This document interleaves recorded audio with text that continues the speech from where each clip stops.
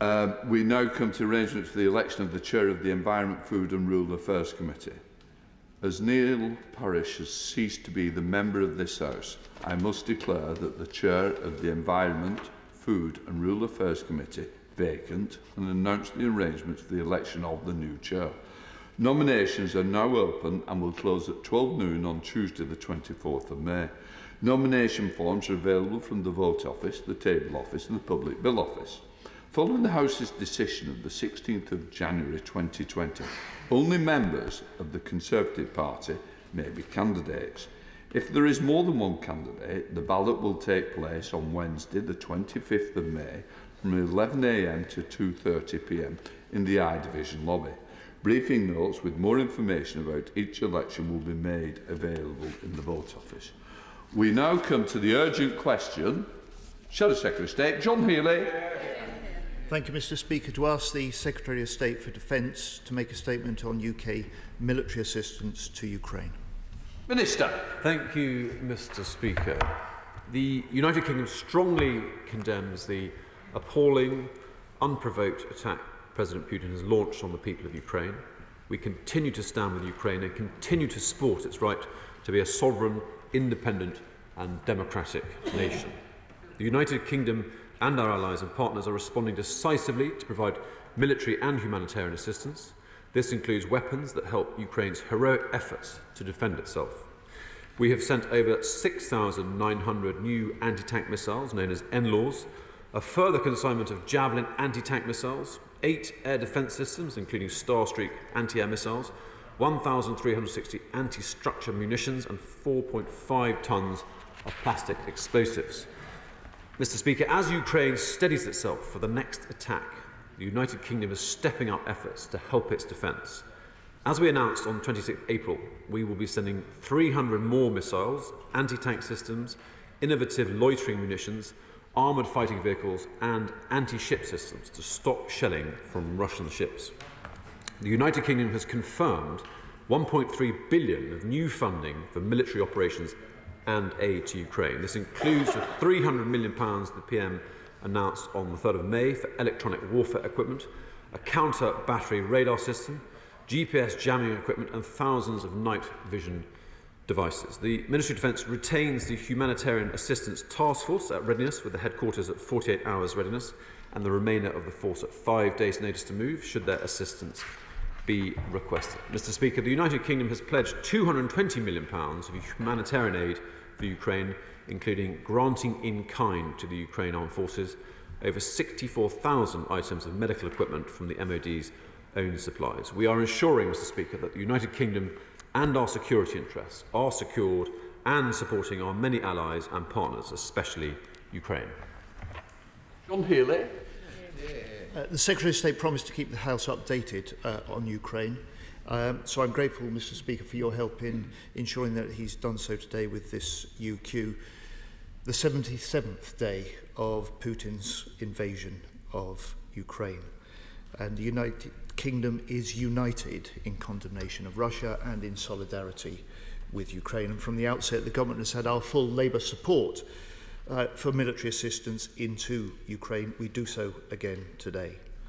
Mr. Speaker, there was no mass mobilisation from President Putin on Monday, but we must now expect this conflict to be long and slow. And the UK now needs to shift from crisis management of the current conflict to delivering the medium-term military support that Ukraine will need for Putin's next offensive. And this means new NATO weapons instead of Soviet-era equipment.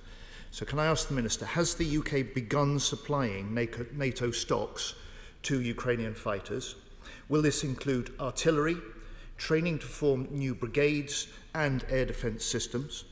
How many Ukrainians have so far been trained by the UK on new NATO standard weapons? And Mr. Speaker, more than 2 weeks ago, the Defence Secretary promised to place in the library an update of the total number of weapons supplied into Ukraine by the UK and Western allies. This is not yet there. When will that be done? And would he spell out now the UK's and NATO's objectives in supplying this military assistance to Ukraine? Is, for instance, the government considering with allies maritime support to help trading again in and out of the port of Odessa? Who is leading the government's new inquiry into UK components that end up in Russian weaponry? And is it still the case, 11 weeks into this conflict, that contracts have not been signed for new UK supplies of NLAWs and Starstreak missiles, which have proved so vital in Ukraine? Finally, Mr. Speaker, the head of the British Army this week has said the Army is too small, despite Conservatives voting down Labour's motion in this House a year ago to halt further cuts. So will he accept there was a defence-shaped hole in the Queen's speech, and that the government must now rewrite the integrated review defence spending, reform military procurement, and rethink army cuts? Well, thank you, Mr. Speaker. And I'm very grateful to be here answering the Shadow Secretary of State's questions. He will know, I think, that the Secretary of State regrets not being here. He's in the United States continuing discussions with our closest NATO ally about our collective defence. And he looks forward, I think, to further opportunities to update this House in person. And I should put on record, Mr. Speaker, we continue to appreciate Labour support over all issues attendant to Ukraine. He rightly reflects, Mr. Speaker, on the fact that the invasion of Ukraine is now moving to the long and slow medium-term phase, one of a war of attrition in the east, which still, of course, occurs at great cost of human life to the Ukrainians and the Russian armed forces. We will continue discussions with our Ukrainian allies with regard to the weapon systems and support that is provided. But I think fundamentally and overwhelmingly, Mr. Speaker, what's hugely important is that we meet the requests that come from the Ukrainians themselves. This needs to be a provision made in accordance with what the Ukrainians themselves are asking for. But I think we are now at this stage where we are seeing over the coming years the wholesale institutional reinvigoration of the Ukrainian armed forces. And I think the United Kingdom will have a very central and very proud role at the centre of that institutional rejuvenation of the Ukrainian armed forces. And in fact, we have been proud, Mr. Speaker, to be building on our legacy of training involvement, which started in 2014 with the hugely successful Operation Orbital, which trained some 25,000 Ukrainian armed forces. So there's a good legacy of joint working, which we will continue to take forward. He asked about the update to the library, Mr. Speaker. I will ensure, following this urgent question, that is provided with all due haste. He asked about the objectives with regard to security and trade, and I think he was hinting about the requirement of the Ukrainians to be able to export their hugely significant grain harvest out of Odessa and other ports. Of course, that is those trade questions are matters for my right honourable colleague, the Trade Secretary. But I think the economic component of our support and our defensive relationship with Ukraine is not lost. This will be a whole package of support that allows Ukraine to flourish as a sovereign territory. This is not just about the reinvestment in Ukrainian armed forces, it's about the rejuvenation of their economy and also about the rebuilding of the physical infrastructure of much of the country, which has been so heinously destroyed since the commencement of the war on February the 24th. He led then to make some comments about the size of the British Armed Forces. And I'm very happy to answer that very directly. Mr. Speaker, thanks to the £24 billion uplift in defence spending, we are in good shape and we are in good size. We've got what we need to deliver the effect we need. We are a threat-led organisation and we are agile, we're mobile and we're more lethal than ever before. And I think the integrated review, Mr. Speaker, was proven right by the invasion of Ukraine in the sense that we need a military that can project power around the globe, that can use loitering munitions, that can use drones and other forms of the delivery of munitions, which aren't so much about the close quarter fight. But I think the invasion of Ukraine does prove the integrated review right. We've got more money than we've had than ever before. We're in a good shape, but of course we keep all of these things under review, Mr. Speaker. And I would reiterate my expectation that the Secretary of State will be very pleased to have an opportunity in the near future to keep the House informed of the discussions that we have with our Ukrainian allies and and the US in due course, Mr. Speaker. Andrew Morrison. Putin's war has displayed the woeful inadequacy of the Russian military.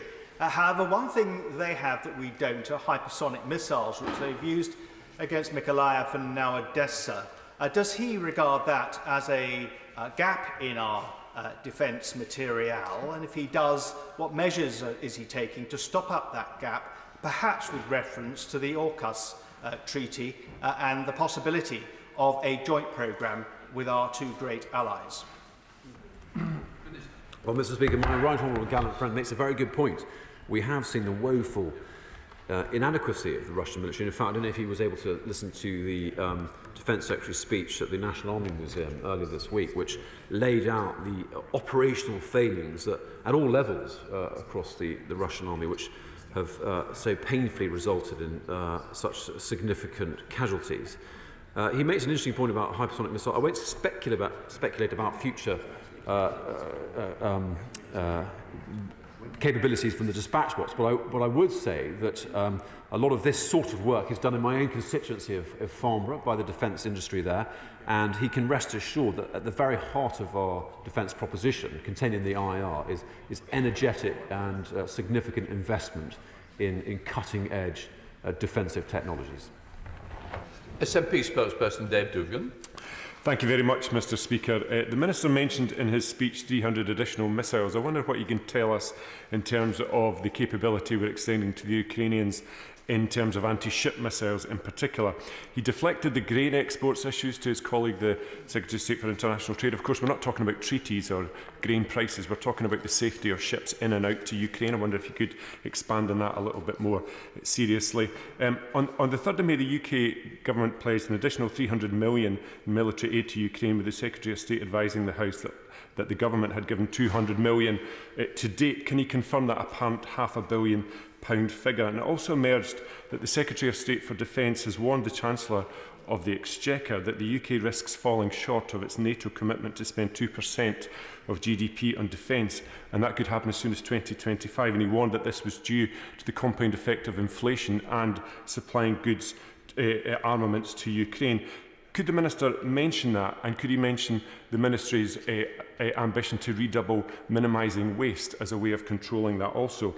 And what discussions has he had with our NATO and other international allies on the worry that Putin and his regime will resort to the use of chemical weapons and worse on civilian targets within Ukraine? Thank you. Minister.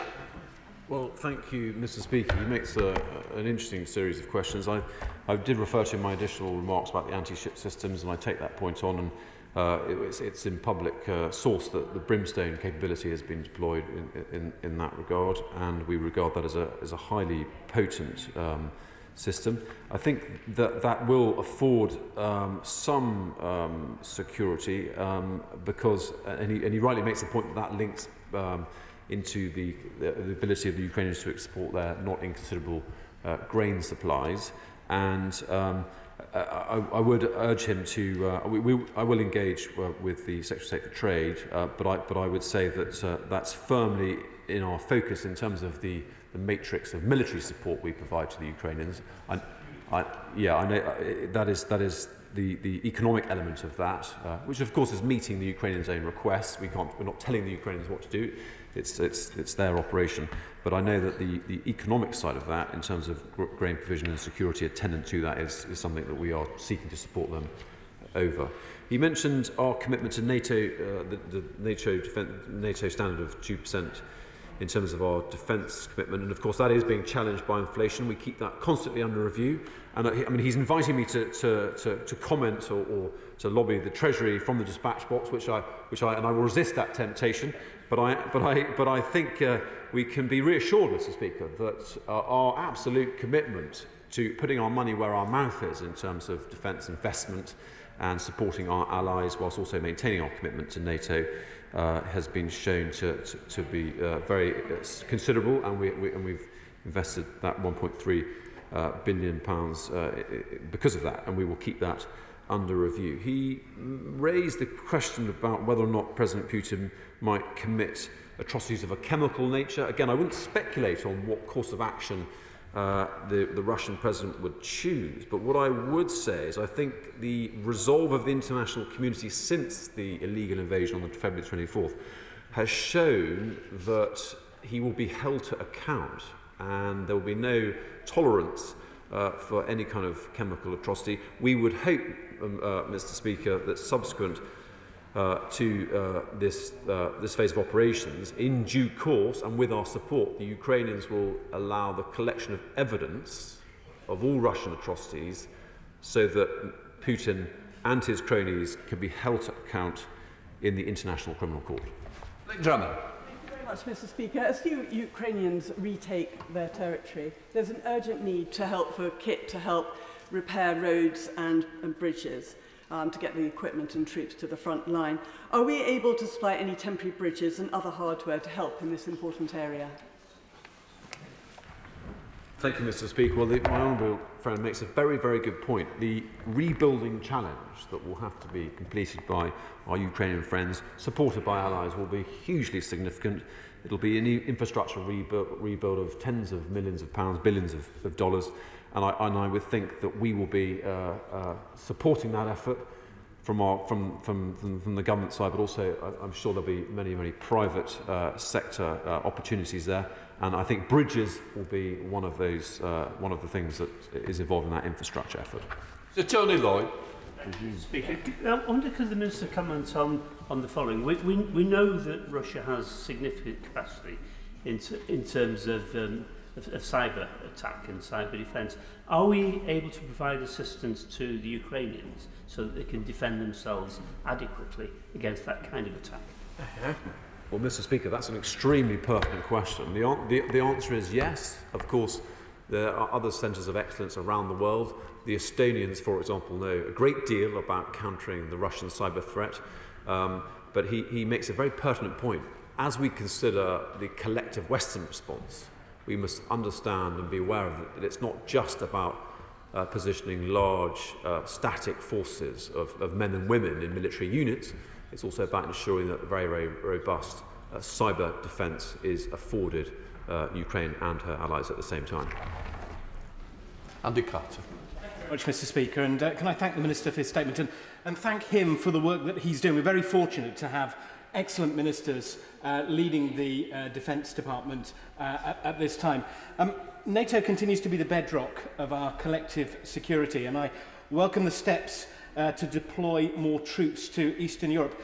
Does my honourable friend agree with me that we must step up cooperation with our friends in NATO, as well as other European allies? I note the Prime Minister is today in Finland and Sweden. I wonder if he'd agree with me that in the face of Russian aggression, it's vital that we support these European allies.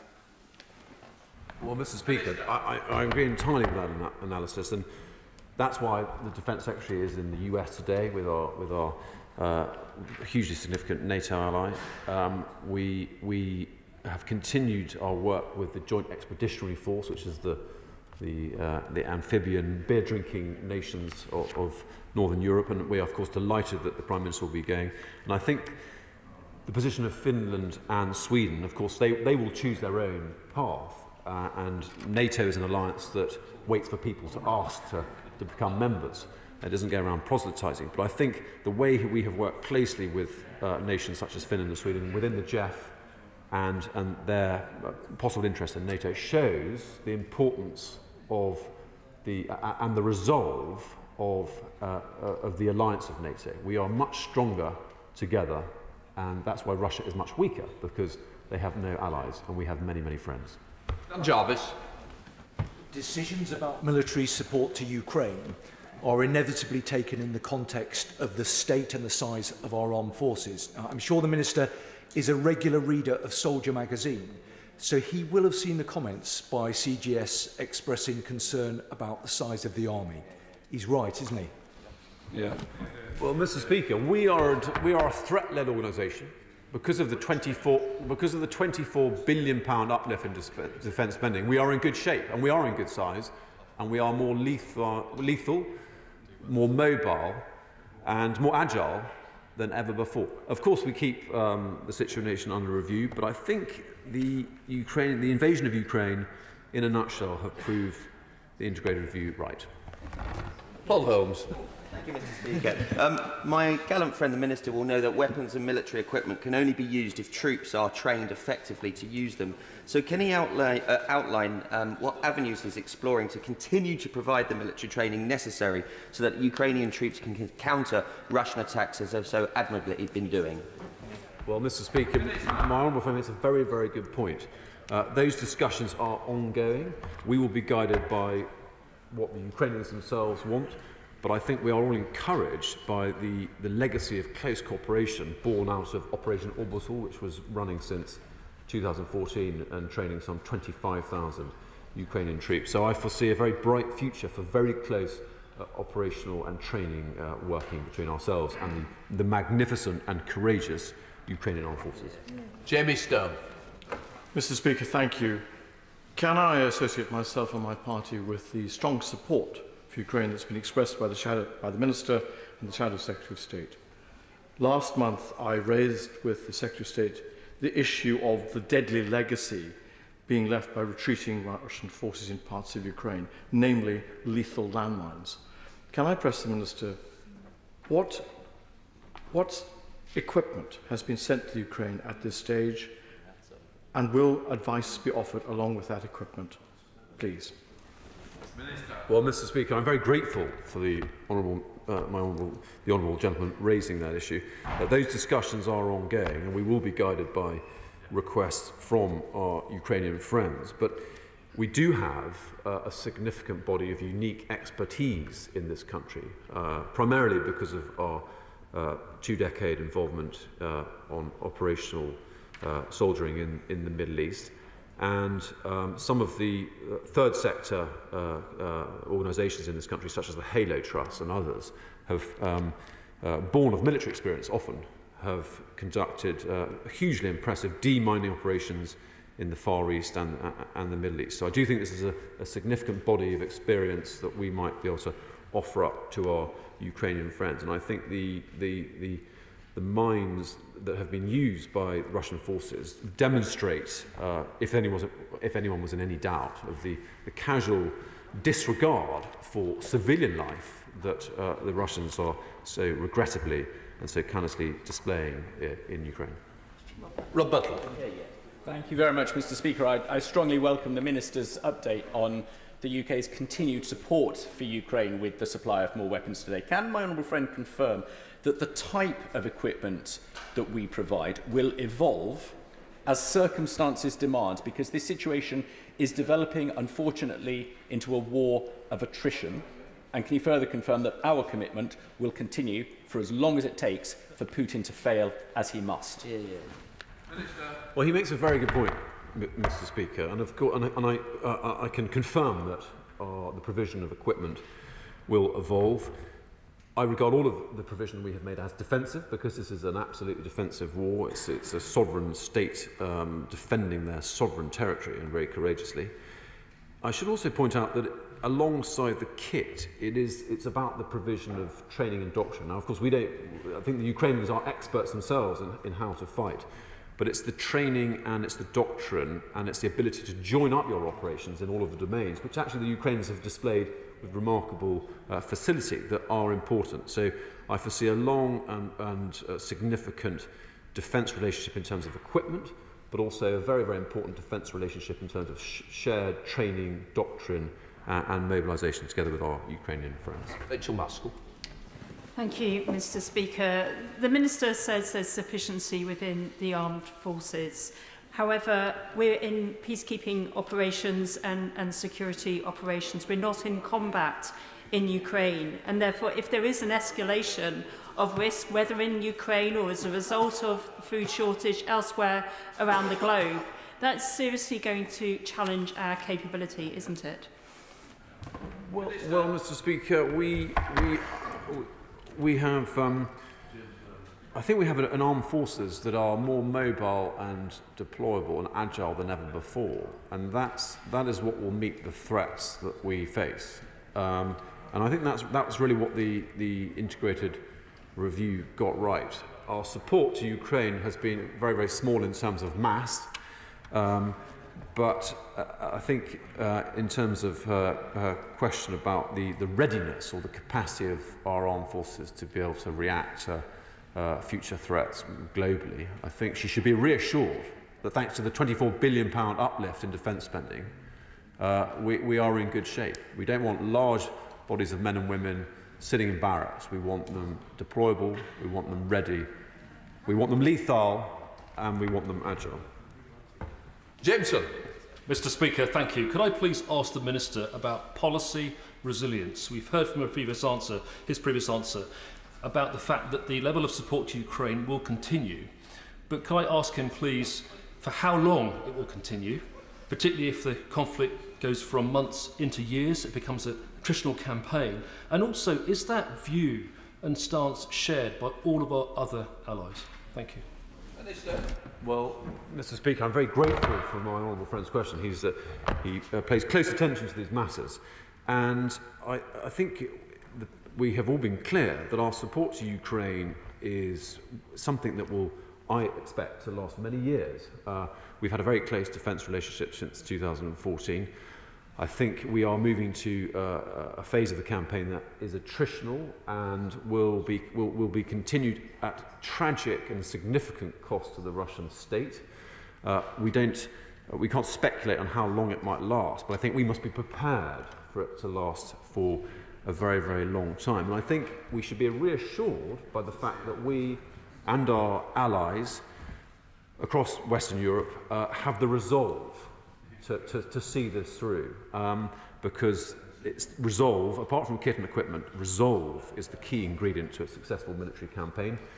We have all observed how the Russian armed forces are completely absent in terms of the moral element, and I would be reassured by the fact that throughout NATO and throughout our military and diplomatic alliances in Western Europe, that resolve is shared, and we are much stronger because we are part of an amazing alliance. And what's different from our position to that of Russia is that they have very few friends.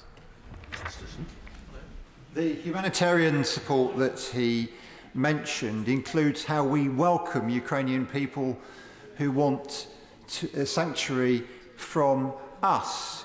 A constituent of mine is sponsoring a family of 5 people. The first visa was approved on the 13th of April. The 5th visa took until the 9th of May.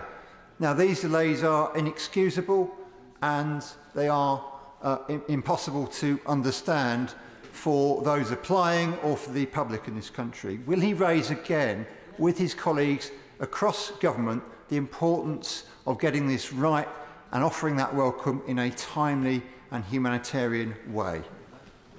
His question, and I thank his constituents for sharing that compassion. The response of the British public has been absolutely magnificent in this regard. I will raise that with the relevant Home Office Minister. Thank you very much, Mr. Speaker. The Minister talks about the agility of the British Army, but don't we also need to see some agility in the thinking of defence ministers? Because it's clear that the integrated review was written with a very different world in mind. It almost entirely overlooked the threat of war in Europe, and we've seen the danger in our history of being complacent. And I'm worried that the hubris of ministers defending that integrated review will prevent them showing the agility to actually change now that the threats have changed. So will the minister just think again about the decision to cut 10,000 more of our troops that CGS is concerned about, and the decision on Challenger tanks, and really make sure we're able to deal with whatever threat faces us? Well, Mr. Speaker, well, I contest his characterisation of the integrated review, and I mean, he will know from reading it that Russia as a threat is first and foremost containing in the analysis of the integrated review. So it was alive to threat on the European mainland. And of course we retain agility of thought across the ministerial team. We are a threat-led organisation. We will continue to keep our defence posture under review. But I would say, thanks to the £24 billion uplift, we are in good shape. We are in good shape. Sir Mark Henry. Mr. Speaker, can I ask the Minister, first of all, commend the Minister on the amount of humanitarian and military aid that are going to Ukraine. But can I ask the Minister what assessment he's made of the effectiveness and the capacity of the Ukrainians to be able to distribute that aid, humanitarian aid, effectively, and the ability of the Ukrainian army to be able to get that equipment into the theatre effectively and have the skills and the capacity to be able to use that equipment effectively? Well, Mr. Speaker, that's an interesting pair of questions. And actually, when it comes to the robustness and the organisational ability of both the Ukrainian armed forces and their humanitarian forces, we have been reassured and amazed at their resilience and the extent to which they have maintained their integrity and their operational capability. So we should be confident that all support we provide, whether it be defensive, lethal aid or indeed humanitarian aid, is reaching its required destination. Margaret Farrell. Thank you, Mr. Speaker. The UN have said that the Ukrainian death toll is likely to be much higher than the 3,381 so far confirmed. What support is the UK offering in helping Ukraine retrieve and count their dead and help to ensure families are informed where possible? Well, thank you, Mr. Speaker. We will, of course, afford all help that we can following requests from Ukraine. And I think we should put on record that we are expectant that the Ukrainians will do, with our support if required, a very thorough job of gathering all relevant evidence of Russian atrocities, especially against innocent civilians, women and children, in order that Putin and his cronies are held to account very firmly and in good order in front of the International Criminal Court. Jim Shah. Thank you, Mr. Speaker. Over the last weekend and Saturday through until yesterday morning, I had the opportunity to be in Poland to see some of the things that the Polish nation were doing for Ukrainian refugees. For the record, Mr. Speaker, it's good whenever you speak to foreign ministers there, they tell us that the people of the United Kingdom and the government have been exceptionally helpful. So I want to put that on the record, since that came straight from the ministerial department. Can I ask the Minister this question? A night of US intelligence suggesting that Putin is betting in for the long haul. Will the Minister make clear that our military aid, including the anti-tank missiles from Belfast and my constituency of Strangford, and that supplies will also be available for the long haul, along with the humanitarian aid, which is very important for the victims of Putin's oppression, aggression and violence? Well, Mr. Speaker, I absolutely can give him that reassurance, and I'm grateful for the question. I think what's unique about the nation supporting Ukraine is their collective resolve and our absolute firm determination to see this through for the long term, however many years that may be. That ends that urgent question. But before we come to the second urgent question, I'd like to point out to the House that the scope of the question is narrow, focusing on one particular case. Therefore, I'm not expecting members to raise broader, unrelated issues. I expect proceedings on this question to last roughly around 20 minutes. I hope members will bear this in mind when considering whether to seek to catch my eye. I now call Vera Hobhouse. Thank you, Mr. Speaker. To ask the Secretary of State for Foreign, Commonwealth and Development Affairs if she will make a statement on Jim Fitton. Good morning, Mr. Speaker, and I'd like to thank the Honourable Lady for raising this important case. And I recognise this is a very distressing time for Mr. Fitton and his family. I would also like to reassure honourable members that the consular officials continue to maintain contact with Mr. Fitton and his family. Indeed, they met with his family this morning, and we liaise with his lawyers to provide consular assistance. Since his arrest in March, consular officials have visited Mr. Fitton on 4 occasions. And we understand the urgency and concerns that Mr. Fitton and his family have. We cannot, of course, interfere or seek to interfere with the judicial process of another country, just as we would not expect interference in our own judicial process.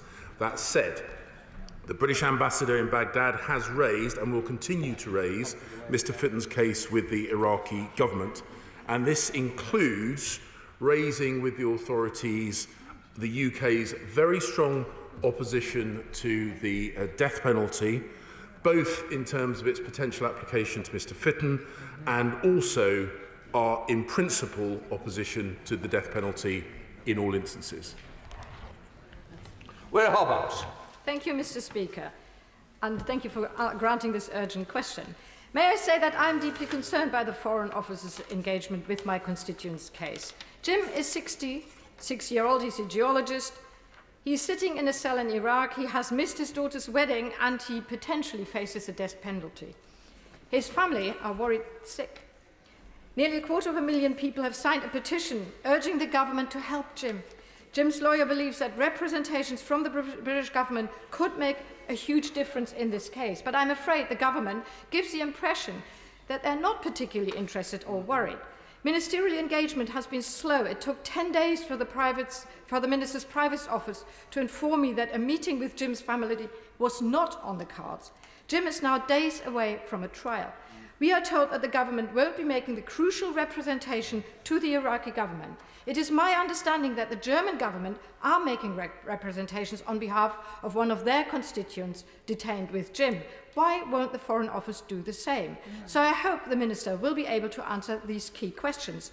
Jim's trial is fast approaching. Will the Minister meet with me and Jim's family before the trial and before it is too late? Will he commit to making representations to her Iraqi counterpart, as the German authorities are doing? Mr. Speaker, there are implications far beyond Jim's case. It fits into a concerning pattern of the UK government failing to do enough for its citizens abroad. Can the Minister clarify his view of the role of the Foreign Office in supporting British citizens that run afoul of legal injustices and draconian laws abroad, such as in Jim's case? Will he commit to a root and branch review of how the Foreign Office responds to situations like this? Mr. Speaker, British citizens deserve the help of the British government. Jim Fitton is potentially facing the death penalty. I urge the Minister to do everything they can do to stop this nightmare before it turns into a tragedy. Mr. Speaker, I completely reject the honourable lady's assertions about the role of the British government in this case and other consular cases. Let me remind the House, and with your indulgence, Mr. Speaker, I do think it's worth going into this in detail. On 23rd of March, shortly after his arrest, consular officials visited Mr. Fitton in detention. On the 4th of April, consular officials visited him again. On the 10th of April, the British ambassador raised his case with the Iraqi authorities.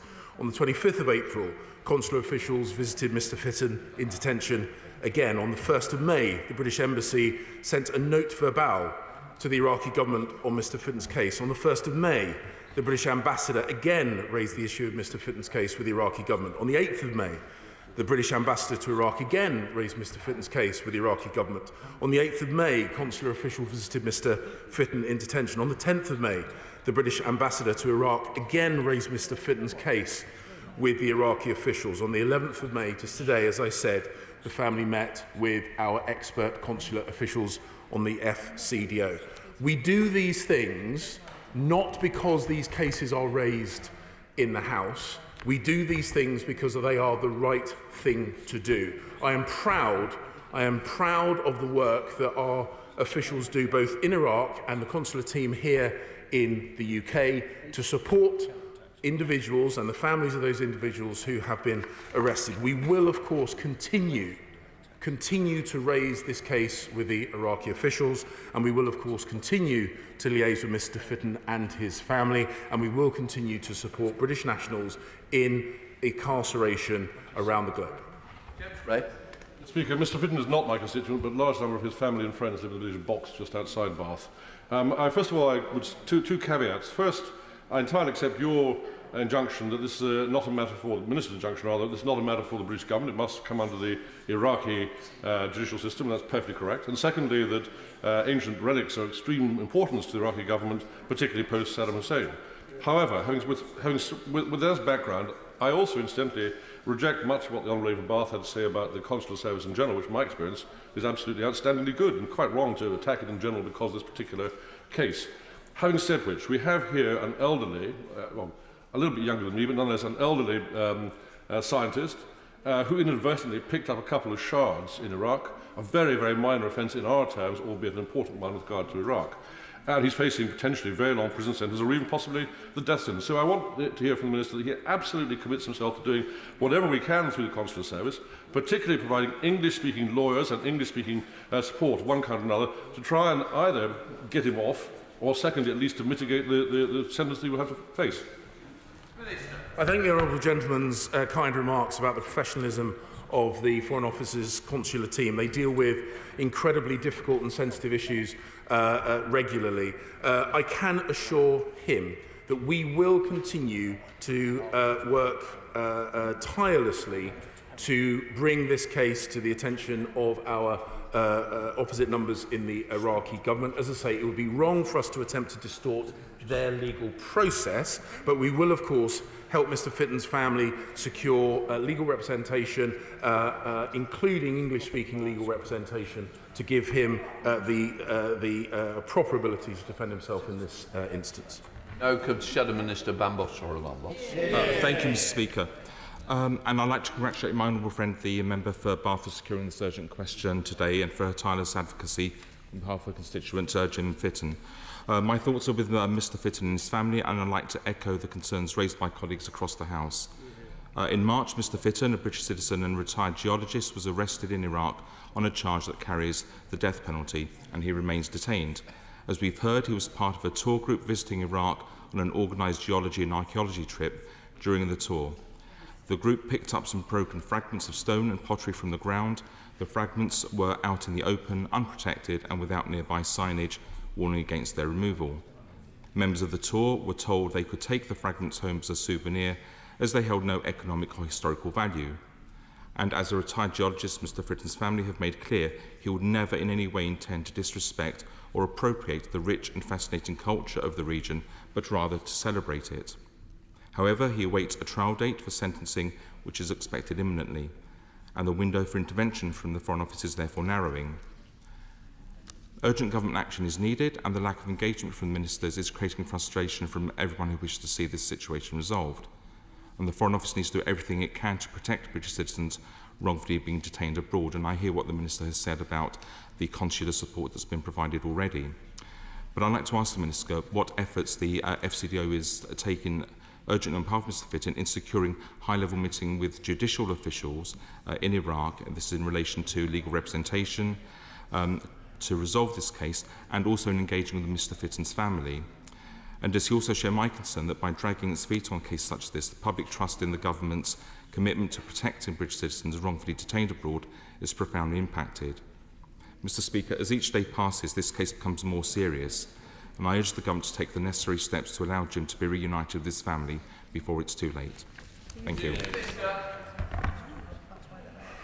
Mr Speaker, the FCDO visited Mr Fitton in detention on the 23rd of March. He was arrested on the 21st of March. The honourable gentleman, who knows I have a huge amount of respect for him, is frankly talking nonsense when he talks about dragging our feet. We visited Mr Fitton in detention within days of his arrest. We have visited him 3 times since that. We have had, as I said, on more than weekly occasions, interacted from the ambassador to the Iraqi government on this issue.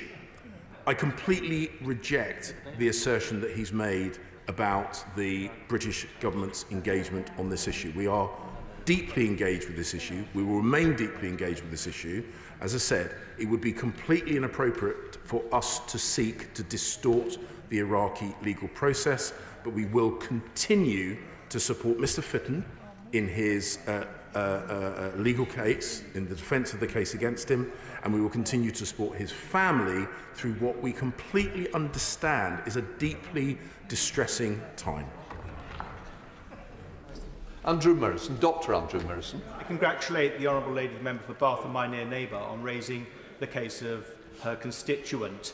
Accepting that government can't interfere directly in matters of this sort, will he understand that the mechanics of the criminal justice systems of other jurisdictions isn't necessarily the same as we would expect in the United Kingdom? And will he contrast the approach to this problem by the UK government with that of Germany, which appears at ministerial level to be far more involved? Mr. Speaker, having previously held the brief for the Middle East and North Africa, I can assure him, and indeed as a predecessor in that role, he will know that the UK enjoys a very close and strong relationship with the Iraqi government at both ministerial and official level. I completely understand the point that he makes about different judicial systems being dissimilar to our own, but we have to respect the judicial system in the countries that operate. We completely understand the concern that Mr. Fitton and his family have around this, and we will continue to engage as intensively as we have done already to ensure that the trial he receives is fair, that he has good legal representation, and that, and as I say, we do these things not because of questions in the House. We do these things because we believe it is absolutely the right thing for the UK government to do to support British nationals overseas. SNP spokesperson, Chris Law. Thank you, Mr. Speaker. And the reason it's been brought to this, and I welcome this question being brought by the Honourable Member for Bath to this House, is because precisely action on the ground isn't happening, albeit the reassurances we're already having. Mr. Speaker, this is an unimaginably anxious and distressing time for Jim Fitton and his family, and I'd like to send a message of support to all of them on behalf of the SNP today. Sadly, we know the SCDO do not have the strongest track record on ensuring the safe and swift release of UK nationals from foreign detention. The SCDO must intervene now using every diplomatic avenue to prevent Iraqi authorities from sentencing Mr. Fitton to death. It is wholly disproportionate that Mr. Fitton potentially faces a death penalty for the removal of protected fragments and artefacts, and his family have stated that SCDO ministers are yet to lobby their Iraqi counterparts against issuing a death sentence. First of all, is this true? And if so, why is urgent action not being taken to safeguard a UK national? And finally, what's the FC doing to urgently secure Mr. Fitton's release? Mr. Speaker, I'm not just going to simply say I refer the honourable gentleman to the answers I've given, but I do think that when I have listed the intensive level of engagement that we have had at the most senior levels within the British Embassy in Iraq, directly with the Iraqi government, including the issue of a note verbal, that for members of this House to say that the UK government has not been engaged in this is a complete perversion of the situation. We completely understand both Mr. Fitton and his family's concern around the situation here. We absolutely will continue to support him and them through this incredibly difficult time, and we will continue to engage with the Iraqi government to ensure the right outcome for Mr. Fitton, as I say, but we cannot, we should not, and we would not accept it happening to us that we seek to distort their legal system. Neil Hamby. Thank you, Mr. Speaker. I want to first of all pay tribute and thank the Right Honourable Lady, or the Honourable Lady from Bath, for her work on this case, and I want to express my support and solidarity to Jim Fitton's family. Nothing can be more important than a function of consular services and to support those facing injustice abroad. Jim Fitton's sister, Ruth, approached me over the May Bank holiday. She's my constituent, and she set out the situation that the family and Jim are currently experiencing. I wrote immediately to the Foreign Secretary that afternoon, twice actually. I have yet to receive a response, so I would gently suggest to the Minister that his claims of urgency on this matter are certainly not reflected in the response or lack of that I have experienced in raising this case. Now, I wrote to the Foreign Secretary to implore her to take action. I have had no response, even though I made it very clear that we were in a perilous situation and that the trial date could be set for this week. It's now understood to be the 15th of May. I want to pick up on a particular point. I support all of the questions that have been raised by members across the House so far, but surely advocacy for a British citizen is not interference in a legal system. And the family's lawyers, they're responsible for the legal case. All they're asking the FCDO to do is to endorse that case. And what I would like to know is, will the Foreign Commonwealth Development Office please give us a single point of contact, somebody that we can liaise with and the family can liaise with, so that we are kept up to date on what's happening? Mr. Speaker, the family have a point of contact within the consular system. The honourable gentleman says he wrote to the Foreign Secretary in May. Prior to his correspondence, we had already visited Mr. Finton in detention 3 times. We had raised his case with the Iraqi authorities and we had issued a note verbal. Jim Shannon. Mr. Speaker, I thank the Minister for his response, but can the Minister further outline what steps have been taken to assess the adequacy of food, exercise and light that Mr. Fulton has access to, and what steps are the United Kingdom Government taking, if possible, with the Iraq Government to secure his release back to the United Kingdom under some system where he can then access his family? Thank you. Thank you, Mr. Speaker. The honourable gentleman raises a valid point. Part of our regular visits with Mr. Fitton is to ensure that his circumstances remain humane and appropriate. We give advice with regards to the remand system, what privileges he might expect, social and welfare services, and we also, of course, seek to ensure that he gets proper English language representation. These are the things that we will continue to do to support him through what, as a number of honourable and right honourable members have already mentioned, has not yet gone to trial. Margaret Farry. Thank you, Mr. Speaker. I thank the Minister for coming to the Chamber today to respond to this UK and ask him what constructive action can the government take to put pressure on Iraq to secure Jim's safe release and, at the very least, to have the abhorrent threat of the death penalty taken off the table immediately.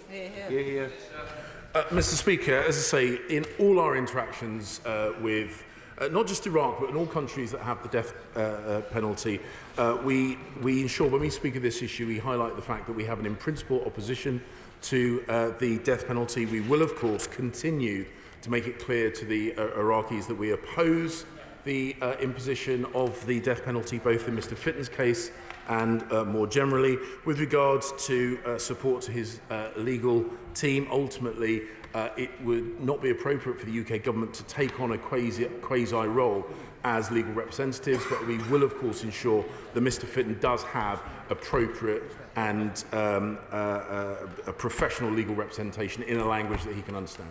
Leila Moran. Thank you, Mr. Speaker. May I congratulate my honourable friend from Bath for raising this. Mr. Speaker, there's a difference between consular support and ministerial support. And my question to the Minister is, what's the point in all these visits if then when there are opportunities to actually do something useful, it doesn't get done? So, for example, Jim's lawyer referred the case to the Court of Secession. Doing so would have, in effect, thrown the case out.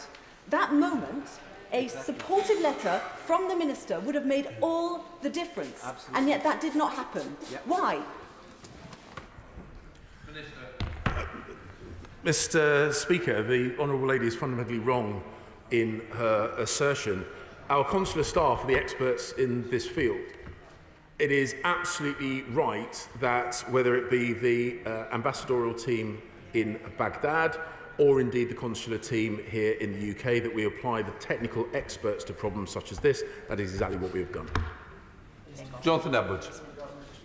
He mentioned in an earlier answer that there was a direct line for the family to contact officials. Can you confirm that that actually is an open line for the family to contact whenever they seek reassurance, as opposed to a line of reporting back on the government's actions?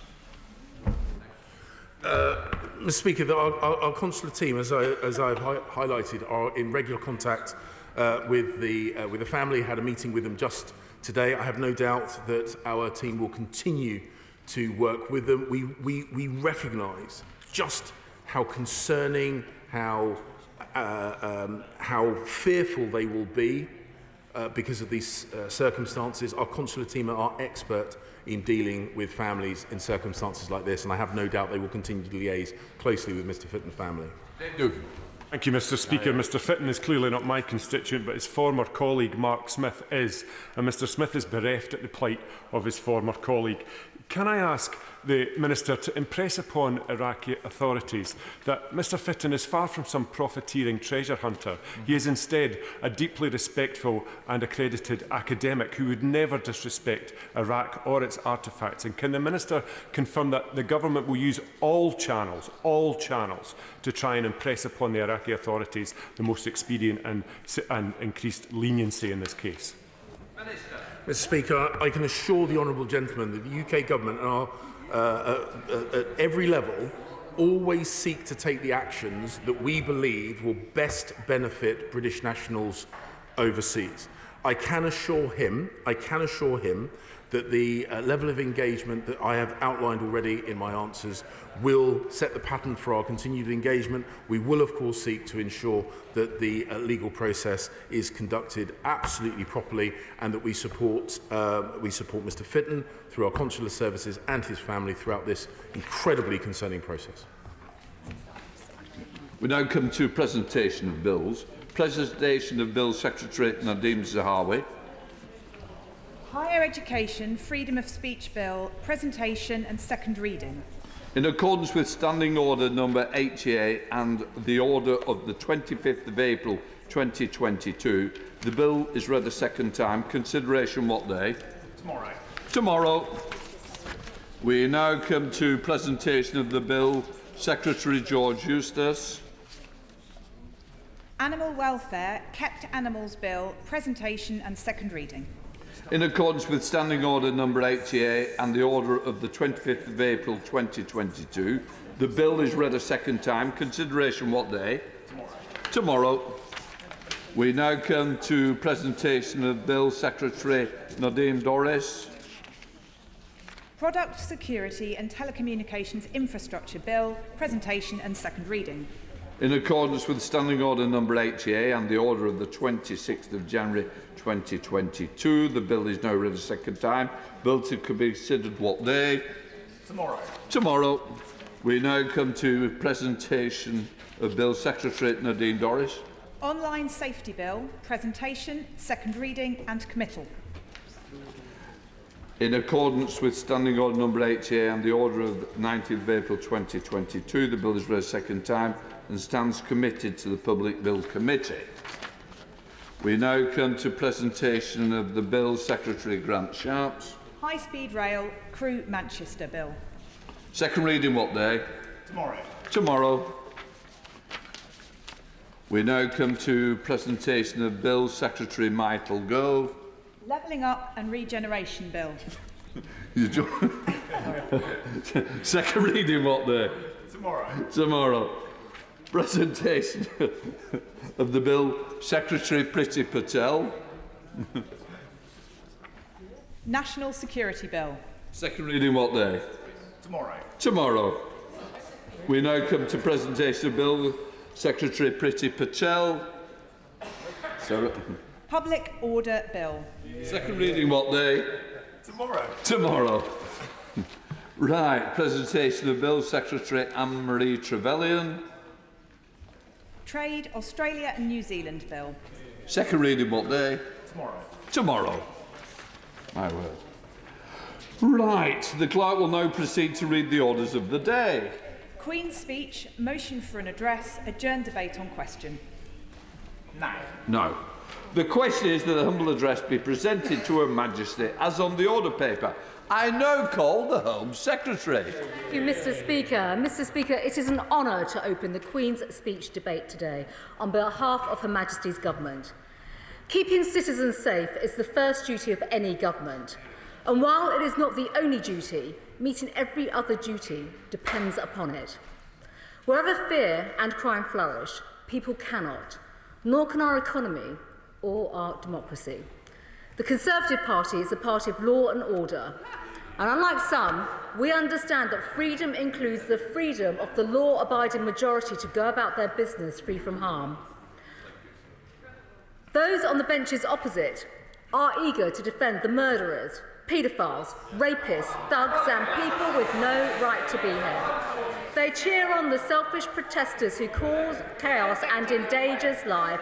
They back people who thwart the removal of foreign national offenders from our country. And in the last session, Mr. Speaker, parties opposite voted against the police and crime bill and the measures to stop the likes of Insulate Britain ruin the lives, I will not give way, of ordinary working people on the rights of their daily business, Mr. Speaker. The Honourable Lady will have the chance to speak shortly. They voted against tougher sentences for killer drivers, Mr. Speaker, greater powers to monitor terrorists, and an end to the automatic release of dangerous criminals. They're much less curious, Mr. Speaker, about the rights of everyone else to go about their everyday business free from molestation. It amazes me that the Labour Party dare to hold a debate on crime just after having voted against the PCSE bill. And if they really cared, Mr. Speaker, they would have backed the bill. Mr. Speaker, this government and this party backs the police, our intelligence and security services and the law-abiding majority. We have reformed the criminal justice system so that it better supports victims and ensures that criminals are not only caught but punished, Mr. Speaker. I'll give way shortly. And while the Right Honourable Lady opposite voted repeatedly against boosting police funding, we have given the police the investment they needed, an increase of £1.1 billion, taking the spending to nearly £17 billion this year. I will give way. I'm very grateful. I'm very grateful to the Home Secretary for giving way, and I want to take her on to a subject. I don't want to engage in the toing and froing on that she started her contribution on. I want to engage in a subject where I think there is actually unity across the House, and that's in the fight against economic crime. And would she agree with me that if actually we are to be effective in fighting economic crime, we have to have measures which introduce better transparency, that we have to properly fund our enforcement agencies, and they are not at the moment fit for purpose, and that we also have to ensure that the enablers of economic crime are held to account for the actions they take. The Honourable Lady is absolutely right, and I will come on to in my remarks about the forthcoming economic crime bill, which speaks very specifically about how we do not just better and more, but how we target our resources to stamp out fraud, but also go after the permissive environment, those individuals that occupy that space, to commit the most appalling crimes when it comes to economic crime. Since I became Home Secretary, I will in just a moment, I'll make some progress. Since I became Home Secretary, an additional 13,500 police officers have been recruited. We are well on the way, Mr. Speaker, to our target of 20,000 more police officers by next March. Following the incredible response to our public consultation, I will give way. Colleague here, and then I'm extremely grateful to the Home Secretary for giving way. Can I just reinforce the cross-party nature of what the Right Honourable Lady for Barking has just said? She will know that the Right Honourable Lady and I have done quite a lot in the House to support the points that she has just made. And I very much hope that when the right moment comes in the economic crime bill, she will perhaps listen carefully to the work that has already been done to try and reinforce the very point she's just made. Well, if I may, Mr. Speaker, my right honourable friend is absolutely correct on this, and I know actually for many years he's been a champion of many of the reforms, some of which have been put in place. We've had Economic Crime Bill Part 1 through sanctions, but actually this bill, the next legislation, the bill that comes forward, will also tackle Companies House and many of the wider issues that obviously have been raised. I will give rise to my colleague. I'm very grateful to the Home Secretary. She talked about the extra 13,000 officers recruited across the UK. It perhaps helps to break it down. In Cheshire, 189 new officers. But we're seeing results from those additional recruits. A striking improvement in the number of arrests in relation to child abuse cases. officers increased from 10 to 46, and last month, 28 extra arrests in Cheshire. Does she agree with me that that sort of increase makes a significant difference? And it's not just about having fluorescent jackets on the street, it's about the work of investigators tackling terrible crimes like child abuse. Well, my honourable friend is absolutely right, Mr. Speaker, and there are a number of points to make, actually, and I know that the Policing Minister recently visited that team as well. So first and foremost, when it comes to the most appalling crimes of child abuse and sex or sexual exploitation, I'll come on to some of this as well shortly.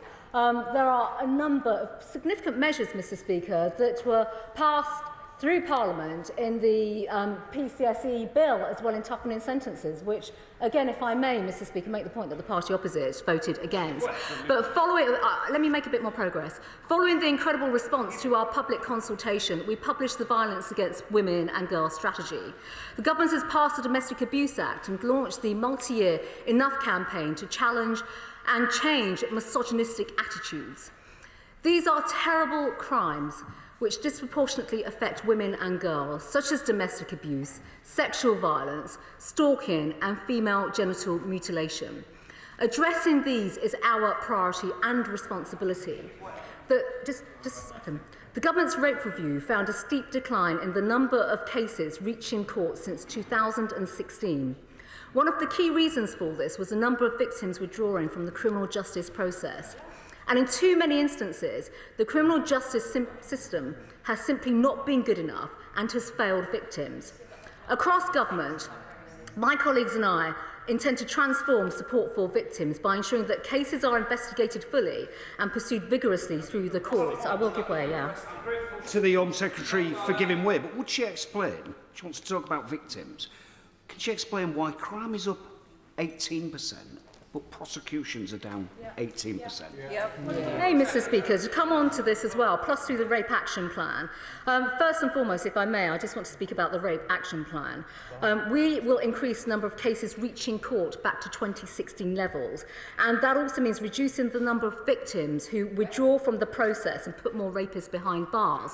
Now, in terms of how the government will do this, of course, investment is absolutely crucial to this. Investment, not just money, but in capabilities, but also into the court system. The government is investing over £80 million in the Crown Prosecution Service, and this will be invested to tackle backlogs, to recruit more prosecutors across the entire country, because we need to start tackling this inequality. It is a fact that there is a significant inequality, and some of that comes down to the way charges have been made, prosecutions, etc.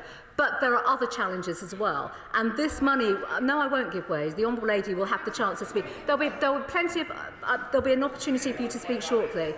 But also, if I may finish my point, and then I may come to her. But also, the other factor in terms of policing is the increase in volume of digital evidence. And there is a vast amount of work taking place across policing and the CPS now to look at how we can have an end-to-end approach across the criminal justice system to assess digital evidence. And for the first time, the criminal justice system is now going to be held to account through performance scorecards, through the Crime and Justice Task Force, but also through the MOJ as well as the Home Office. I will give way. To her for giving way. On this point, is she aware, among student victims of sexual assault, of the use of gagging clauses and NDAs in university non-contact agreements? I am in touch with various victims, particularly from Oxford University. One college, Lady Margaret Hall, has now signed a pledge saying it will no longer use these, but none of the other colleges had. Would she join me and the Universities Minister in asking other colleges to do the same? And would she consider meeting with me so I can relay to her the thoughts of victims in these cases? The Honourable Lady is absolutely right, and I hear calls for more legislation from the party opposite, but quite frankly, if I may, Mr. Speaker, they also vote against all the government's legislation as well. This is a very serious point, and through the Crime and Justice Task Force in particular, which is a cross-government endeavour, the Education Secretary and other parts of government as well, working with the MOJ, work together to address and tackle these particular issues. And of course, the CPS has a very important important role to play here as well. I'd be delighted to meet with her and also speak to the Universities Minister about this, because it is simply not right. Quite frankly, it's immoral, some of the practices that are being used, because effectively they are denying victims their right to have a voice. And Mr. Speaker, no, I won't give way, because she'll have the chance to speak. Mr. Speaker, if I may, the Honourable Lady will have the chance to speak shortly, and I'm very conscious, I think there are 32 speakers in this debate, Mr. Speaker, so I will make way. Yes, I will give way to the Chair of the Select Committee. I'm very grateful to the Home Secretary. And on the particular issue of convictions for rape and serious sexual assault, one of the recommendations from the Home Affairs Select Committee was to have RASO units in all police forces. I wondered if the Home Secretary could say something about whether she will ensure that all police forces now have those specialist units, because we know it's more likely the investigations will be more thorough, that victims will be treated better and that convictions will follow. Well, the Honourable Lady is absolutely right, and she will also be aware of Operation Soteria, which effectively is that, and I'm going to come on to the wider support through the court system and IDVAs as well. But effectively, the way in which the system is working now in a much more joined-up way, which I'm sure the Honourable Lady on the front bench would also welcome. If I may just make a bit of progress and finish my comments to the Chair of the Select Committee. These are measures that have to be integrated with policing, but also with the CPS as well, so that we do have that end-to-end approach in terms of prosecution. I will give way. Could I thank the Home Secretary for giving way? She did talk about passports. Now, constituents are telling me that there are long delays at the passport office, and this could badly affect both the travel industry and ruin family holidays. So we need action now. Will the Home Secretary deal with this and ensure the backlog is dealt with in the coming weeks? So I'm very happy if the Honourable Gentleman has a particular case, and in fact I've been speaking to other members. No, please send that to me. There has been a problem with Teleperformance, which is the company that runs the helpline on this, but I'd be very, very happy to address his points. And if I may, there's a great deal of work taking place operationally with HMPO in dealing with passports applications, and we are about to have yet another record month of passport delivery. Mr. Speaker, the fourth round of the Proven Safer Streets Fund is worth £50 million and also will help to reclaim spaces so people across our communities and streets are safe.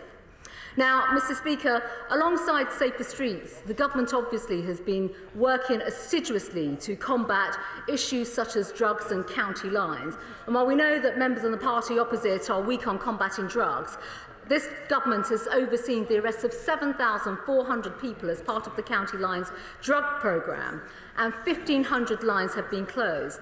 Drug seizures by police officers and border force in England and Wales in 2020-21 increased by 21% on the previous year. The 10-year drug strategy is underpinned by £30 million of new investment to tackle this scourge. The Police Crime Sentencing and Courts Act backs the police with improved powers and more support for officers and their families in recognition of the unique and enormous sacrifices that they make. It means tougher sentences for the worst offenders and modernises the criminal justice system with an overhaul of the courts and tribunals processes. I will give way. I'm very grateful to my friend for giving way. Thank you, Mr. Speaker. I would like to thank my right honourable friend, the Home Secretary, with regards to the Police Crime Sentencing Courts Bill, because when I brought to this House the Desecration of War Memorials Bill, it was this Home Secretary who immediately picked it up and ran with it and included it in this bill, despite the mocking from the party opposite, including the Leader of the Opposition, saying that we were trying to protect statues rather than war memorials and war graves to our glorious dead. Thank you, Home Secretary. I would like to thank my honourable friend actually for his contribution and support in making the Police Crime Sentencing and Courts an Act of Parliament. Because effectively it is through that work we are now able to protect our officers, stand with them and back the police, but also have tougher sentences for the worst offenders and modernise the criminal justice system. The most serious sexual and violent offenders will spend longer in prison, Mr. Speaker.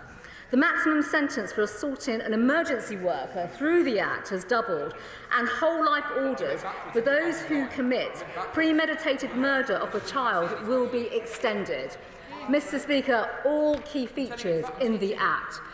This government is also investing £4 billion to create 20,000 additional prison places by the mid-2020s, and the GPS tagging of 10,000 burglars, robbers and thieves over the next 3 years will deter further offending and support the police in pinning down criminals at the scene of their crime. Which is why this government, Mr. Speaker, will not stop. The Beating Crime Plan is exactly the plan to cut rates of serious violence, homicide and neighbourhood crime. And it includes, I will give way. Would allow me. I co-chair with my honourable friend on her benches the Miscarriages of Justice group. We're currently looking at the real problems of forensic science since it's been privatised. If we're going to catch more criminals, if we're going to be more effective in the criminal justice system, will she put that as a priority, that the forensic science in every part of the country should be as good as it could be? I'd just like to pay tribute, actually, to the honourable gentleman and the work of the group. Forensic science and the investment that goes into forensic science is absolutely crucial to making sure that justice is served, but also that the victims receive the justice that they deserve. I'd be very happy, actually, perhaps with ministers to organise a meeting on this, because there is a great deal of investment and work that's taken place around forensic science, primarily because crime evolves, crime types evolves, and plus, in the same way in which sexual violence cases take place, rape, digital evidence actually needs to be treated in a very, very different way. So digital downloads, the time that it takes, the implications for forensic use. So we'd be very, very happy to meet and have further discussion and perhaps, share any information or any good practice as well that we are experiencing from this evolving area. But Mr. Speaker, the Beating Crime Plan includes £130 million to tackle serious violence and knife crime. This complements the improved stop and search powers we have given to the police so that they can do what is necessary to keep people safe. This Law and Order Conservative government is introducing several bills in this parliamentary session that will further help to prevent crime and deliver justice, Mr. Speaker. The Police Crime Sentencing and Courts Act was a major step forward, but elements, Mr. Speaker, were frustrated by the unelected other place urged on by members opposite. We will not be deterred from our duty to protect the law-abiding majority from the mob rule and the thuggery that we have seen. And the Public Order Bill combats the guerrilla tactics that will bring such misery to the hard-working public, that disrupts businesses, interferes with emergency services, costs taxpayers millions and puts lives at risk. Yes, I will. Thank the Home Secretary for giving way. It's very generous with the time. Now, the Public Order Bill, as she knows, will be music to the ears of many residents in Ashfield. We've seen these eco, whatever they are, with their little hammers smashing petrol stations up. Does she think it's a good idea that we should give them bigger hammers, some tools, and put them to work 7 days a week like the rest of us?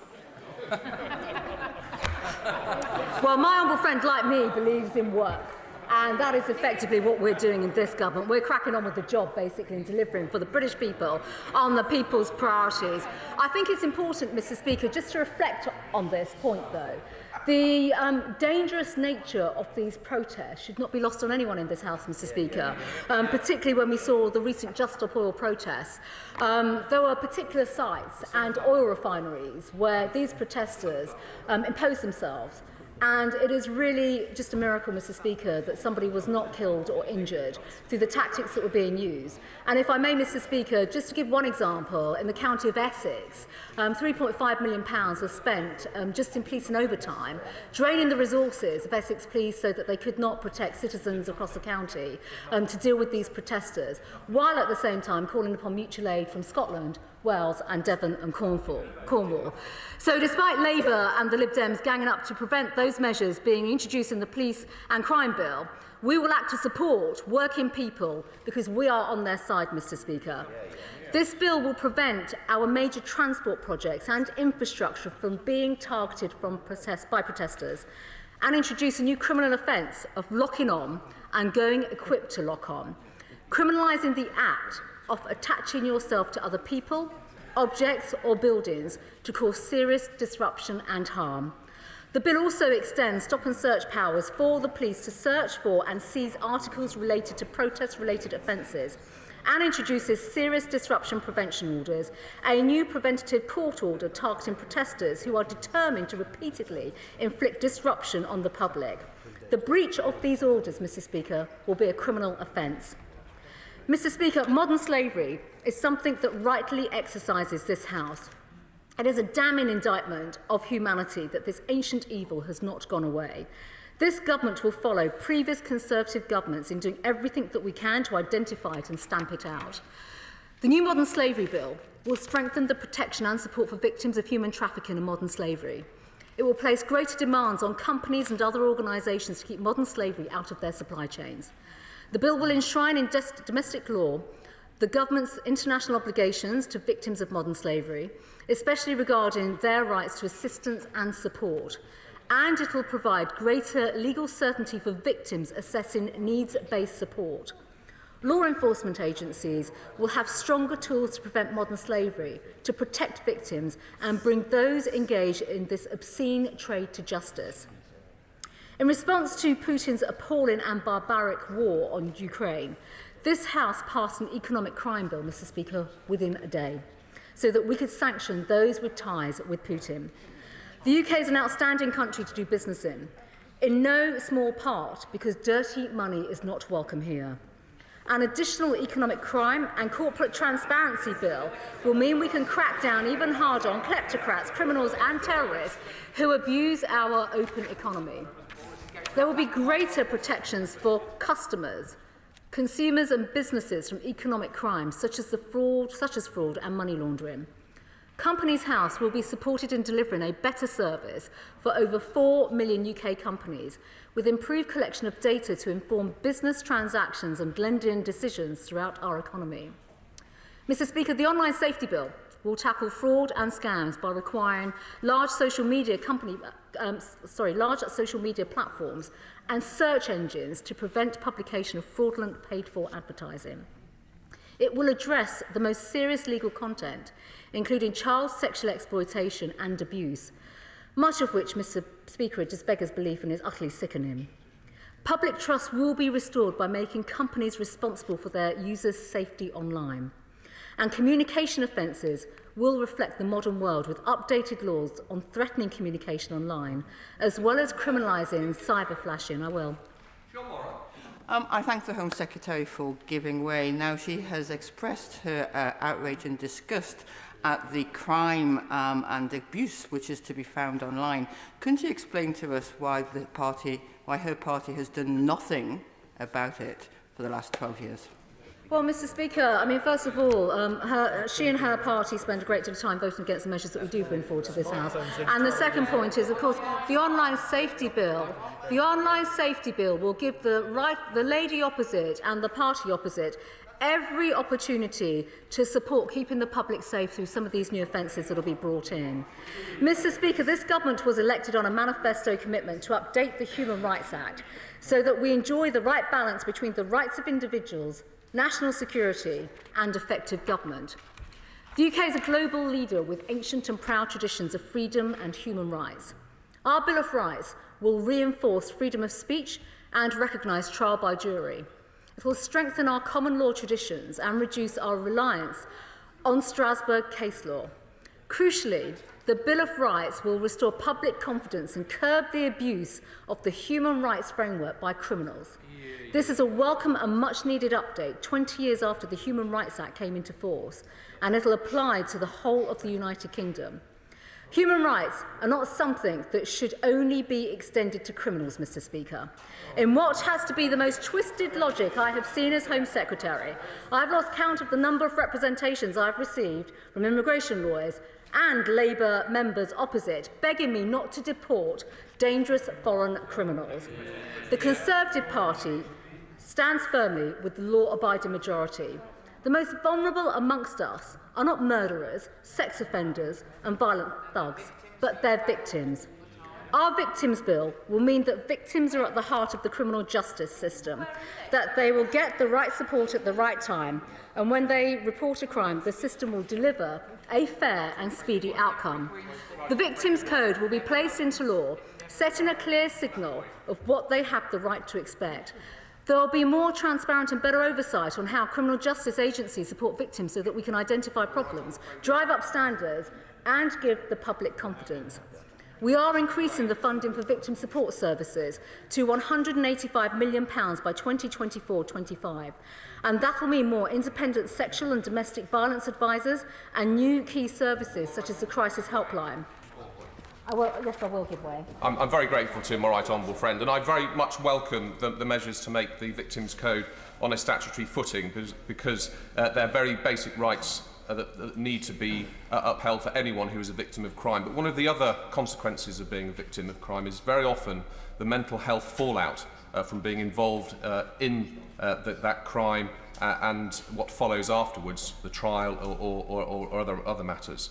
And during what is Mental Health Awareness Week, what is it that can be done to add to the Victims Code to ensure that those who do find themselves in that unenviable position get the support they need so they can get their mental health back as well as the rest of their life? Well, my right honourable friend makes, I think, probably one of the most important points around support for victims, but also how we can help victims rebuild their lives. And live their lives with confidence going forward. Now, within this work and the framework, of course, there is how do we integrate many of our mental health service supports and the NHS more widely. So the funding for victims, particularly in the areas of domestic violence advisors and independent sectional and domestic violence advisors, is just one part of this. And legislation is only part of the solution. This is about how we deliver integrated services within our communities and also how much of the triaging takes place, whether it's through police and crime commissioners, through the victims commissioner, or even through local policing, as well as mental health in the community as well. I will. One last time, I'll give way. Thank the Secretary of State for giving way. The Secretary of State mentioned there £187 million, I think, was for victim support. Can I ask, Mr. Secretary of State, will some of that money come to Northern Ireland?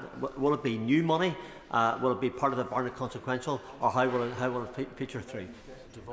So, Mr. Speaker, many of these issues are devolved matters, but what I would like to do with the honourable gentleman, this is such important work, and there is a lot of good work taking place now through the integrated end-to-end approach, but also through the scorecards that we are now setting up. So I'd be very happy for him to speak to our ministers about what the best practice, the learnings, and how the work can actually come to Northern Ireland.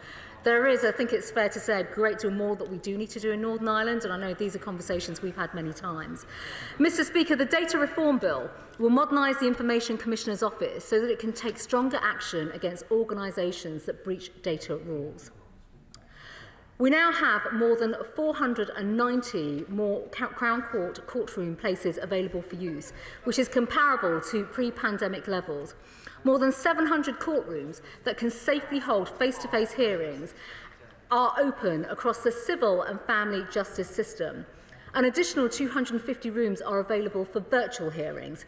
In March, we announced the extension of 30 Nightingale courtrooms, and we have opened 2 new super courtrooms in Manchester and Loughborough. Furthermore, we are ensuring that sufficient judicial capacity by expanding our plans for judicial recruitment will take place. Mr. Speaker, the Nationality and Borders Act will mean we can focus our support on those who need it the most, not those who can afford to pay the evil people smuggling gangs to come into our country. The Act increases the sentences for those coming here illegally and means that people smugglers face a life behind bars.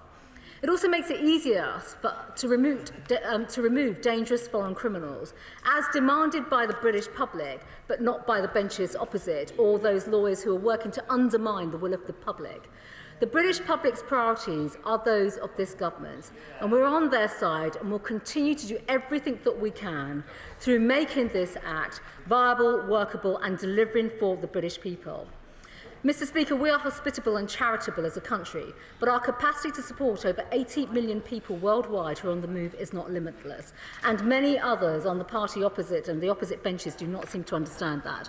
Well, we do. That is why we have developed our world-leading migration and economic development partnership with Rwanda to deter illegal entry. We are providing solutions to the global migration challenges countries across the world are facing. But of course, as ever, we hear very little from the party opposite, who seem to support the same old broken system and uncontrolled migration to our country. Mr. Speaker, 2 terrorist incidences incidents highlight how we can never be complacent. The attack outside Liverpool's Women's Hospital last year would have been a disaster had it not been for the incredible quick thinking and the courage of the taxi driver who was involved on the scene. The terrible murder of our dear friend Sir David Amis was shocking, but not without precedent. We have worked closely together, Mr. Speaker, clearly to tighten the security for our members, and we will continue to do so. But this government will also continue to work with our Five Eyes partners to keep the United Kingdom and our allies safe. The National Cyber Strategy outlines my approach to tackling cybercrime, but with that, of course, also terrorist activity that is committed online, but also information that is circulated by terrorist individuals and organisations. But going further, Mr. Speaker, the G7 Forum on Ransomware launched new programmes like our work on economic crime to counter illicit finance and commodities. Improving our international partners' ability to disrupt organised crime, but also terrorist activity, is a priority that this government is absolutely committed to. In the last 12 months, we've also completed a review of police firearms licensing procedures in response to the terrible and tragic shootings in Plymouth last August. New statutory guidance came into force in November. It improves firearms licensing, safety standards, and will ensure greater consistency in decision-making. The measures in the National Security Bill will further protect our national security, the British public, and our vital interests from those who seek to harm the UK. It delivers on our manifesto commitment to ensure that the security services have the powers they need. The bill presents the biggest overhaul of state threats legislation for a generation. We have world-class law enforcement and intelligence agencies, Mr. Speaker, but they face an ever-present and increasingly sophisticated threat. The bill gives them an enhanced range of tools, powers and protections to tackle the full range of state threats that have evolved since we last legislated in this area. It will also prevent the exploitation of civil legal aid and civil damage payments by convicted terrorists. It enhances our ability to deter, detect and disrupt state actors who target the UK, preventing spies from harming our strategic interests and stealing our innovations and inventions. The bill also repeals and replaces existing espionage laws, many of which were primarily designed to counter the threat from German spies around the time of the First World War. It will introduce new offences to address state-backed sabotage, foreign interference, the theft of trade secrets, and assisting a foreign intelligence service. The bill will, for the first time, make it an offence to be a covert spy on our soil. A foreign influence registration scheme will require individuals to register certain arrangements with foreign governments to help prevent damaging or hostile influence being exerted on them here. Crucially, the national security will give way. I'm grateful to the Home Secretary for giving way. I wonder if she can confirm if the National Security Bill will clarify, would it have been inappropriate or unlawful for a Foreign Secretary to have met with a former KGB officer, as we understand the Prime Minister did back in April of 2018? Well, if I may, Mr. Speaker, I'm not going to comment on a specific example that has been given. If I may, Mr. Speaker, I think actually the focus should be on the legislation that is coming forward in this House, where there'll be plenty of debates to be discussed on this, rather than making a point like that. Crucially, the National Security Bill, I think this actually, Mr. Speaker, speaks to the way in which the party opposite actually treat matters of national security and the disdain that they're showing to the significance of the threats that are posed. The National Security Bill, I won't give way. I do need to make progress so that others can come in. The National Security Bill provides us powers to tackle state threats at an earlier stage by criminalising conduct in preparation for state threats. It will also mean that other offences committed by those acting for a foreign state can be labelled as state threats, and those responsible sentenced accordingly. When sentences for offences outside of the bill, judges will be required to consider any connection to state threat activity and reflect the seriousness of when they are handing down the sentence. There is also a new range of measures to manage those who pose a threat, but whom it has not been possible to prosecute. The use of these measures will, of course, be subject to rigorous checks and balances, including from the courts. But we cannot be passive, sitting around until someone does something that is awful. The Manchester bombing tore into the fabric of our freedom, Mr. Speaker. It was a truly evil act that targeted people. Many of them were young and children who were doing something that should have been a simple pleasure, attending a concert. The Protect Bill will keep people safe by introducing new security requirements for certain public locations and venues to ensure preparedness for protection from terrorist attacks. It will provide clarity on protective security and preparedness responsibilities for organisations as part of the Protect duty. And it will bring an inspection and enforcement regime that will seek to educate, advise and ensure compliance with that duty. Now, Mr. Speaker, we've worked closely across government with the partners of victim groups, and in particular I'd like to pay tribute to Figa Murray and the Martin Laws campaign team for developing the proposals and working with us. Mr. Speaker, these bills further establish the Conservative Party as a party of law and order, as do all the actions I have taken since I've become Home Secretary. The people's priorities are our priorities. The benches opposite have only two responses. They alternate between them.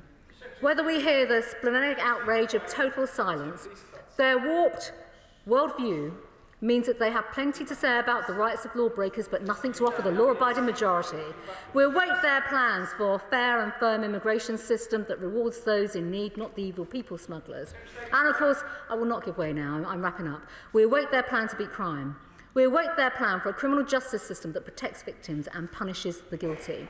Mr. Speaker, we'll just wait in vain while the government gets on and does the job of delivering on the people's priorities. Senate Home Secretary Yvette Cooper. Thank you, Mr. Speaker. I have to say, that was an astonishing refusal by the Home Secretary to take interventions and questions from the Shadow Home Secretary, from a Shadow Cabinet Minister. I've been taking part in Queen's Speech debates for 25 years, and I have never seen a government minister at the dispatch box afraid to take questions from her opposite number. I've never seen it anywhere. And you know, she's taken questions from a few other people. Her predecessors always took questions from me. Her predecessors always took questions from me. I wonder what it is she's so frightened of. All my questions would have been really factual. Maybe that is what she was frightened of. Mr. Speaker, when the Prime Minister opened the Queen's Speech debate yesterday, he did not once mention crime. Not once. For those of us out on the streets talking to residents in different communities across the country, an experience that was probably rather better on our side of the House than on theirs this time, we know that crime and antisocial behaviour were raised a lot. But the Prime Minister didn't mention it once. Cost of living, soaring bills, rising prices, those were top of people's list. But they were followed by crime and antisocial behaviour and a real persistent concern that when crimes are being committed, too often nothing is done. And there was nothing in the Queen's Speech to tackle rising bills and rising prices, but also no serious plan in the Queen's Speech to tackle rising crime or falling prosecutions. So nothing from the Prime Minister yesterday about the basic issues bothering people across the country. I'll give way to my honourable friend. I thank you very much for giving way. It was a shame that the Home Secretary did not want to give way to me, because I wanted to ask her that plus 30 minutes into her speech why there was no mention of a public health approach to tackling serious violence, which has a long-term plan, addresses the root causes and is joined up, but maybe they just want to be tough on crime and not tough on the causes of crime. Well, my honourable friend is right to talk about the public health approach, but also to talk about the need to prevent crime and the need to work across communities as well to do so.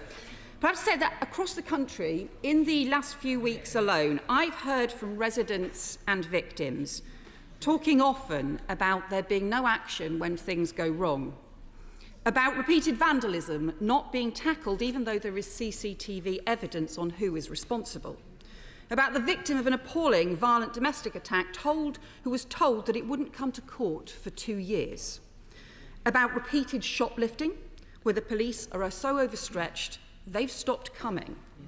About burglaries, where all the victim got was a crime number. And about scamming, where action fraud is just such a nightmare to engage with, pensioners have given up trying to report serious crimes. About persistent drug dealing outside of school, where nothing had been done even months later. And about a horrendous rape case, where the brave victim was strung out for so long, where the court case was delayed so many times that she gave up because she cannot bear it anymore. And about police officers tearing their hair out, maybe over CPS delays because they know the victim will drop out if they can't charge quickly, or other officers working long hours to pick up the pieces when local mental health services fail, but knowing that that means they can't be there to deal with the antisocial behaviour on the street corner. And about women who no longer expect the police to help if they face threats of violence on the streets or in their homes. Case after case after case where crimes are being committed but no one is being charged or cautioned or given a community penalty, and no action is being taken, and it is getting worse. Since 2019, since the general election, in fact, since the Home Secretary was appointed to her job, crime is up by 18% and prosecutions are down by 18%. The charge rate, in fact, is now at a record low. It is 5.8% compared to 15.5% in 2015. Cautions are down too. Community penalties are down too, notwithstanding the Prime Minister and his Downing Street staff's attempt to make valiant personal efforts to get those numbers back up again. But overall, the Home Secretary just said, she made an astonishing claim. She said, "We have reformed the criminal justice system so that it better supports victims and ensures that criminals are not only caught but punished."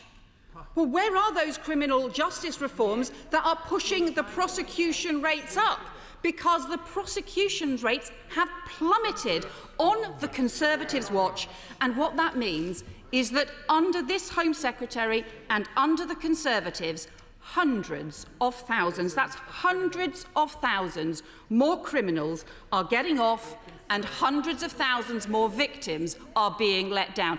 Let me give way. I will give way to the Policing Minister. I have to say I will also give way to the Home Secretary as many times as she wants to intervene and to actually explain why it is that the prosecution rates have plummeted, why cautions have collapsed and community penalties too. Well, Mr. Speaker, I'm grateful to the Right Honourable Lady. I understand the picture she's trying to paint, but I know she'll want to give a balanced picture to the House overall. So I'm sure she'll want to acknowledge that in the latest publication of crime statistics by the ONS, that violence was down 8%, knife crime down 4%, theft down 15%, burglary, which you mentioned, down 14%, car crime down 6%, and robbery down 9%. And while we acknowledge that the fight against crime is never a linear one, we should celebrate our successes, should we not? So I would say to the Policing Minister, actually, I'm hugely relieved and glad that while during lockdown, while everybody was at home, there were fewer burglaries of homes. I'm also hugely relieved that during lockdowns, while there were fewer people on the streets, there were also fewer thefts on the street as well. But I would just quote to him from the Office of National Statistics in April, who said, "Police, since restrictions were lifted following the third national lockdown in early 2021, police recorded crime data show indications that certain offence types are returning to or exceeding the levels seen before the pandemic, while violence and sexual offences recorded by the police have exceeded pre-pandemic levels." And on overall crime, I am sure that the Policing Minister would not want to make the mistake that his Business Secretary did of somehow dismissing fraud that is responsible for some of the huge increases in crime and say that that is somehow not a crime that affects people's daily lives, when what we know is that it is causing huge problems and huge harms, particularly for vulnerable people across the country. And of course, I will give way. Mr. Speaker, can I just push my honourable friend? She's coming up with some telling statistics. But does she realise that my constituents, when I talk to them, are the side of the police say morale has never been lower, their numbers have never been so small, and on the other side, we have a government that's been there since 2010 and has diminished the resources to the justice system harder than any other department. So that if you get the balance totally out, the morale of the police and the confidence of my constituents has plummeted. Well, my honourable friend makes a really important point, and I want to pay tribute to the police officers right across the country who are working incredibly hard in our communities, working hard to try and crack down on crime, to prevent crime, walking towards danger when the rest of us walk away, and who are valiantly trying to hold things together, but too often are being let down by this government. And this is particularly the case when it comes to dealing with violence against women and rape. On rape, the prosecution rate, the charge rate, has gone down from 8.5% in 2015 to a truly shocking 1.3%.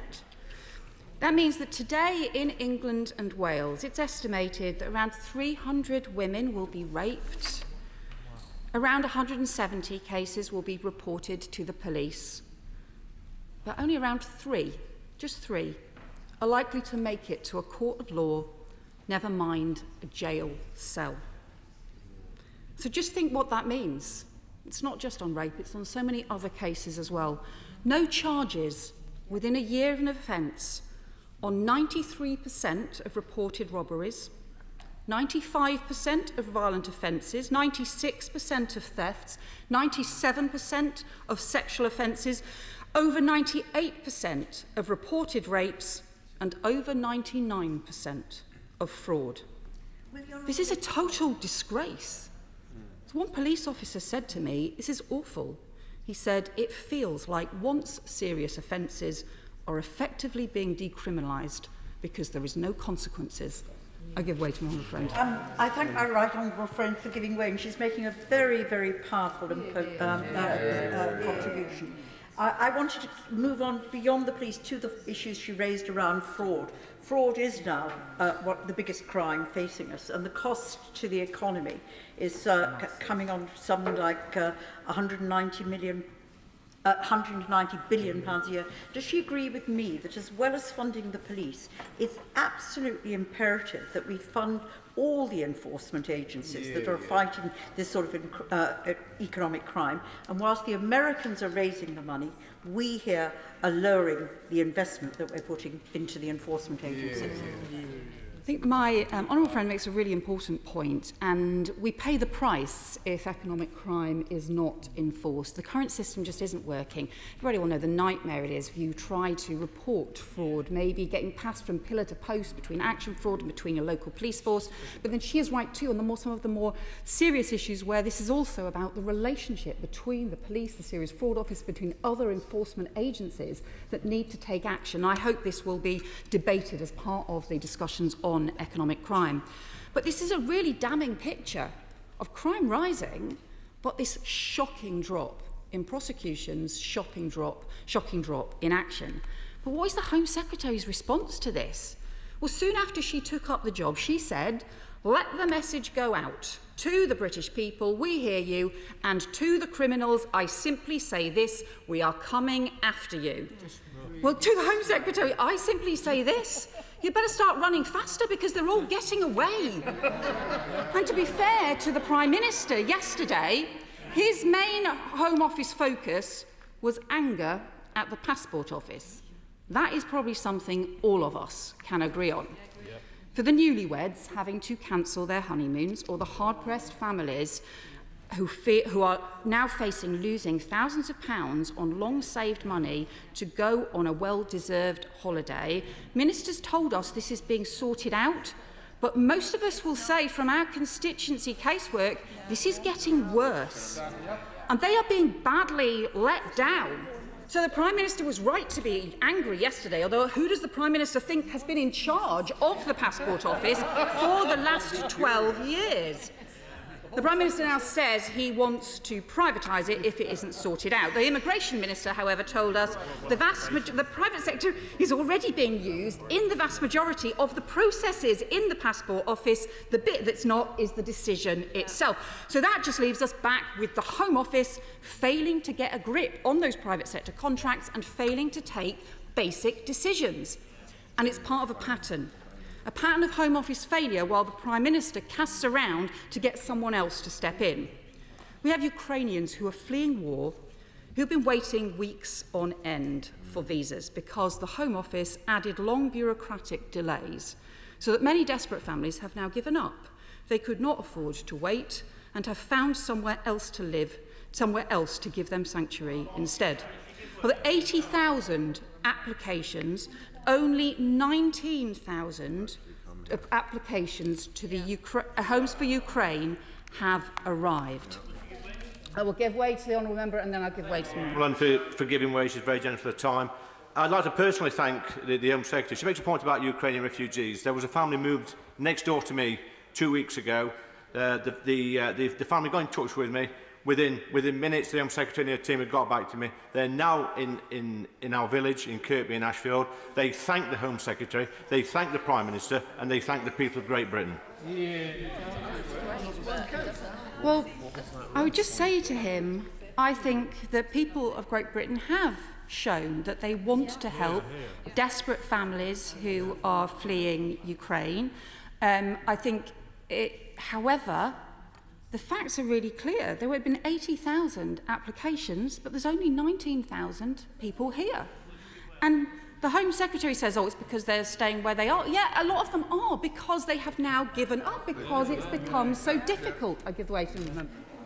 Does she agree with me about the really troubling reports that I've had, particularly in cases that I've dealt with, but in the media, that the Home Office will issue a number of visas for Ukrainians, but not all of the Ukrainians in that family, and therefore the family quite rightly doesn't want to leave someone behind, and they then don't come here, and that's classed as a Ukrainians not taking up the visa rather than Home Office failure. And at the same time, the Home Office lines are bogged up, we can't get through, and when you do get through, you're told, I don't even have a computer in front of me, I'm just on a phone line, I don't know what to say. It's failure at the Home Office that she's presided over. Well, the honourable member is right. I have also heard of cases where one family member does not get their visa. And of course, the whole family has to wait. They're not going to be separated at time of crisis. And really, for Home Office ministers to think that it's somehow a triumph to take 4 weeks to issue basic visas to people who are fleeing war in Europe is totally shameful.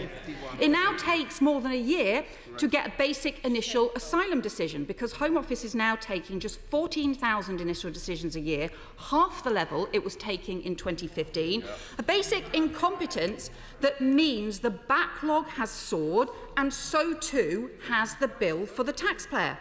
It takes nearly 2 years to get a modern slavery referral, which means that victims don't get support and prosecutions just don't happen. So no wonder even the Prime Minister, who is not known for his laser-like focus on delivering policies, has lost confidence in the Home Secretary and is getting other people to do the jobs instead.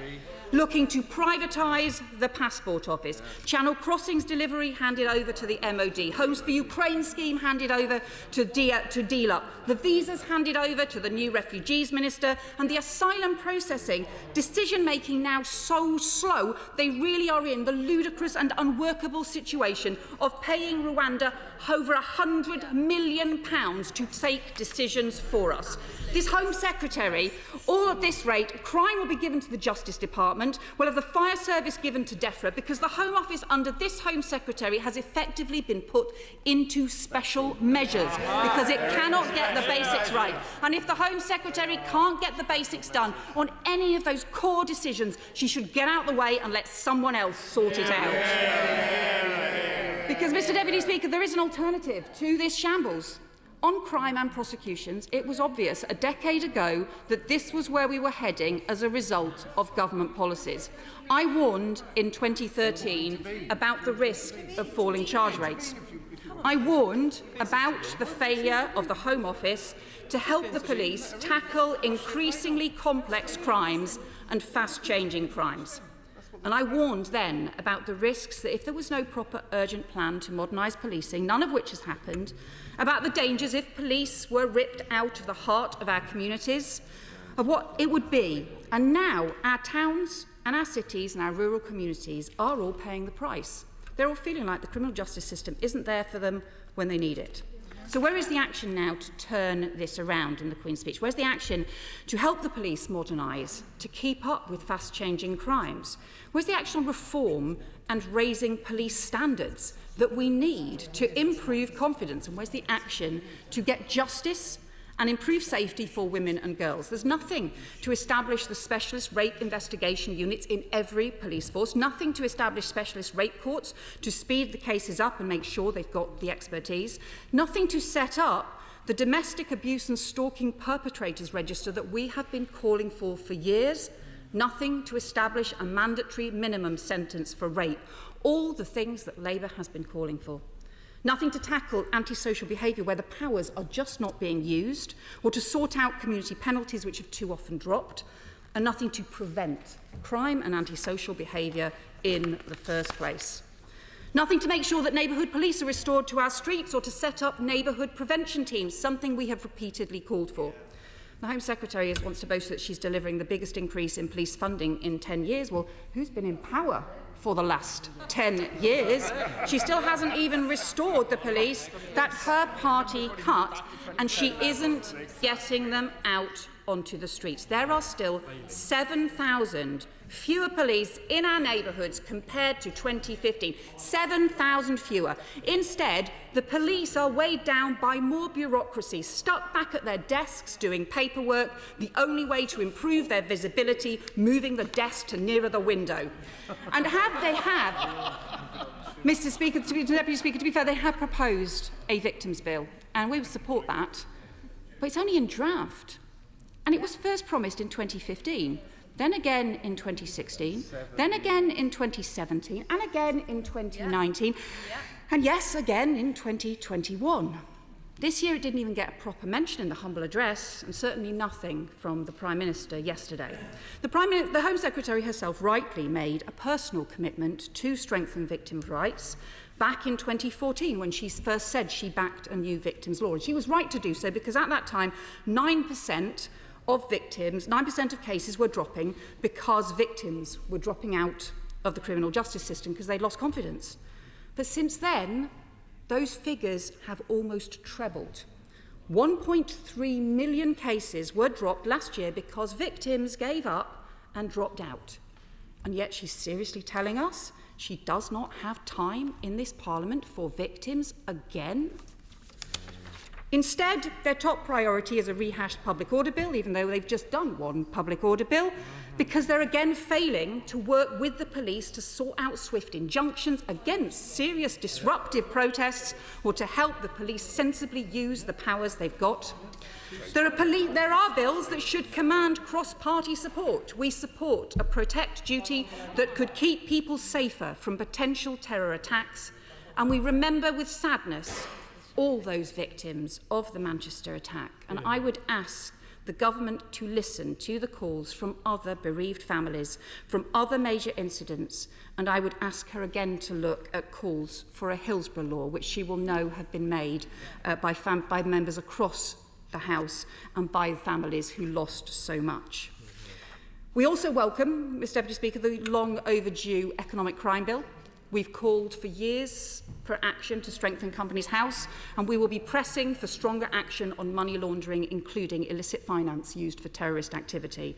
And on terrorism and national security, we always stand ready to work with the government in the national interest. We agree with the need for a register of foreign agents, again promised for years, and we need much greater vigilance and action against hostile state activity.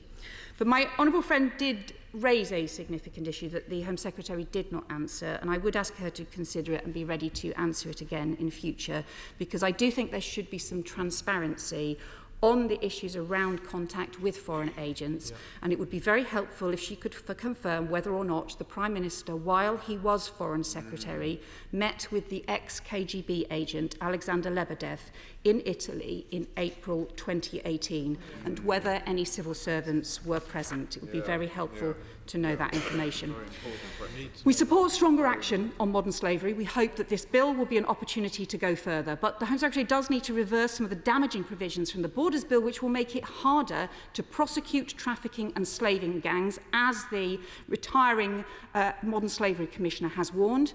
And we have to say, where is the employment bill with the long-promised single enforcement body to crack down on forced labour and abuse? Because without these measures, this is still not a serious plan to tackle modern slavery.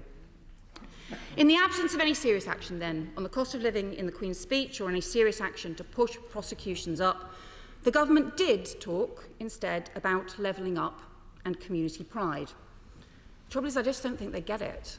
Because there is no levelling up if people can't afford to eat, can't afford to pay their bills, or can't afford to go to the local shops. And there is no community pride if town centres don't have police officers or see no action when there is vandalism, or when there is street drinking or shoplifting or litter, or if too often the windows are broken and nothing is done. So how can people have that local pride if there is no neighbourhood police to help prevent crimes, solve problems, or nip them in the bud, or if people feel there are no consequences for criminals? And the very communities to whom they keep making false promises about levelling up are our towns that are being hardest hit by antisocial behaviour or persistent unsolved crimes. And trust within our communities depends on us having trust in the laws and trust in there being consequences.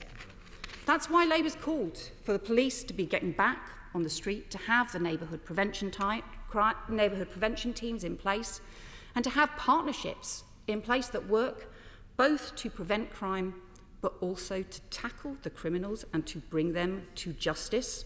Because if people stop believing that a fair and valiant criminal justice system will come to their aid if they are hurt or wronged, that is corrosive for our democracy too. And that's why it is so damaging to feel like we have a government that shrugs its shoulders as victims of crime are let down, a Conservative government that is not a party of law and order anymore, that too often is a party of crime and disorder, a party that is weak on crime, that is weak on the causes of crime, that is letting more criminals off and letting our communities down. Britain deserves better than this. Order, if everybody could resume their seats. Just to remind everybody that if you're participating in the debate, you would be expected to be here for the wind-ups. At the end of the debate, there are wind-ups today and in subsequent days, unlike yesterday. And secondly, I'm not putting a time limit on at the moment, but I would urge people to be at least aware of the length of their speeches. Robert Sims. Thank you very much, Deputy Speaker. I rise to support the Queen's speech and the programme unveiled by the government. I think that one can see politics getting back to normal, and I'm sure the contest in the House today will be one of those watched in the next 2 years as we glide into the likely date of a general election, both sides are quite feisty performers, and I'm sure many of us appreciate that. The programme set out is setting out to help grow the economy, for safer streets and indeed support the recovery of the National Health Service. I think in terms of the economy we're in a lot better shape than one might have thought when we had the prolonged period of lockdown. We have a growing economy. This year will be the fastest growing economy of many in the G7. And we have a budget which is moving towards balance. We have falling national debt. And there are challenges with cost of living and inflation, but the government have so far put £22 billion worth of support in. and is monitoring the situation. And I'm sure as things unfold, there will be further support as and when needed. This is a government that you could never argue hasn't given support to the British people over the past 2 or 3 years. And I think what we have to do is to wait and see how things unfold in terms of energy. Gas prices have fallen over recent months, and let's all hope that that continues and that the inflation rate is lower than some predict. That's not to say there aren't challenges out there, but I think this government has proven it can rise to challenges. I think that some of the measures within the Queen's speech I think are useful to help and support the growing economy, particularly starting to deregulate some of the EU regulations that we put into British law when we left, but logically we need to review now to see if we can get ourselves as a more efficient, more competitive economy. So I welcome those bills that are looking at that particular area. We have a major challenge, of course, with energy. And it's my great pleasure to commend the Right Honourable Member for Chelsea and Fulham, who I think is doing an excellent job with his energy brief. And the fact that this government is grappling with issues like nuclear power and with oil and gas and with renewables in order to increase our capacity, I think is much to be commended. Indeed, it is sensible, even if we're heading for net zero at some point in the future, that we use the resources that God has given us, and the British economy has proved able to get out of the ground. And we are going to need oil and gas for a long time, and I think this government is proving that it wants to make use of these resources to make us a richer and more competitive country. And nuclear power is very important. We can see the mistake the Germans made in announcing a closure of their nuclear power stations and their dependency on Russian gas. And we ourselves need to replace many of those magnet stations that are going to go offline. And I think it's an exciting time because I hope soon we get a decision on Sizewell. But I'm particularly pleased that Rolls-Royce has come up with its partners with a scheme for smaller nuclear power stations, which I think is going to be a game changer. Not only a game changer for the United Kingdom, but could well be a game changer for exports that this country could undertake to many countries that wish to avail themselves of safe nuclear power. So I think that's good. There's one area I'm still a bit concerned about, and that is agriculture. I still think we seem to spend a little too much time talking about trimming hedges and less about producing food. And I think one of the things that the pandemic has proven and the current world of shortages has proven is that resilience and local production is quite important. And I would be very disappointed if the food that we were producing reduced below 50%, and if anything, we ought to be producing more. And I therefore think that there does need to be a particular rethink in this area. I'm not a great fan, I have to say, of Bank of England independence. I've always been a little sceptical about it. And some of the problems we face, of course. I'm very grateful to my honourable friend. Just on his first two subjects, I wondered if he would reflect on the fact that both in terms of nuclear power and now agriculture, we have freedom and flexibility that comes from his and my vote to leave the European Union. And in particular on nuclear power, he will recall the blood-curdling predictions that were made about our failure in that particular industry by departing from Euratom all those years ago. And would he agree that along with the French now, we can position ourselves as really the only two serious nuclear powers in Europe? That's absolutely so. The original design teams for British nuclear power were taken apart. And in order to have a productive nuclear power industry, you need continued investment in new plants.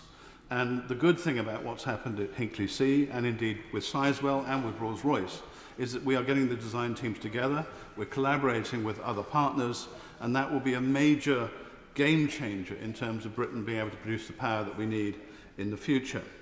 Going back to the Bank of England, I'm a little concerned that they've merrily gone on printing money. I'm old enough to still be a monetarist in its broadest sense, and one of the reasons that we have higher inflation is that we've allowed for it because of monetary growth. And I think if we'd stopped printing money sooner and had put interest rates up sooner, the consequences of the current spike in inflation would have been less severe. Nevertheless, we are where we are, and I think at least it's only the ECB printing money at the moment. and Britain can get back to more sensible policy. And we have very low levels of unemployment and high levels of employment. And I think there are many other measures in the loyal speech in which we're trying to improve education and outputs in that area. We really do have to educate our population so they become more productive, we can get productivity up. And if we get the investment right and we get education right, then there's nothing that we can't do in the future. In terms of the Home Office, I'd like to thank them for the hard work they put in the last session. My constituents are very appreciative that we now have powers to deal with travellers, which tend to cause problems every summer in Dorset. They're also pleased that we're starting to deal with illegal immigration. Immigration has to be fair. And if people follow the system, pay the fees, fill out the forms and wait in the queue, it is fundamentally unfair that people arrive in boats and try and jump the queue. And the government, therefore, I think is taking action, and I think a lot of the action will put some of those people off coming in an illegal way, which I think is good. I'm also particularly pleased with the public order measures announced today. My constituents look at people trying to wreck petrol stations, getting on tankers, taking action which is dangerous. I have to say my sympathy was with the woman in the Range Rover who was trying to nudge protesters. I actually think that when people disrupt people's lives, a lot of people work hard. They try and get their kids to school, keep them in school uniform, and they take people to hospital. And protesters who aren't demonstrators but are disrupting other people's livelihoods, I think need to be curtailed. And I think these measures, therefore, I think are welcome. And I'm glad that the government is on the front foot when it comes to dealing with these things. It is vitally important. I think part of the problem, the reason we had to legislate, is that we've seen examples of city banks where people outside have hit buildings and smashed windows with hammers, where, unfortunately, the judicial system has let people off. And I think sometimes, those people who are making decisions in the judicial system do not understand the seriousness of where this leads. If you let some degree of anarchy, then it can easily overspill and break out. So I think these measures, are welcome. Of course, 13,500 police officers, I think, are welcome. I still think the police need some reform. I think it's the one area that Mrs. Thatcher didn't reform, and I think that sometimes the productivity that we get out of the police force isn't all that we need, and I think there are some specialists that we need in the police forces. So just the head count of police officers I don't think is not important, but I think it's important sometimes, particularly if we're dealing with fraud, to deal with people that are experts in it rather than people who just happen to be officers. And my final points, Mr. Deputy Speaker, are that we put a lot of money into the National Health Service. It's important we get the productivity, and it's also important it doesn't disappear and we can't deal with care. We've made a number of commitments. People are paying higher taxes, at least in the short term, because of dealing with the backlog and dealing with care. And I think it's so important that we live up to the pledges that we've made. I welcome the loyal speech. I welcome what the government is doing. There are one or two concerns I have, but broadly speaking, I'm supportive. Stuart C. MacDonald. Thank you very much indeed, Mr. Deputy Speaker. The debate today is about preventing crime and delivering justice, and we heard the Home Secretary's claim of belonging to the party of law and order, delivered without any sense of irony.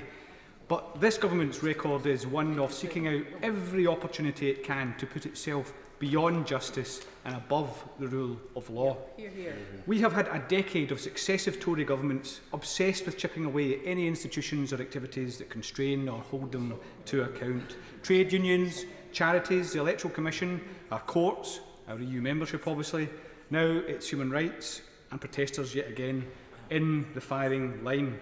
To this government, even international law is almost inconsequential, broken quite readily, whether in a specific and limited way or a complete trashing of the Refugee Convention. Hear, hear. Mr. Deputy Speaker, this is a government too often pursuing pet obsessions and short-term headlines instead of dealing with the basics.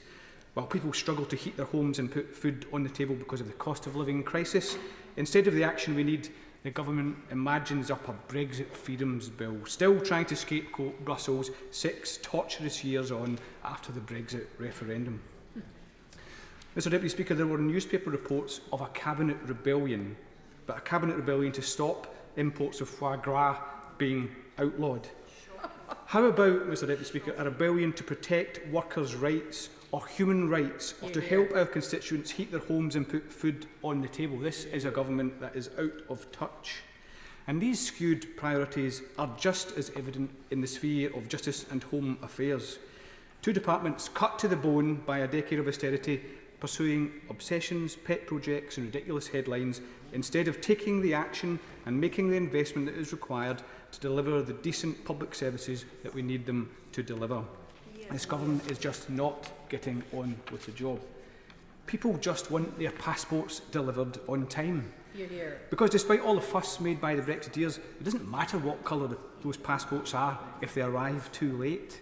And the Home Secretary very generously agreed to take away individual cases, but I think she'll find that her inbox is absolutely overflowing with thousands of emails if we take her up on that. And if the government is to insist on Ukrainians applying for visas, something that we continue to argue that they should not, those visas need to be delivered speedily and efficiently, because leaving those fleeing war in limbo is unforgivable. The Home Secretary would seem to talk up the fact that 19,000 had arrived here, and I salute the generosity of British people opening their homes. But there are 27,000 in Ireland already, a country that's something like 1/13 the size of this country. This country is not being allowed to step up to the plate by the bureaucracy put in place by this Home Secretary. In fact, Mr Deputy Speaker, the whole asylum and immigration system needs sped up, decision-making improved, and the hostile environment ditched. And for those who are victims of that hostile environment, we need an overhaul of the Windrush compensation scheme, because it is appalling that people continue to die without seeing a penny of what they are due. And if the government is serious about the lessons learned from that disaster, we need a more serious set of actions to implement Wendy Williams' recommendations, including a Migrants Commissioner. All of these very basic issues need addressed, but that is not what we get in this Queen's speech. Instead, we have further attacks on our rights.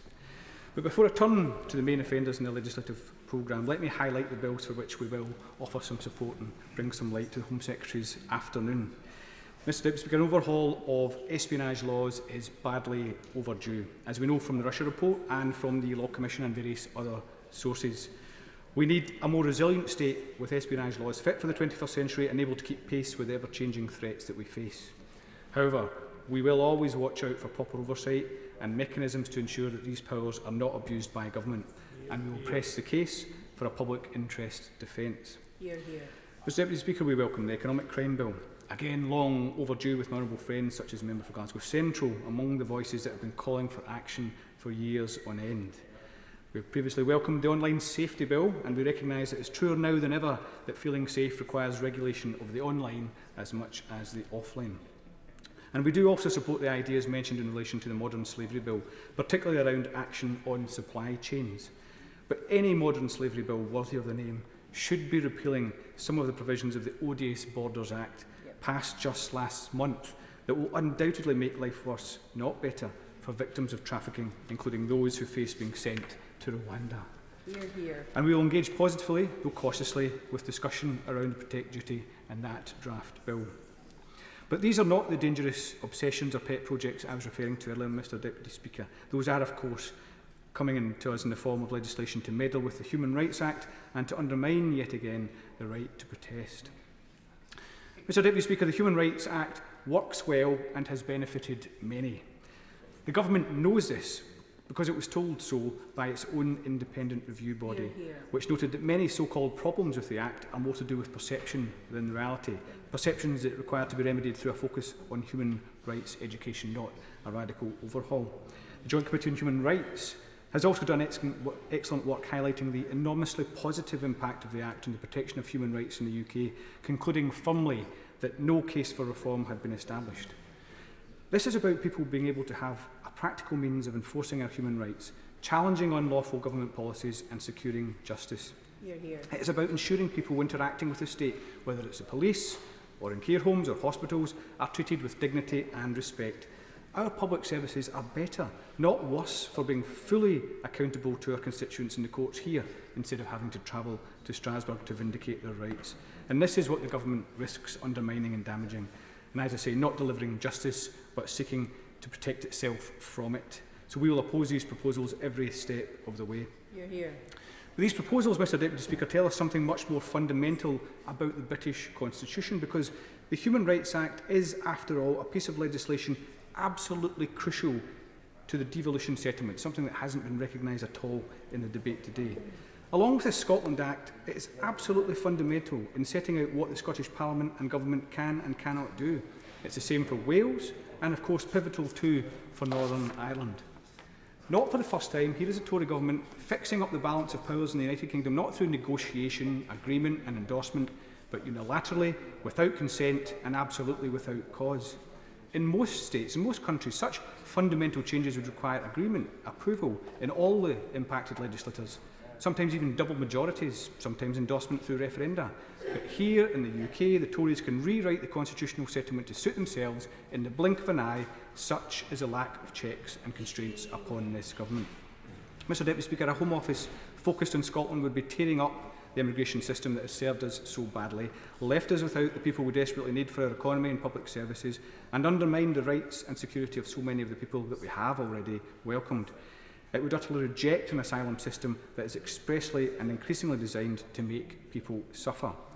And if we really want to prevent crime and deliver justice, we would be overhauling the out-of-date Misuse of Drugs Act that exacerbates one of the most persistent and difficult public health challenges we face today. This is a scourge that is inextricably linked with so much crime: overcrowded prisons, serious and organised crime groups, county lines, modern slavery, drugs, deaths, ruined lives. The Misuse of Drugs Act is not working, and in too many respects it is now undermining efforts to tackle all of these fundamental problems. Even very obvious evidence-based policies such as overdose prevention facilities remain hugely difficult because of that act.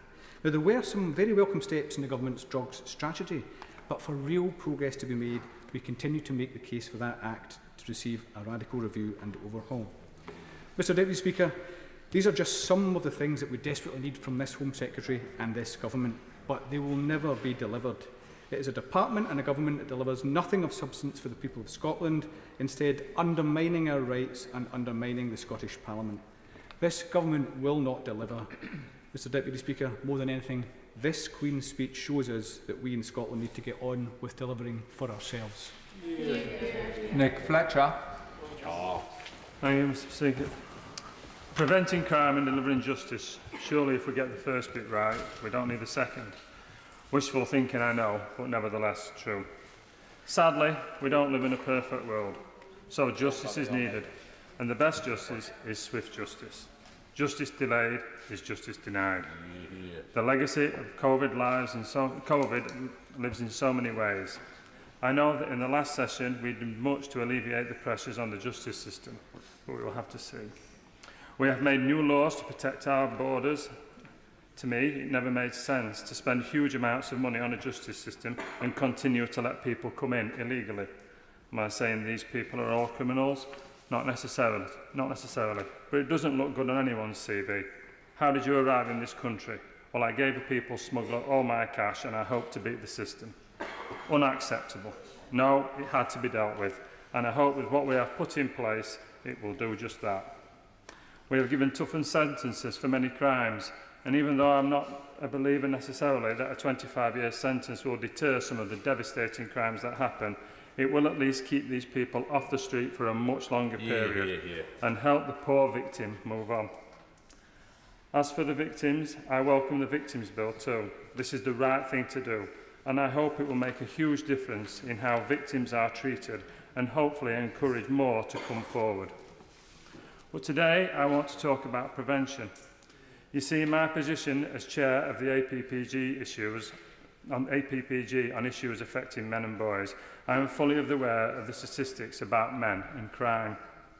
95% of the prison population are men. Just let me run that by you again. 95% of the prison population are men. If this was a statistic for any other demographic, there would be a public outcry. So why isn't there?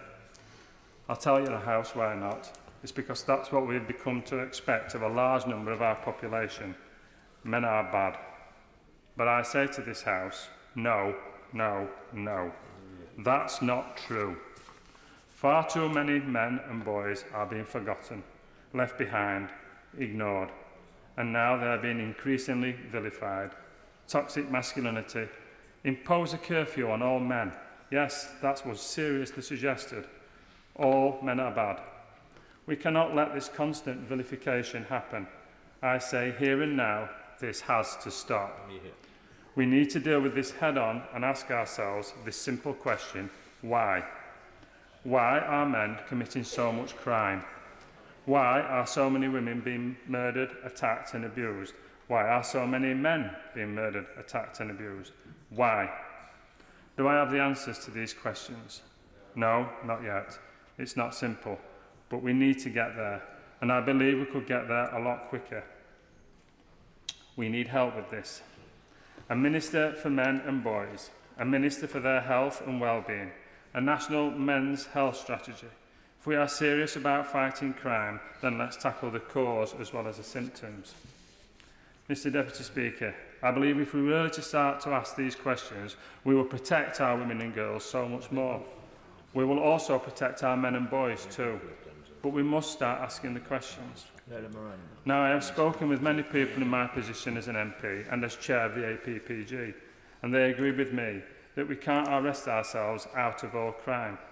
More police are great, and we are getting many.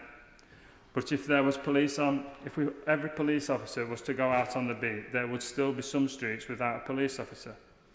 It's great that we are lighting roads, but I'm afraid attacks will still happen on some of those roads and also behind closed doors. What we have to do is ask why. Why is this the case? Is it drugs, alcohol, mental health, or a bad childhood experience? What drove them to drugs, alcohol, depression, and why aren't they talking about their dreadful past? Is it being the victim of a sexual abuse or pornography? Is it the internet? Is it being brought up in a dysfunctional family or a community that does not bring hope? Is it peer pressure or gangs? Why do young people join a gang? Lots of questions, but there are answers. And if we really want to protect one another, surely that's what we should be doing, finding those answers. I wrote an article last week in the Yorkshire Post with an analogy that if we had 3 faulty cars out of 1,000, would we ban all cars? Would we build 100 more hospitals or wrap the pedestrians in bubble wrap? No, we would try and find out what had gone wrong with those cars. And that is what I believe we should do here with that small minority of men and boys. I have been told in this position as chair of this APPG that I may get some opposition. But I tell you the House, I haven't. Well, not yet anyway. And the reason why I haven't is that if anyone really thinks about this, they will see that I am trying to help society as a whole. So who would a men's minister speak to?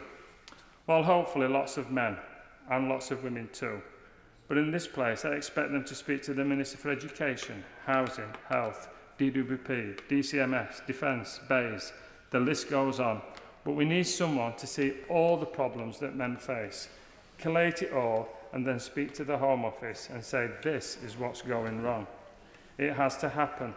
We have to ask these questions, and we have to find the answers. I have a wife, a daughter, and a son. I want them all to go about their business safe and happy. We all want that. So let us use our heads with this.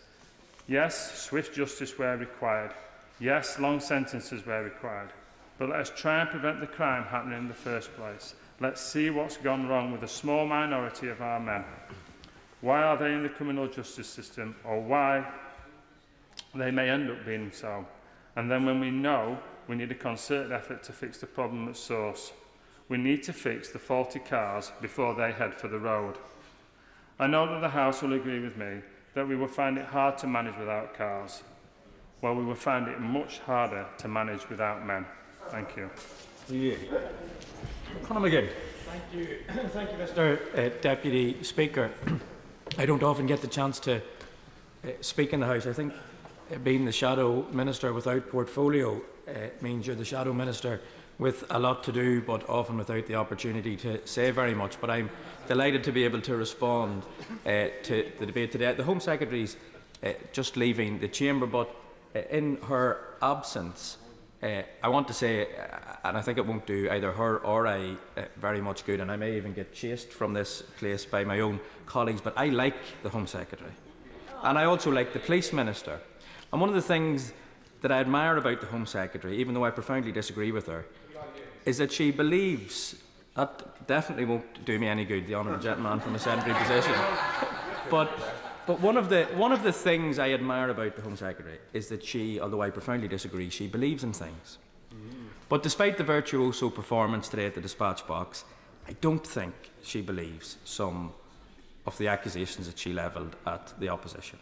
I don't think for a second that the government thinks that an opposition led by a former director of public prosecutions, who prosecuted and made sure terrorists were put in prison, and the worst sort of criminals and offenders, are any sort of threat to national security. So we can argue about policy and about records and around delivery, but let's not kid ourselves or the British public, because frankly they don't believe it either. But I want to, before I come on to my main remarks about the loyal address itself, I do want to use the opportunity, given the topic of today's debate, to place on record my thanks and my admiration for Merseyside Police, led by our Chief Constable, Serena Kennedy. We have been blessed with good leadership in Merseyside, using all of the tools to provide a robust policing response to things that matter to people in St Helens and across Merseyside: crime and antisocial behaviour, tackling them at the root cause and giving no quarter to those criminals who would terrorise our communities. And I stand squarely behind our police force, the men and women of Merseyside Police, who day and daily put themselves in harm's way to keep us and our communities safe.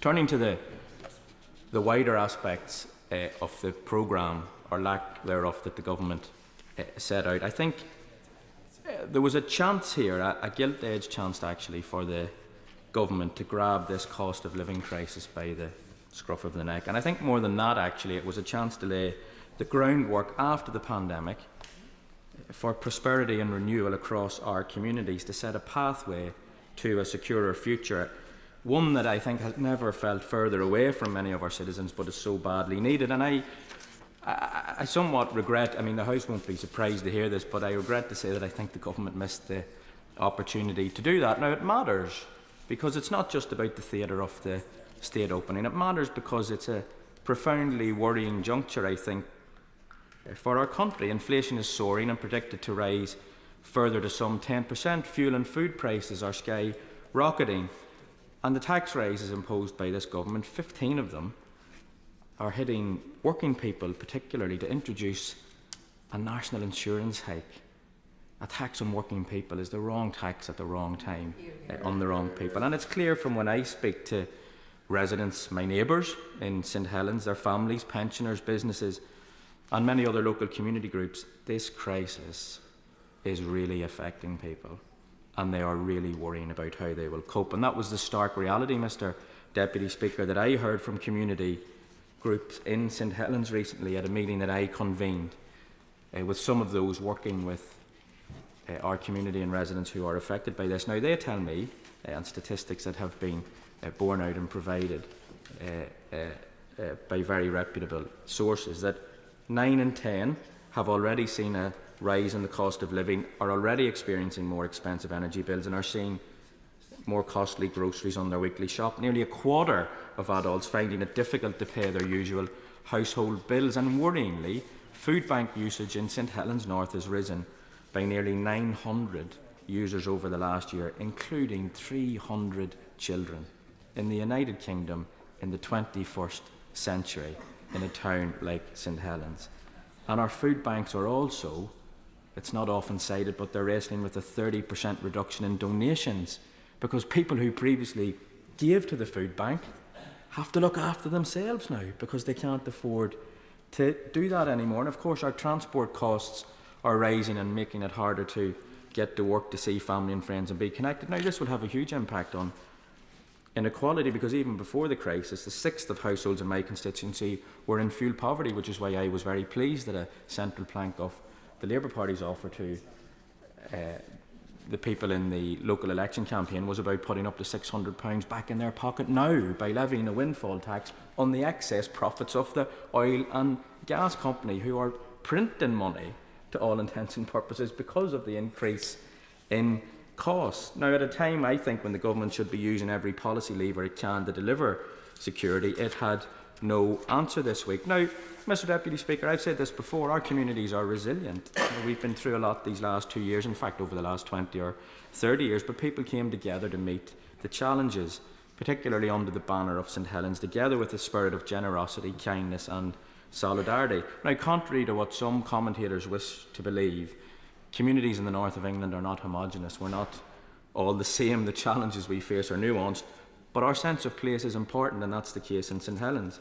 We're proud of that, and we remain steadfast in our ambitions for a better and secure future. And that's why, and it's a point that I've consistently made, it's not just about me criticising the government. Part of that, part of my job as an opposition MP is, of course, to do that, but it's not enough, because I have agency. I'm a member of Parliament, I'm a political leader too, and so just attacking the government or what it's failing to do, it just doesn't wash for people in St Helens or my constituents, because they want to see action.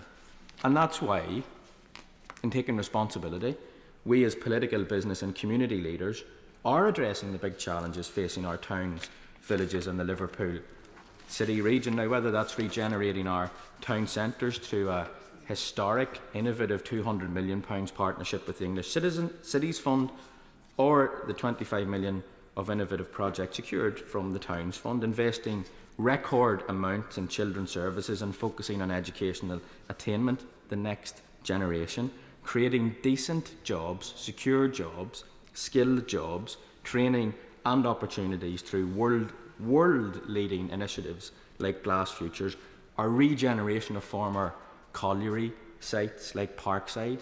They're not just a monument, you know, to those who worked there, proud as we are of that heritage. They're not just a monument. They are places that are going to create new employment opportunities for a whole new generation of people across our coalfields. We are revolutionising public transport, taking steps to bring buses back into public ownership, and our bid to bring rail home to where it originated with the Rainhill trials, to St Helens, with our bid to host the headquarters of Great British Railways in our borough. Now, that approach was endorsed again last week, where Labour in St Helens increased its vote share, stood for election on its record in an ambitious manifesto, and is now back forming a new administration in our council with a strong mandate to continue it. So I close by saying, disappointed as I am, expectedly of course, with what the government has, or indeed hasn't, come forward with in its legislative programme, it's not an excuse for me or anyone else to abdicate responsibility. I know that I have a job to do for my community, and we are taking responsibility because we're proud of our past, we're ambitious for our future. But I would stress to the Treasury bench, people are worried, and there are huge fears around the cost of living and what it means for their families, and it does cloud the present, and it makes it more difficult to be optimistic about the future. I wish the government would do more to help me in St Helens, my constituents, but also help people across the country. I wish it would do more. I wish it would give us help to get through this cost of living crisis, but also push on with our plans to build a better and brighter future. But as always, you know, in St Helens, if they don't, we'll just do it ourselves, Mr Deputy Speaker. James Sunderland. Mr Deputy Speaker, it's a great pleasure to be called in this debate. Law and order is a subject that's close to all of our hearts, and judging by the passionate contributions so far in this debate, I think it certainly is. I'm not going to talk for long today, but what I want to do is to do two things. First of all, I want to provide a constituency perspective, a local perspective, which I think is relevant. But also what I want to do is outline the reasons why I feel that the measures outlined yesterday in the Queen's speech for law and order and the prevention of crime are really important. Bracknell, which is my constituency, is the safest major town in Berkshire, and it's the 21st safest town in the UK. It's a great accolade. And these are stats that are taken from the crimerate.co.uk website, and I would urge everyone to look at them. The overall crime rate in Bracknell was 60 crimes per 1,000 people in 2021. And this compares favourably to Berkshire's overall crime rate, coming in 25% lower than the rate of 75 per 1,000. That's really good. East Berkshire's a pretty good place to live. The offer's excellent. Good schools, we've got good roads, we've got near full employment, and I'm very proud to represent people who live in Bracknell constituency. In Crowthorne, which is deemed to be a small town on the analysis, it's probably a village, but it's 43 crimes per 1,000 people, coming in 76% lower than the Berkshire overall crime rate. At Sandhurst, the overall rate is 45 crimes per 1,000 people, coming in 69% lower than the Berkshire rate. And lastly, Finch Hampstead, certainly a village, categorised as one of the top 5 safest small towns or areas in the whole of Berkshire, and has a rate of 36 crimes per 1,000 people. The most common crime recorded in my constituency is violence against the person, and also, sadly, sexual violence. So we have work to do, and therefore I welcome a number of the measures that have been announced in the Queen's speech. I don't want to wax too lyrical about what we've already heard, and the Home Secretary has covered all of the detail, but we've got the Public Order Bill, we've got the Economic Crime and Transparency Bill, we've got the Modern Slavery Bill, the National Security Bill, we've got the Draft Protect Duty Bill and the Online Safety Bill. But what I want to do briefly is just focus on 3 of them. Firstly, the Draft Victims Bill, in my view, will set out to restore victims' confidence that their voices will be properly heard and that perpetrators will be brought to justice. That's really important for my constituents. The Online Safety Bill, which creates a new regulatory framework that improves the user safety online, that will safeguard freedom of expression, making the UK one of the safest places to be in the world to be online.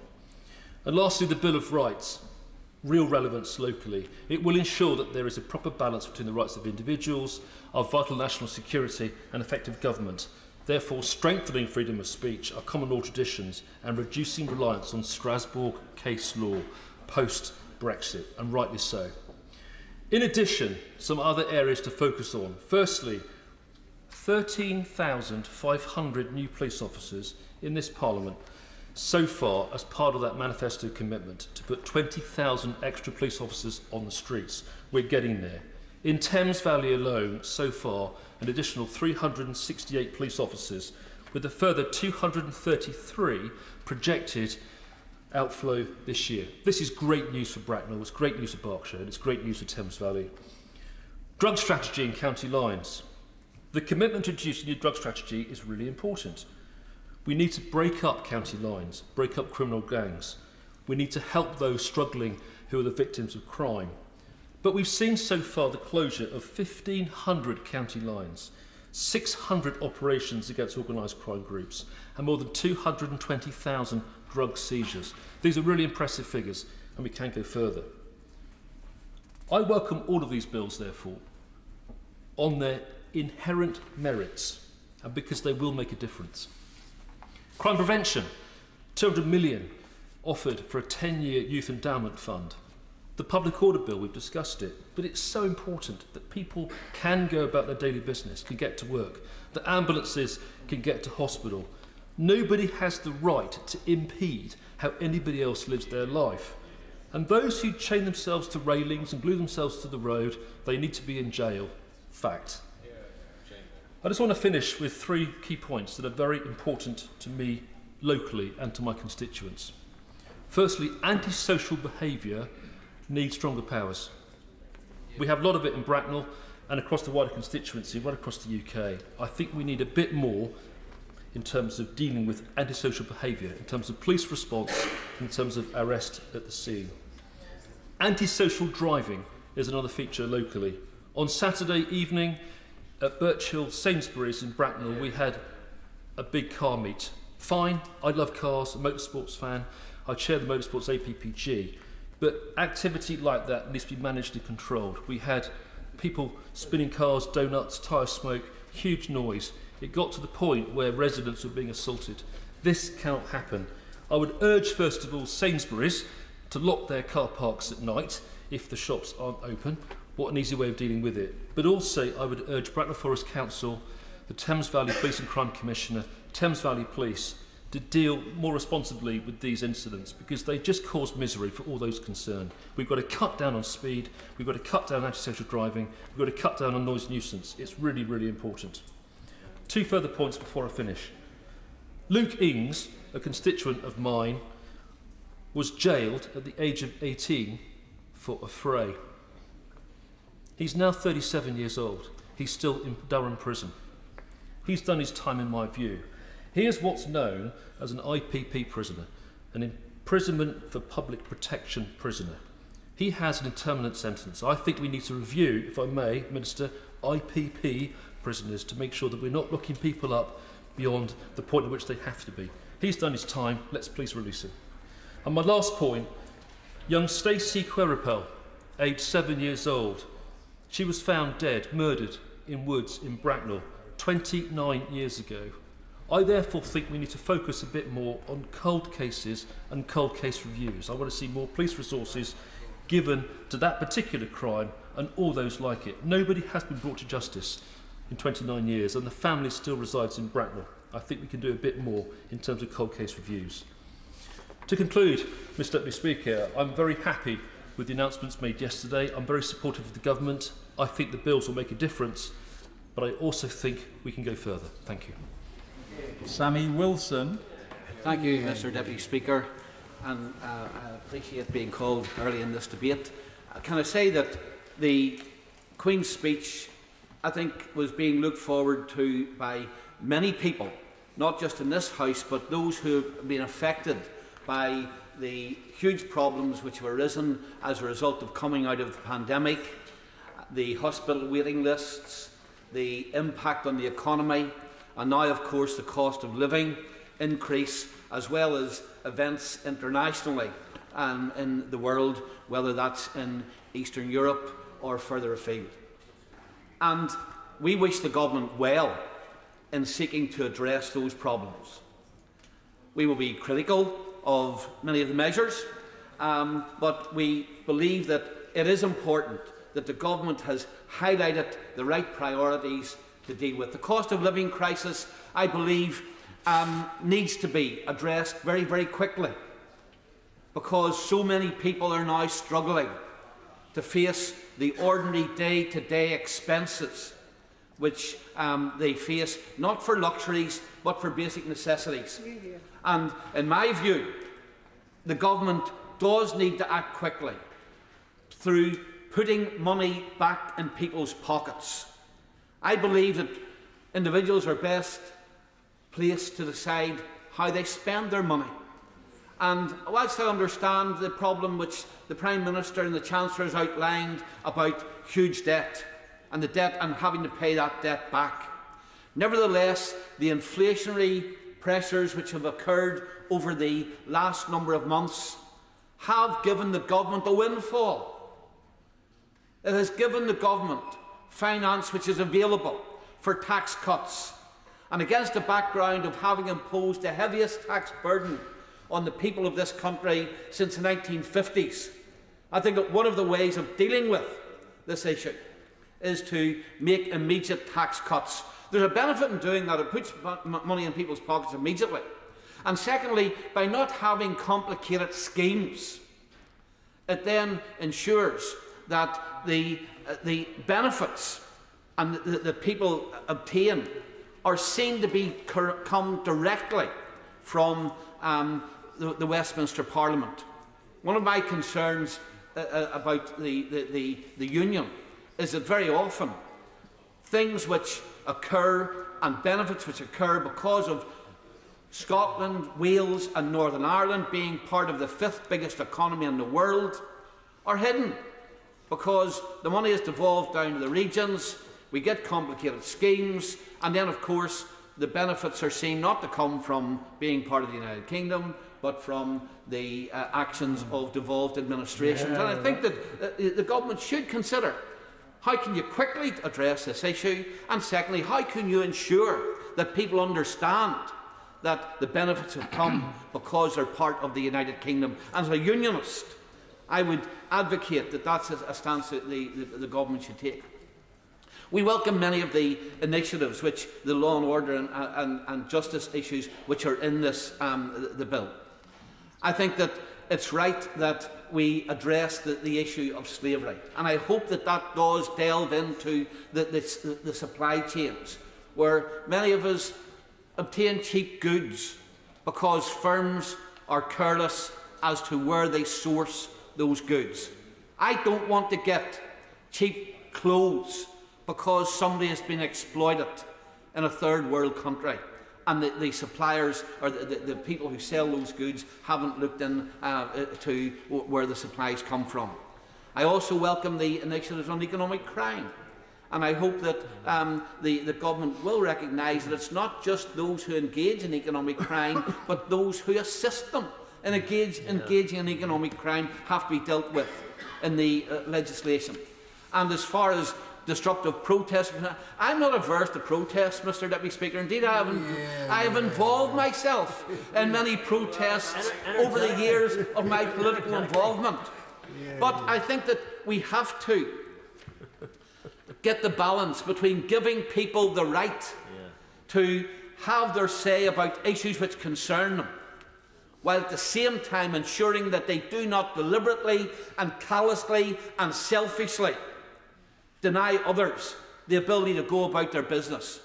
I witnessed at first hand the good people of Canning Town, where I stay when I'm in London, who, in their frustration at being denied the ability to go to work, as one guy said to me, and I'll not repeat exactly his words because I don't think it would be parliamentary, I don't think you would have me, but as one guy said to me as we stood on a packed platform in Canning Town, he pointed out, he says, if I don't get to work today, I don't get any wages.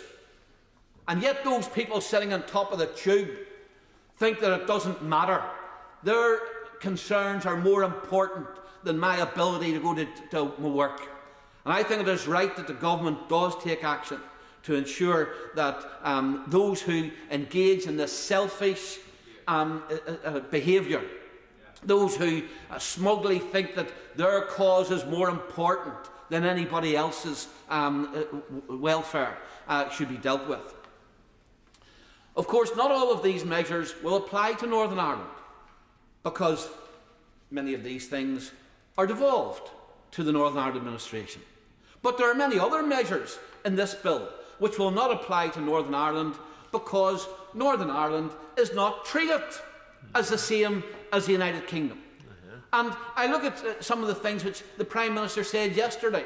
We were going to have, for example, to encourage economic growth. We're going to have a bonfire of regulations, European regulations. Well, there'll be no bonfire, there'll not even be a matchstick in Northern Ireland when it comes to European regulations, because of course we will stay within, and do stay within, the single market of the European Union. It would be illegal for these regulations and this bonfire of regulations to apply to Northern Ireland. And yet, that is one of the key ways in which the government says it intends to level up economic activity within the United Kingdom. And yet Northern Ireland will be exempt. Dealing with fuel bills, the energy legislation which will be put through this House cannot apply to Northern Ireland, because Northern Ireland is part of the single electricity market. Any attempt to give the support to putting in an energy infrastructure would fall foul of the rules when it comes to state aid, which apply to Northern Ireland. And when it comes to the issue of support, many of the support mechanisms, indeed, we've had the example in this House where the Chancellor couldn't even fulfil the manifesto promise of the party opposite, that when we left the EU, the government would be free to reduce VAT on fuel bills. It couldn't do it Why? Because that reduction in VAT could not apply to Northern Ireland. And yet we are told that this protocol, and I heard the former Prime Minister yesterday say that we couldn't possibly do anything to disrupt the protocol.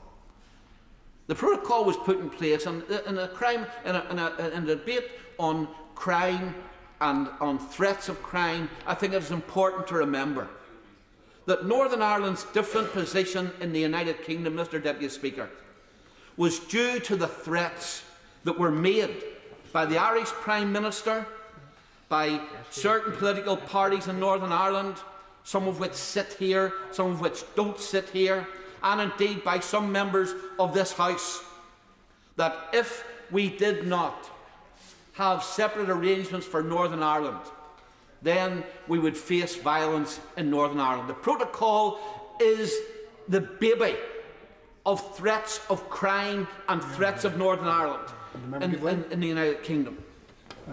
I thank the honourable member for giving way. Would he agree with me? He's just mentioned the former Prime Minister, the Right Honourable Member for Maidenhead, and that she made an unfortunate reference yesterday, which was inaccurate, in that she seemed to allude to the fact that we could have avoided this if we had backed her proposals, when in fact we would have been in exactly the same position had GB diverted from the EU regulations, and that was very unfortunate, and it gives us an opportunity now to rectify that error. Yeah. And in fact, under the former Prime Minister's proposals, not only would Northern Ireland be subject to single market rules, it would be subject to custom union rules, which have meant we couldn't even have benefited from the 80 trade deals which the government has now done across the world.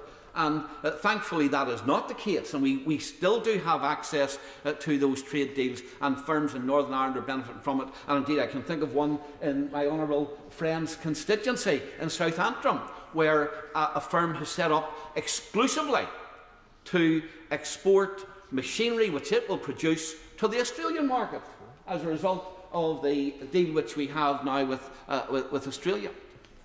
So there are benefits, huge benefits, of being separate from the EU.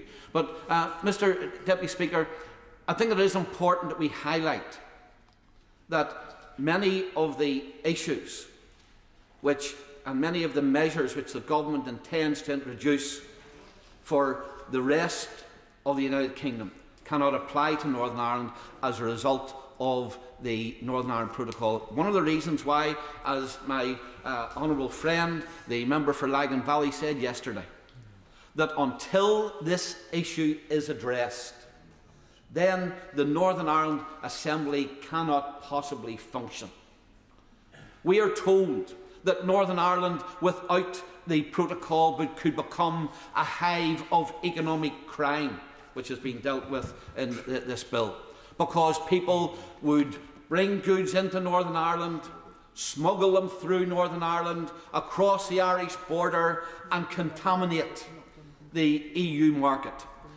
Of course, very little trade actually goes through Northern Ireland into the Irish Republic. Indeed, supermarkets which don't even have shops in the Irish Republic are subject to these trades. What economic crime they're going to involve themselves in, I don't know. But nevertheless, that's the rationale which is attached to the protocol. And the only leverage which we have, and indeed for the sake of good governance in Northern Ireland, this issue must be addressed, because we will not, no unionist in Northern Ireland will accept the divisiveness of the protocol and the economic damage. That means that when it comes to the working of the Assembly, you'll not get consensus. If you don't get consensus, then you'll have all kinds of divisions, and so the Assembly can't possibly work. And therefore it is important that this issue be addressed. Mr. Deputy Speaker, in conclusion, let me say this, that if justice is to be done to the people in Northern Ireland, and if we are not to give in to the threats of criminal behaviour by those who are opposed to getting rid of the Northern Ireland Protocol, then the government must take action. I'm disappointed that there was no action highlighted in the Queen's speech. But I would say to honourable members in this House, this is not solely a Northern Ireland issue. I've already highlighted VAT on fuel bills was introduced because of it. There's another bill which is absent in this, in the Queen's speech. We were promised, and I believe that there's almost universal support for improvements in animal welfare. I don't think that most people in the United Kingdom want to see the continued import of trophies as a result of hunting across the world. I don't think, whether they're Conservative or Labour, I don't think that most people want to see the import of foie gras, where animals are birds are cruelly treated in order to produce that. I don't think that most people want to see the importing of furs. And yet, those bills have those measures are not in the Queen's speech, even though they were the government indicated that would be doing it. Why? Because Northern Ireland, being part of the single market, you can't ban them in that part of the United Kingdom. It would become the back door, and therefore many of the animal welfare measures, which are not in this bill, are not in this bill because of the Northern Ireland Protocol. And we haven't even tested the state aid rules in the rest of the United Kingdom. So this issue needs to be dealt with. And I would implore the government, do not delay on this. There may be divisions in the Cabinet. There may be divisions even with some of the Conservative Party. And there may be some on this side of the House who really don't care that it's impacting on the Good Friday Agreement, the stability in Northern Ireland, and the ability of people in Northern Ireland to share the same benefits as the rest of the United Kingdom.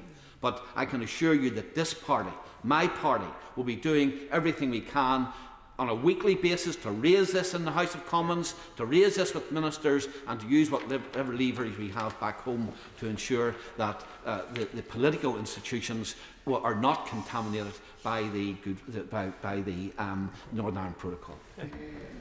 Lee Anderson. Thank you, Mr. Deputy Speaker. Now then, nobody should feel unsafe in their streets or in their homes, which is why I think preventing crime is probably the most important part of this Queen's speech. And each time we have a debate on this subject in this place, it always seems that the Labour Party seem to side with the criminals. And I'm not sure yet why that is, but it always seems to happen every single time.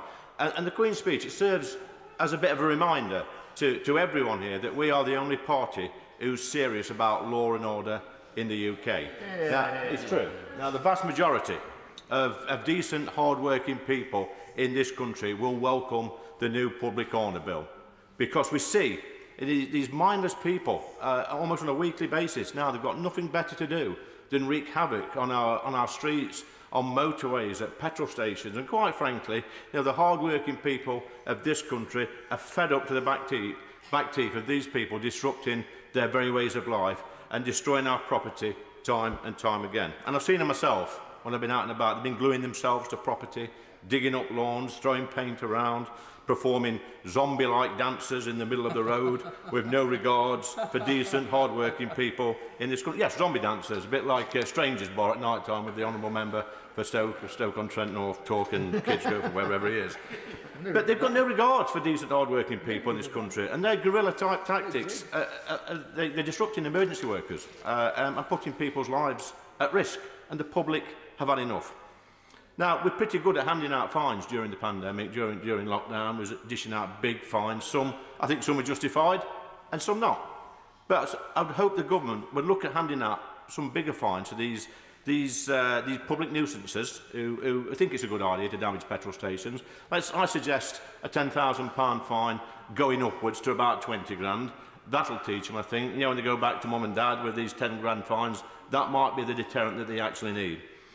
But let's just remind ourselves what we've been up to as a party in government. We're recruiting 20,000 new police officers, and I think we're already over 13,000 new police officers on our streets, making our streets safer. We've enshrined the Police Crime and Sentencing Courts Act into law, giving police extra powers to prevent crimes and keep dangerous criminals off our streets. And this Act, it stops the automatic early release of dangerous, violent and sexual offenders and widens the scope for police powers such as stop and search, and places a legal duty on local authorities to actually work together with the Fire and Rescue Service, the police and criminal justice agencies.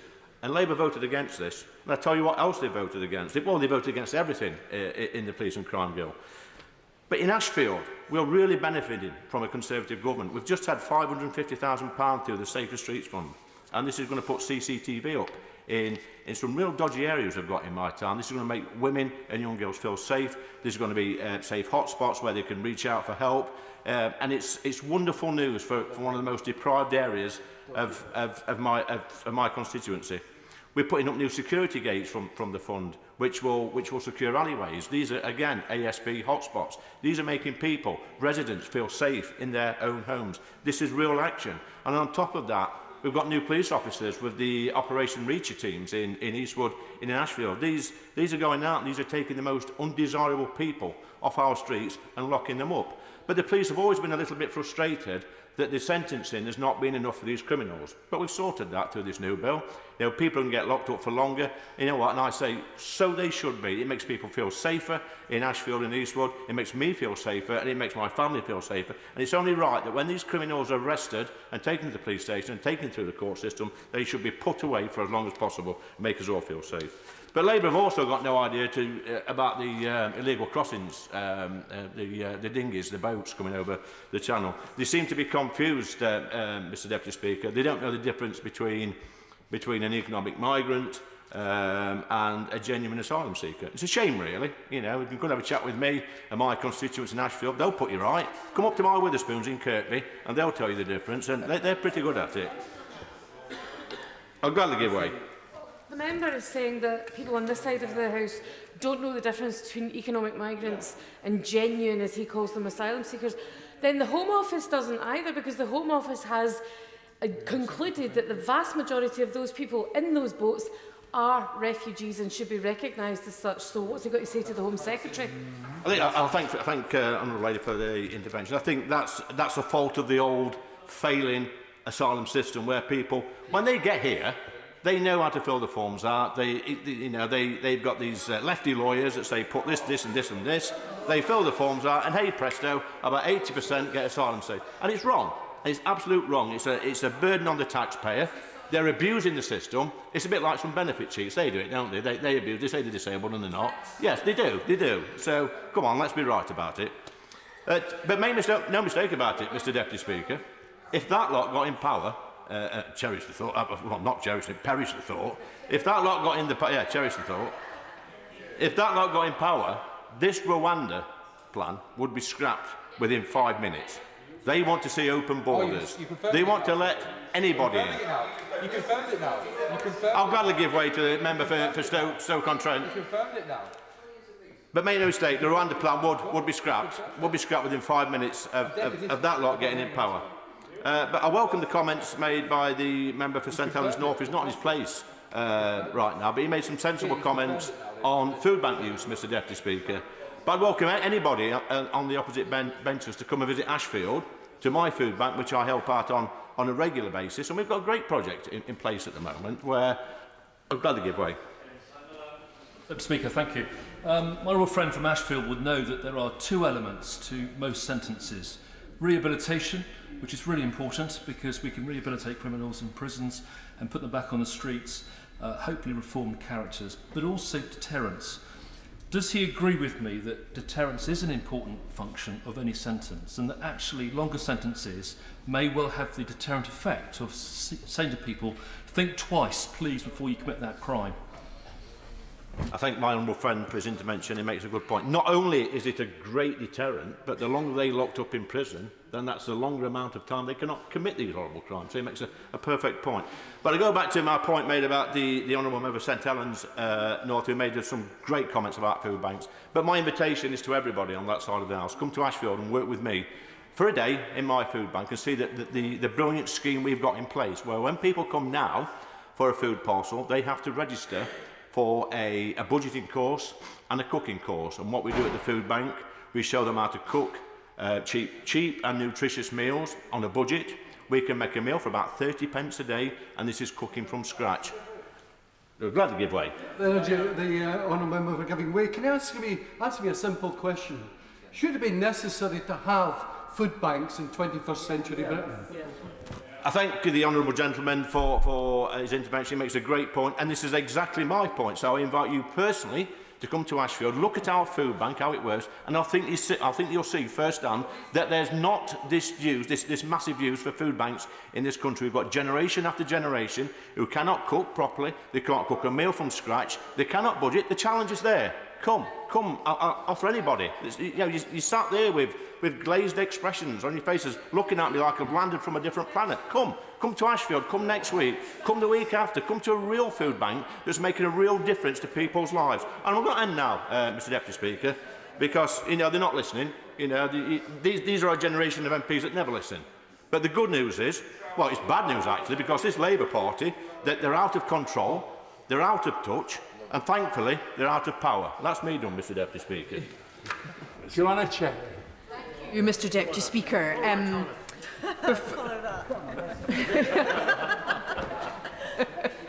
Well, what I will say to the previous speaker is that all of us have food banks in our constituency. We don't really need to visit his because we're perfectly well aware of the requirement for them. But the requirement for them is not because people don't know how to cook. It's because we have poverty in this country at a scale that should shame his government. Now, before I address the substance of today's debate, Mr Deputy Speaker, and in particular the government's plans for a British Bill of Rights, like others, I'd like to refer to the results of the local elections last week, because in Scotland they were a very important reminder that this British government has no mandate in Scotland and no mandate for any of the policies it's seeking to impose on Scotland in the programme for government. And it's really no surprise, Mr Deputy Speaker, that the Conservatives lost so many votes and have been reduced to third place in Scotland. When I was campaigning on the doorsteps of Edinburgh South West, I heard over and over again the contempt in which this UK government is held. And it's not just the endemic law-breaking, it's the rank lack of respect for the frequently expressed views of the Scottish electorate for a different way of doing things and for a second independence referendum, given the broken promises of the first. And Mr Deputy Speaker, I'm particularly proud that in my own constituency of Edinburgh South West, in the Pentlands Hill ward, my colleague and friend Fiona Glasgow displaced a Tory councillor to win yet another seat for the SNP on the City of Edinburgh Council. And I'd like to take this opportunity to congratulate her for the fantastic campaign that she ran. It's always good, Mr Deputy Speaker, to see women of independent mind elected to public office. Now, it was suggested by the leader of Her Majesty's opposition yesterday that this Queen's speech has no guiding principle. And he's right, insofar as it abjectly fails to make meaningful proposals for reversing the cost of living crisis. And that cost of living crisis is really hammering my constituents as well as constituents across the United Kingdom. There's nothing in this speech about cutting VAT on fuel bills. There's nothing about taxing big companies, not just the energy companies, but other companies with excess profits. There's nothing to increase benefits, and there's nothing to reinstate the £20 that was cut from universal credit. Instead, I heard on the radio this morning that the Cabinet met yesterday to chuck around ideas to deal with the cost of living crisis, but didn't come to any conclusions. Mr Deputy Speaker, the lack of urgency and the lack of focus of this government is as insulting to my constituents as it is callous.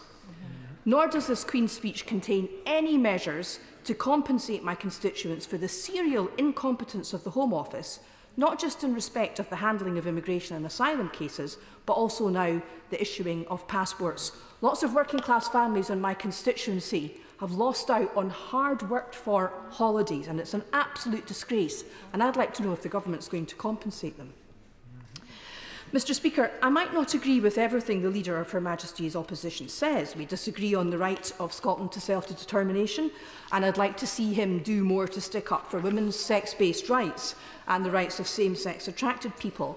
But I do consider the Leader of the opposition to be a man of integrity.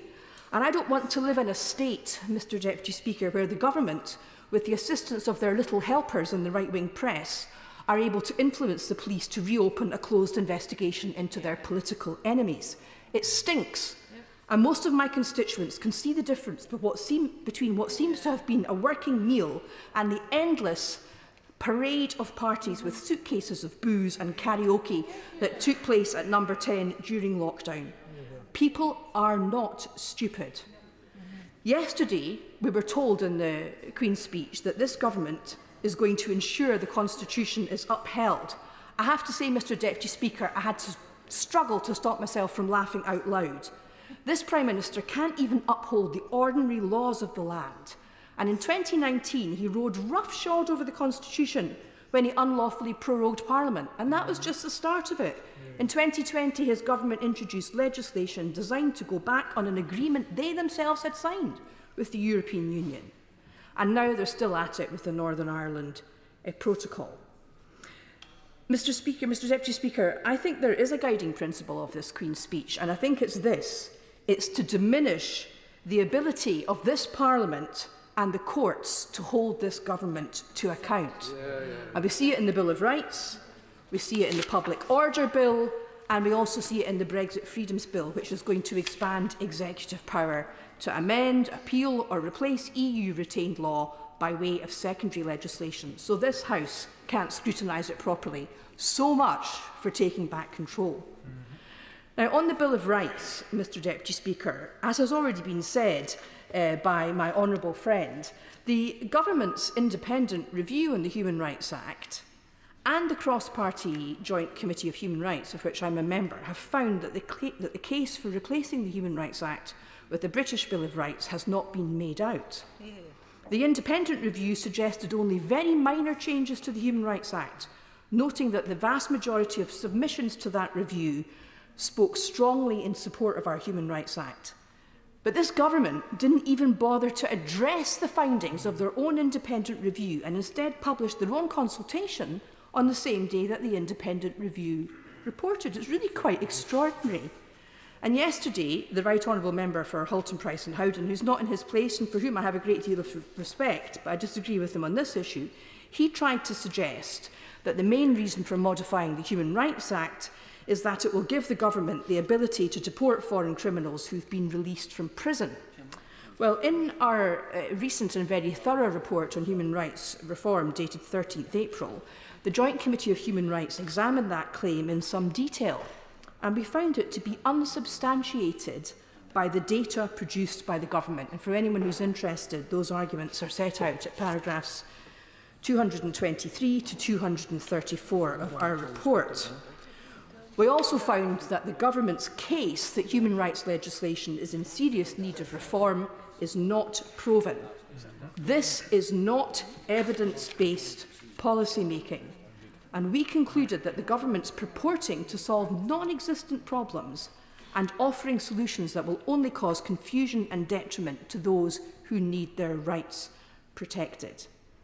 We said that if the government really wanted to strengthen human rights, they would improve how they are respected in general and improve education so that everyone knows their rights, and improve access to the courts for those needing to enforce them. Improving awareness and understanding of human rights and access to the courts would have a far more beneficial impact than the government's current proposals. Now, Mr Deputy Speaker, that's a cross-party report and it was unanimous, so the government should listen to it. And they should also listen to the conclusions of the independent review that they themselves commissioned. Now, of course, there's a particular Scottish angle to reform of the Human Rights Act, and this has been highlighted in a previous report of the Joint Committee of Human Rights, where we recommended that any proposals to reform the Human Rights Act should not be pursued without the consent of the Scottish Parliament. Again, that was the recommendation of a cross-party committee, and it's in tune with the position of the Scottish Government. Now, the Human Rights Act itself is a reserved matter, but human rights per se in Scotland are not reserved.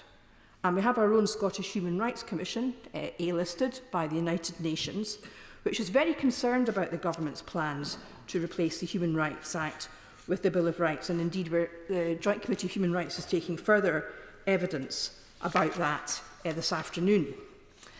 Mr Deputy Speaker, the Human Rights Act, which we already have in this country, is in fact a Bill of Rights.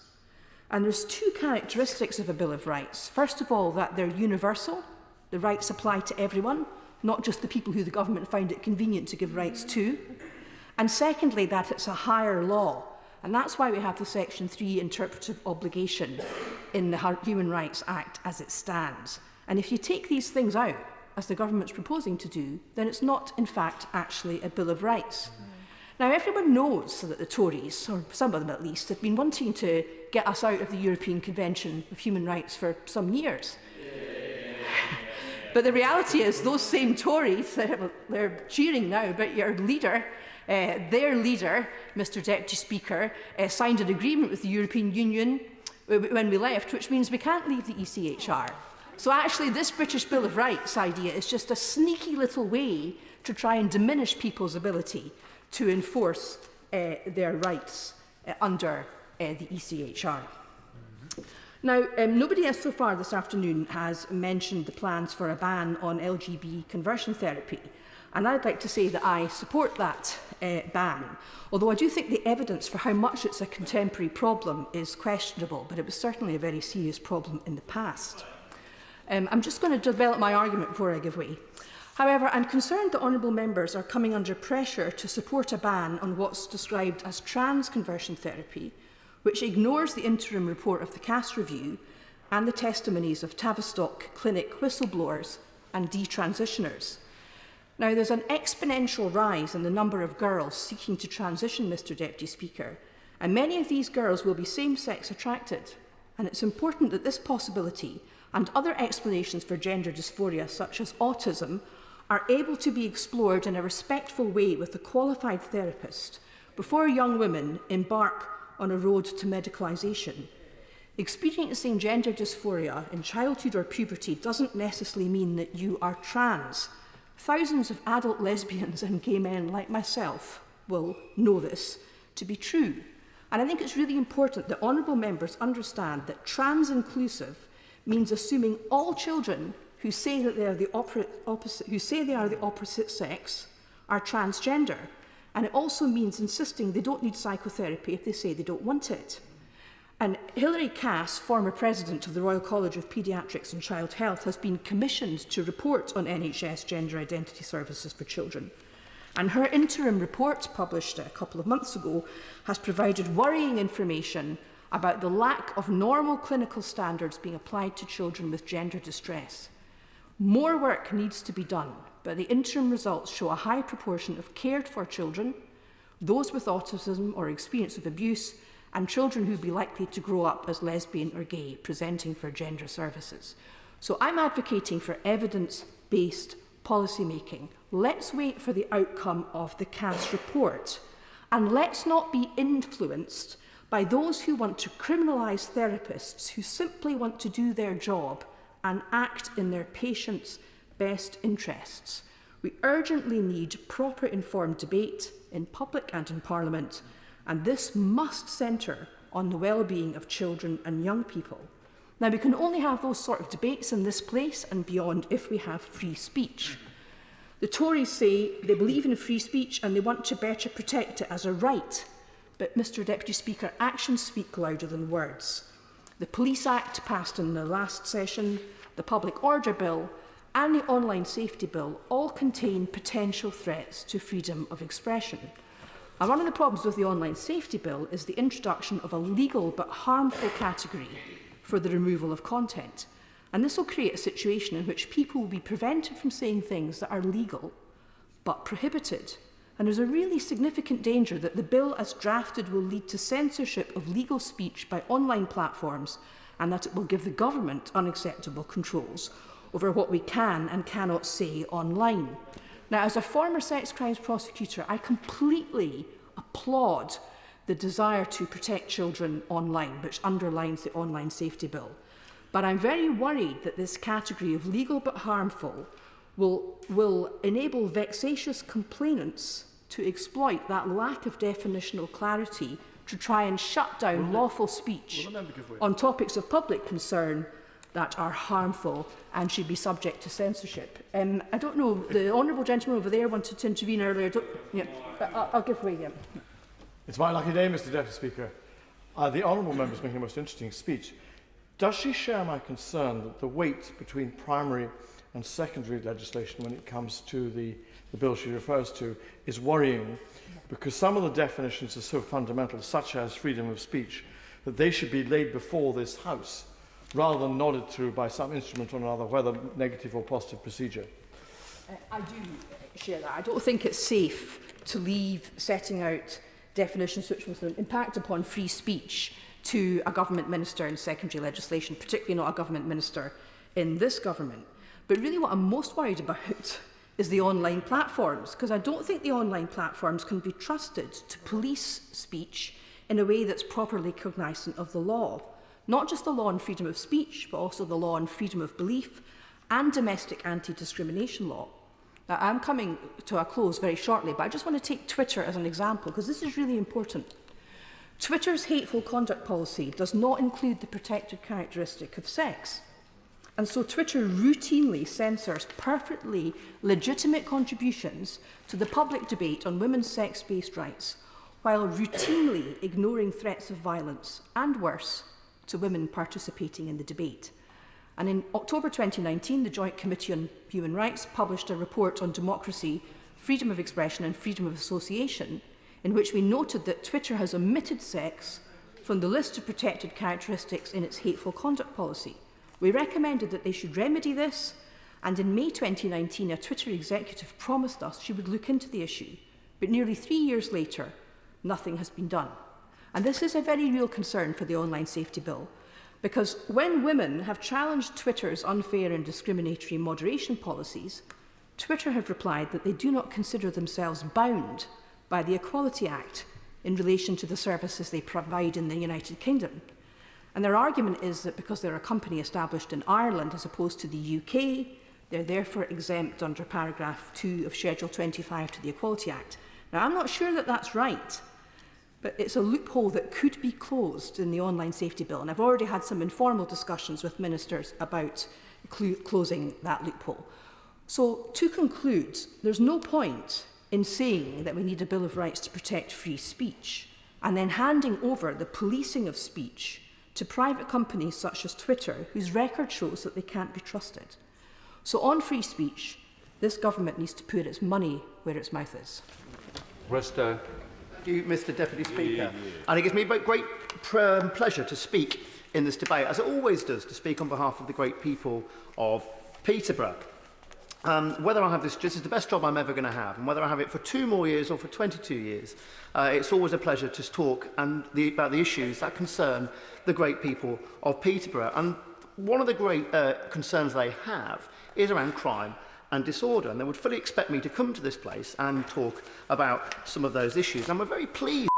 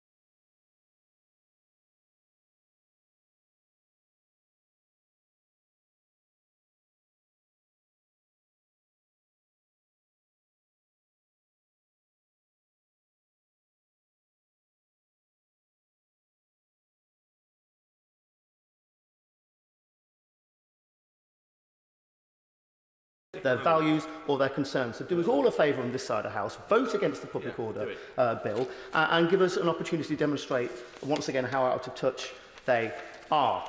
The second thing I wanted to talk about was the Bill of Rights, a British Bill of Rights. And I'd like to remind members opposite, this in fact was a manifesto commitment to introduce this, a manifesto commitment by which I was elected on, and this Conservative government was elected with an 80-seat majority. We have to do this. We promised the British people we would, and that's, I'm thrilled to say, that's what we're going to do. It will rip up Labour's Human Rights Act, which enshrined the European Court of Human Rights into British law. It will stop criminals dodging deportation by vexatious and continuing legal challenges. It will stop judges from Strasbourg overriding British judges, and it will protect free speech and press freedom. But more importantly, what it will also do, as someone who understands that human rights are important, what it will also do, it will also restore public confidence in the law and in human rights. And that's why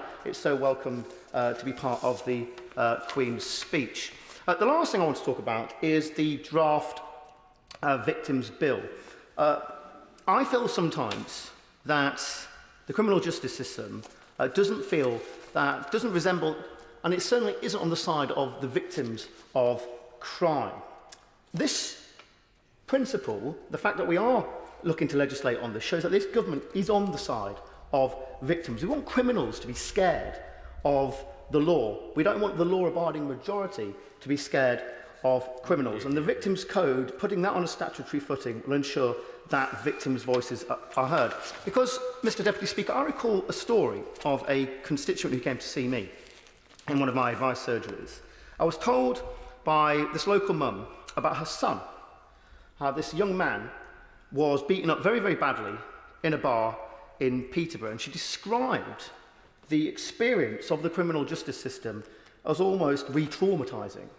You know, she was pushed from pillar to post, and the very structures and the very resources that she thought were in place to support her and her son, they were found wanting.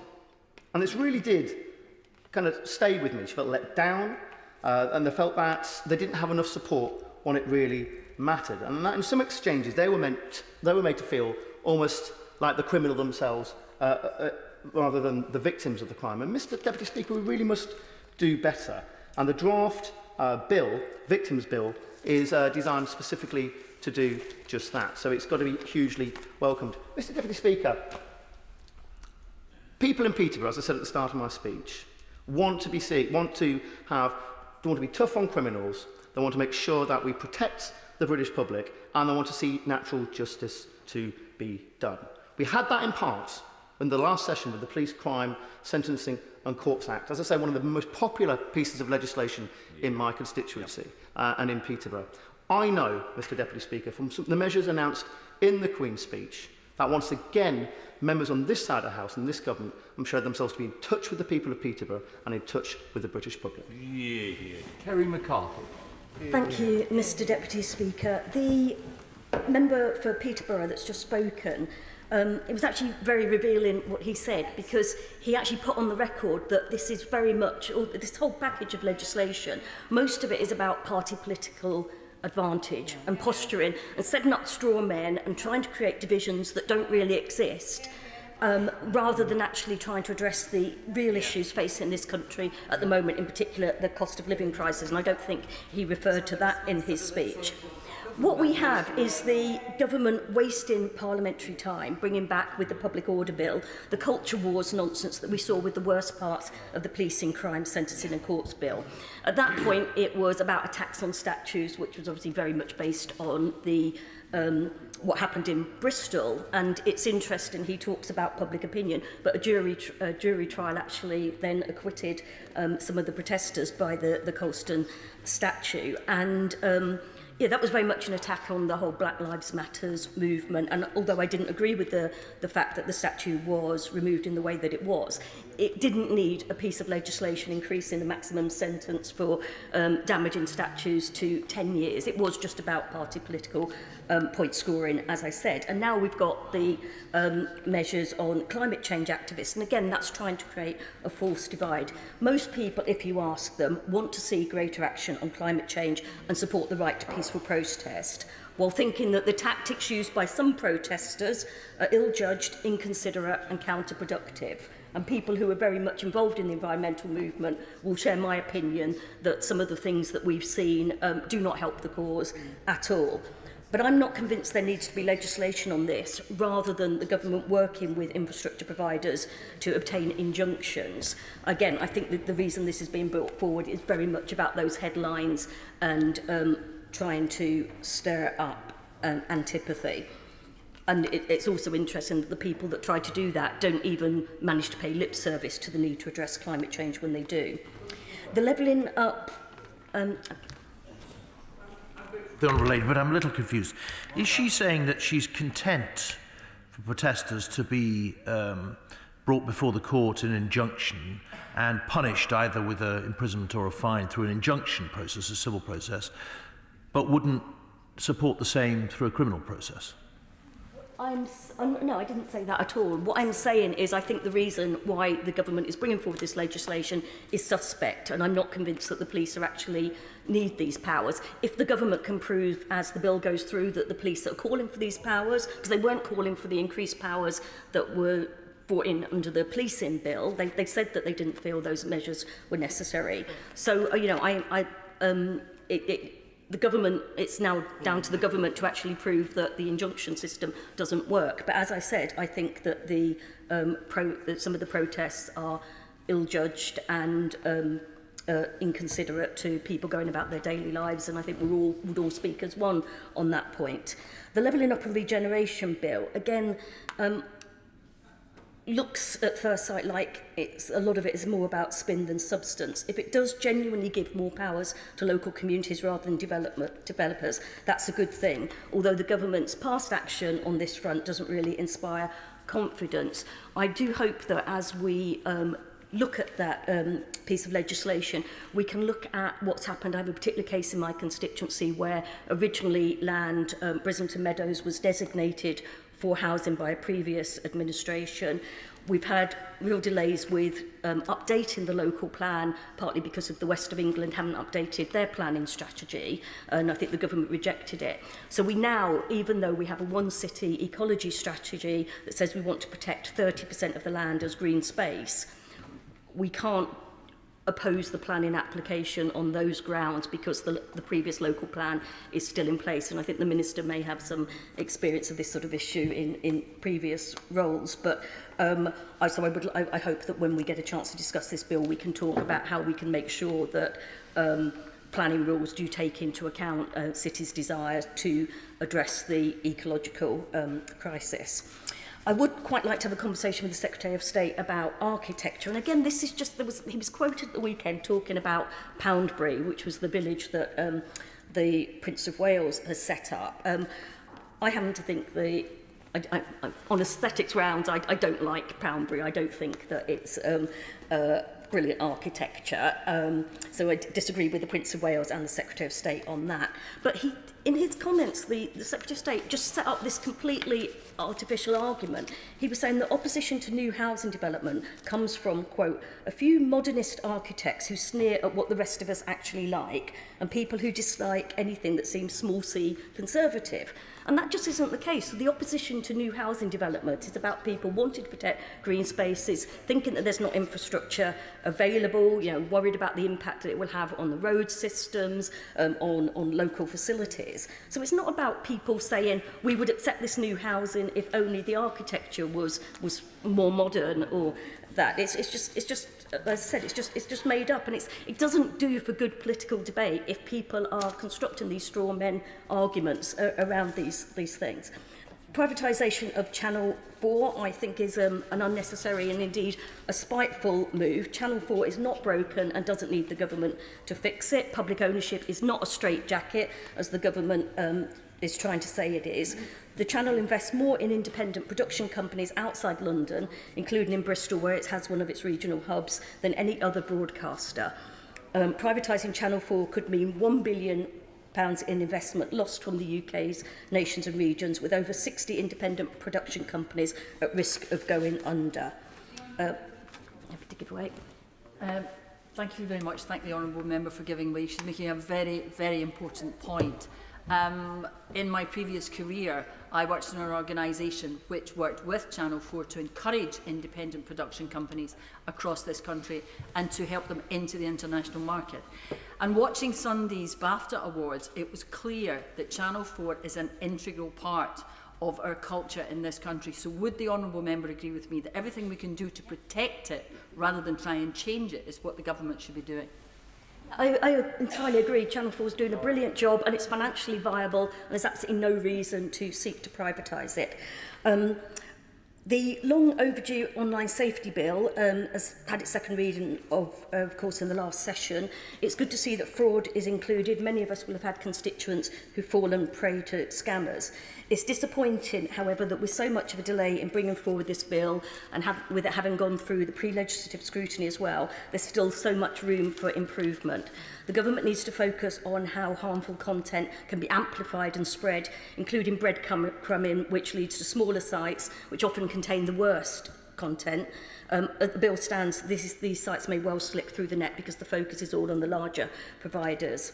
I'm also concerned that in the bill, the definition of what is harmful to children will be left to secondary legislation rather than set out on the face of the bill, that the government hasn't accepted the Laws Commission's recommendations on self-harm, that misogyny isn't a priority, that state disinformation from countries like Russia will still be allowed to thrive, and much more.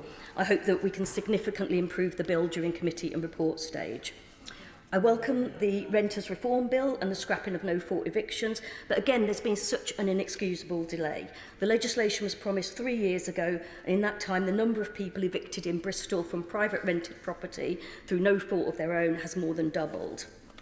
If I can speak now briefly about the Mental Health Act Reform Bill. It's another measure that's been long promised, but it's still only being published in draft. There's been some terrible stories about people with autism and learning difficulties being detained long-term without their consent, and also a disproportionate use of sectioning for people from the black community. But this is a piecemeal measure. It only addresses one part of the problem. We know that mental health services are not fit for purpose, that far too many people are waiting far too long for diagnosis and treatment or not getting help at all. We know that when children need residential services, they often face being sent hundreds of miles away from home as beds aren't available, and that far too many people resort to turning up at A&E in mental health crisis. There is a balance to be struck between giving mental health patients control over their treatment, but making sure that people who would be helped by a stay in hospital get the help they need. Very recently it's been reported that FOI requests from 22 NHS trusts reveal that over half of the 5,403 prisoners assessed by prison-based psychiatrists as requiring hospitalisation were not transferred from hospital to prison between 2016 to 21. And that's an 81% increase in the number of prisoners denied a transfer in the previous 5 years. And there's a very high threshold for that transfer request being met. It's prisoners with major psychotic illnesses or chronic personality disorders. They're being kept in prison rather than actually getting the help that they need, which is not just, I suspect that the honourable members over there will think that I'm being a wet liberal on this, but this is as much about preventing reoffending and as supporting the prisoners themselves. Finally, there are quite a few measures missing from this bill that I'd have hoped would be included, including the Animals Abroad bill. Given that we've long accepted, and trophy hunting as well, of course, given that we long ago accepted that the production of foie gras and fur in this country was inhumane and should be prohibited, there is no excuse now that we have left the EU for not acting to ban imports too. It just shows the warped priorities of this out-of-touch government that would rather give in to the demands of the pro-hunting lobby on its backbenches, and actually some in the cabinet as well, than enact one of the few genuinely popular promises it has made. And trophy hunting is just an example where very senior figures on the Conservative Party have spoken out about it, got lots of good publicity on this time and time again, but where is the legislation? Except that regardless of whether people are supporters of the Labour Party, Conservative Party, Liberal Democrats or whatever, there's a huge majority of people in the United Kingdom who actually want to see these animal welfare issues addressed. But does she also accept that one of the reasons why it would be difficult to implement any such legislation is that Northern Ireland cannot be covered by this and will become the back door into the United Kingdom for any of these things that would be banned by legislation here? Okay, I agree with the, I'm thankful for the honourable member's support for the animal welfare measures. Given that I've already been speaking for rather longer than I intended to, I don't think I can unpick the Northern Ireland Protocol today, but I hope that as we get on to, well actually there's not many Tories here, so maybe I can speak for another half an hour, but I hope that that is something as we come to talking about the future of Northern Ireland, that we can look at the impact it would have and whether we can still proceed with this ban on imports without completely upsetting the balance of politics there. Finally, Mr Deputy Speaker, what is also missing from the Queen's speech was any action to address the cost of living crisis. According to the Food Foundation, 1 in 7 adults now live in homes where people have skipped meals, eaten less or gone hungry. Energy bills are skyrocketing, rising inflation is starting to bite. We've heard about the 15 Tory tax rises. And it is the government's responsibility to mitigate this suffering, whether it's through measures in the Queen's speech or through introducing an emergency budget, which is much needed. What we are seeing in operation now is an active choice by the Chancellor, by the Prime Minister, by the government to allow this pressure, this financial pressure on households to continue. A windfall tax on BP and Shell would hardly dent their enormous recent profits of £12 billion. But while my constituents remove items from their shopping baskets, spend their days on buses to keep warm, stress over bank balances in the red, the government has refused to act. Even Tesco has come out in support of a windfall tax, and I think the boss of BP said that it wouldn't stop them from investing. Labour has been clear that the best solution to the cost of living crisis is a green one, yet this speech promised nothing to help insulate homes, which would lower bills and emissions, nor did it promise to rectify this government's nonsensical ban on new onshore wind. To conclude, Mr Speaker, I look forward to debating some of these 38 bills in the Queen's speech. I think it's a massive missed opportunity. I hope that we see an emergency budget soon and that the government wakes up to the real crisis facing it. Marco Longhi.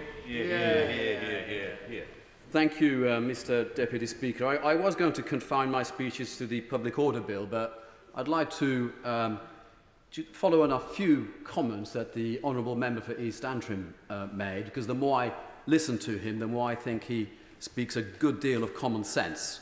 And I would like him to know that I, for one, and a number of my colleagues agree with a lot of, if not everything, of what he says, and we have a steely resolve to make sure that we are one united kingdom, because that's what we voted for when we voted for Brexit. Mr Deputy Speaker, my daughters, for some unfathomable reason, can sometimes describe me as a grumpy old man. I really don't know why. I really don't know why. But there are a few things that can make me a little bit miserable. But one of the things that has really grated on me in recent years has been about the minority of protesters who have pretty much used guerrilla warfare to disrupt the everyday lives of the vast majority of our constituents. Not just my own constituents, but everybody's. The good people of Dudley North are ordinary folk working hard to make a living that is increasingly harder to make in the current climate. So I cannot fathom how the privileged and entitled few think it is acceptable to stop our carers, our nurses from being able to get to work to care for our sick and elderly. They think it is acceptable to block a fire appliance from getting to a serious fire, burning a local business to the ground, or, more tragically, perhaps stopping people from inside the burning building from being saved. But of course, this applies to any blue light service. This isn't just about the fire service. So this minority of criminals, Mr Deputy Speaker, do truly disgust me. They have no concept of the real world out there. They have no concept of the misery they bring to those less fortunate than themselves. Furthermore, Mr Deputy Speaker, I'm hoping that yourself and the front benches will join me in making working here more bearable for our own staff and some of myself and my colleagues. I'm not going to dignify his existence by tarnishing Hansard with his name, but there is a noisy man outside who dresses up as a clown that harasses and chases Member of Parliament and our staff from his little camp on the crossing island on Parliament Street. He's someone who serves no public benefit whatsoever. On that point, would he give way? Yes, I will give way. I thank the honourable member for Dudley North for giving way. I know the character that he alludes to, and I've been witness to some ferocious verbal attacks on my colleague here from this character who does patrol patrol Whitehall like a public nuisance. But what I would suggest is, could you please suggest to him that if he is interested in changing things in this country, that he comes to Dudley North and stands against you at the next general election? Thank you, Mr. Deputy Speaker. In fact, that invitation has already been made. I'm actually going to print off a set of nomination papers, but I just wondered about the 10 people he might need. The 10 people he might need to get the form actually valid. So, Mr. Deputy Speaker, and I mean this when I say that my staff cannot hear distressed constituents on the phone through the awful racket he causes.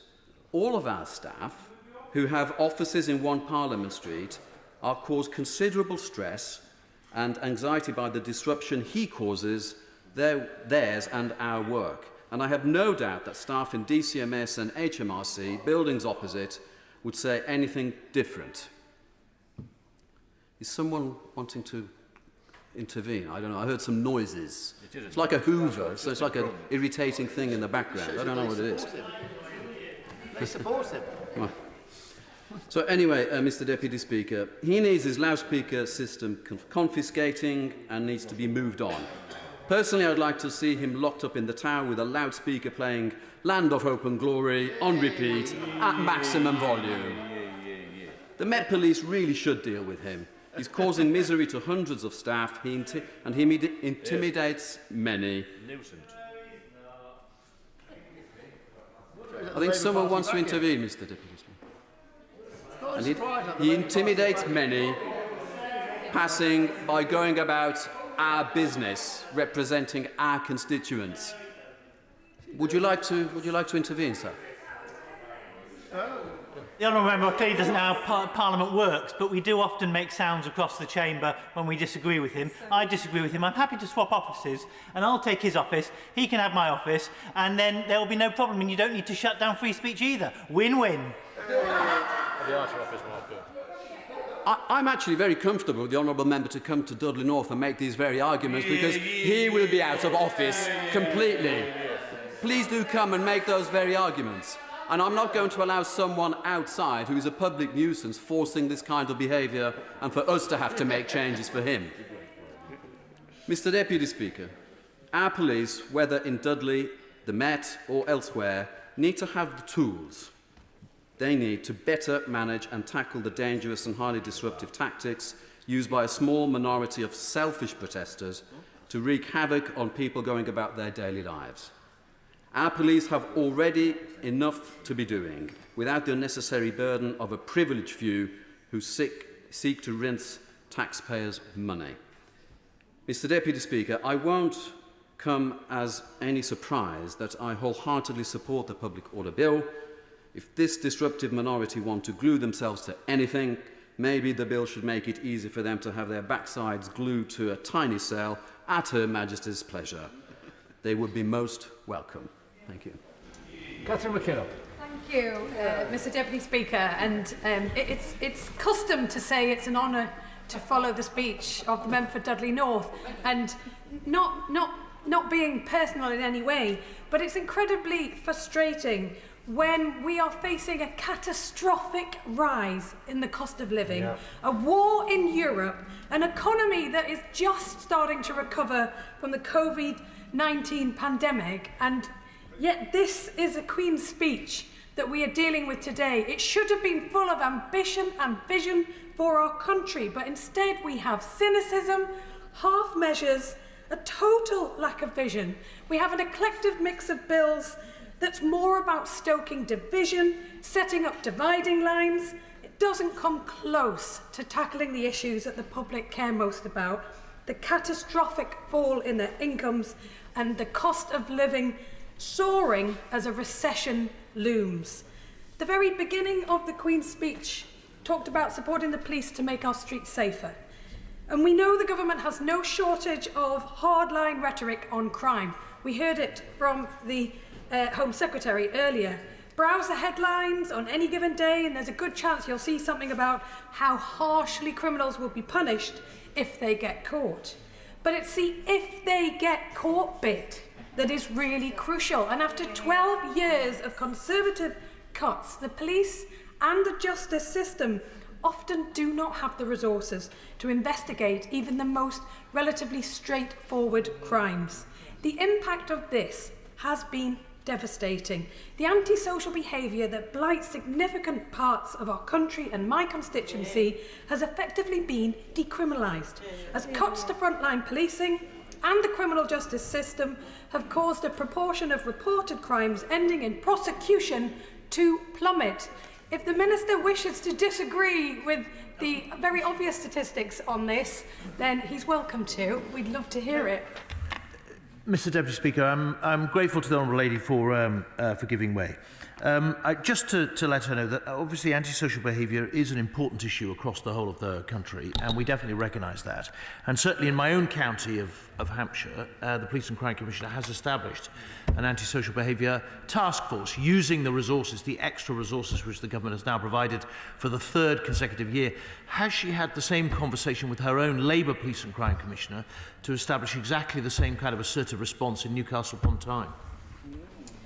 I appreciate that the government states his commitment to the issue, but we have seen an accumulation over the last 12 years of the impact of public service cuts right across the board, whether it be education, youth services, and to our police, that have sent the message to constituents across my constituency and elsewhere that people are getting away with it, and there is very little that people can do. The relatively small increases in police numbers aren't going to change it either.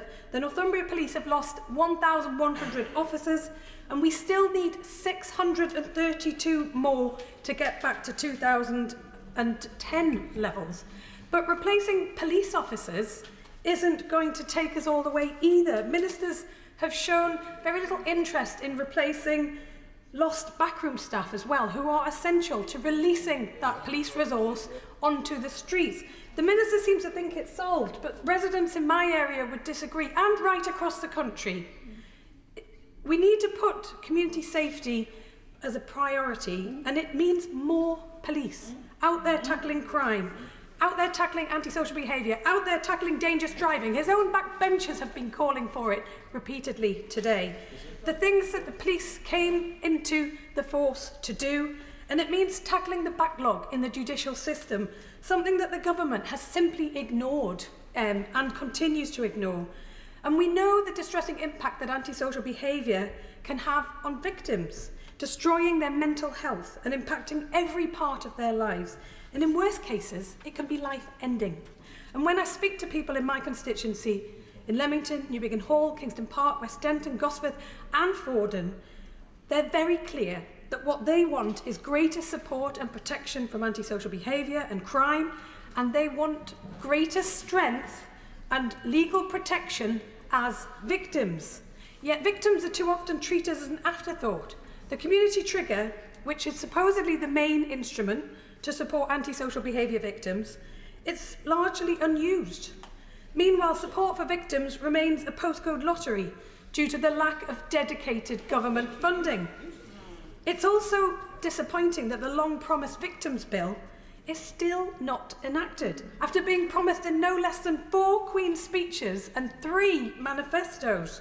Putting the Victims Code on a statutory footing, it is so overdue, and I urge the government to take up the Victim Commissioner's recommendation to include victims of antisocial behaviour in it. We must give them the same rights as victims of crime.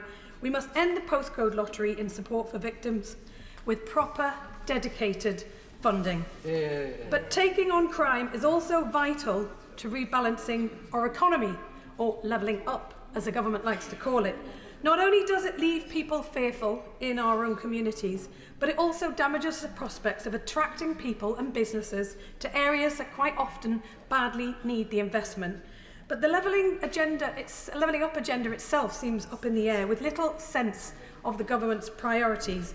The modest changes expected in the Levelling Up and Regeneration Bill simply aren't enough, especially if the government has already passed up the chance to transform northern economies by delivering on the long-promised eastern leg of HS2.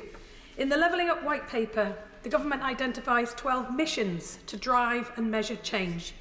I don't have time to go into them all, but take the mission of 90% of children to meet the expected standard in reading, writing and maths by the end of primary school by 2030. I'd love to see it happen. We'd all love to see it happen. But is it possible to achieve this when the highest performing areas currently don't reach 90%? It's really hard to see how a government that's presiding over 500,000 more children sinking into absolute poverty can possibly achieve that goal, given all that we know about the impact of poverty on achievement at school. Promises are one thing, delivery is another. And indeed, there is no mention of child poverty at all in the Queen's speech or in the Levelling Up White Paper, even though we know it accounts for much of the difference in attainment at school across the country and impacts on so many areas of life, from health, wealth and happiness. It's become a reality that must not be named, but in failing to do so, the government is failing our children. I want to just touch on transport, because the transport bill will include long-awaited and much-needed measures to roll out charging points for electric vehicles. Making the shift to low-carbon vehicles will save drivers money, increase energy independence and will clean our air.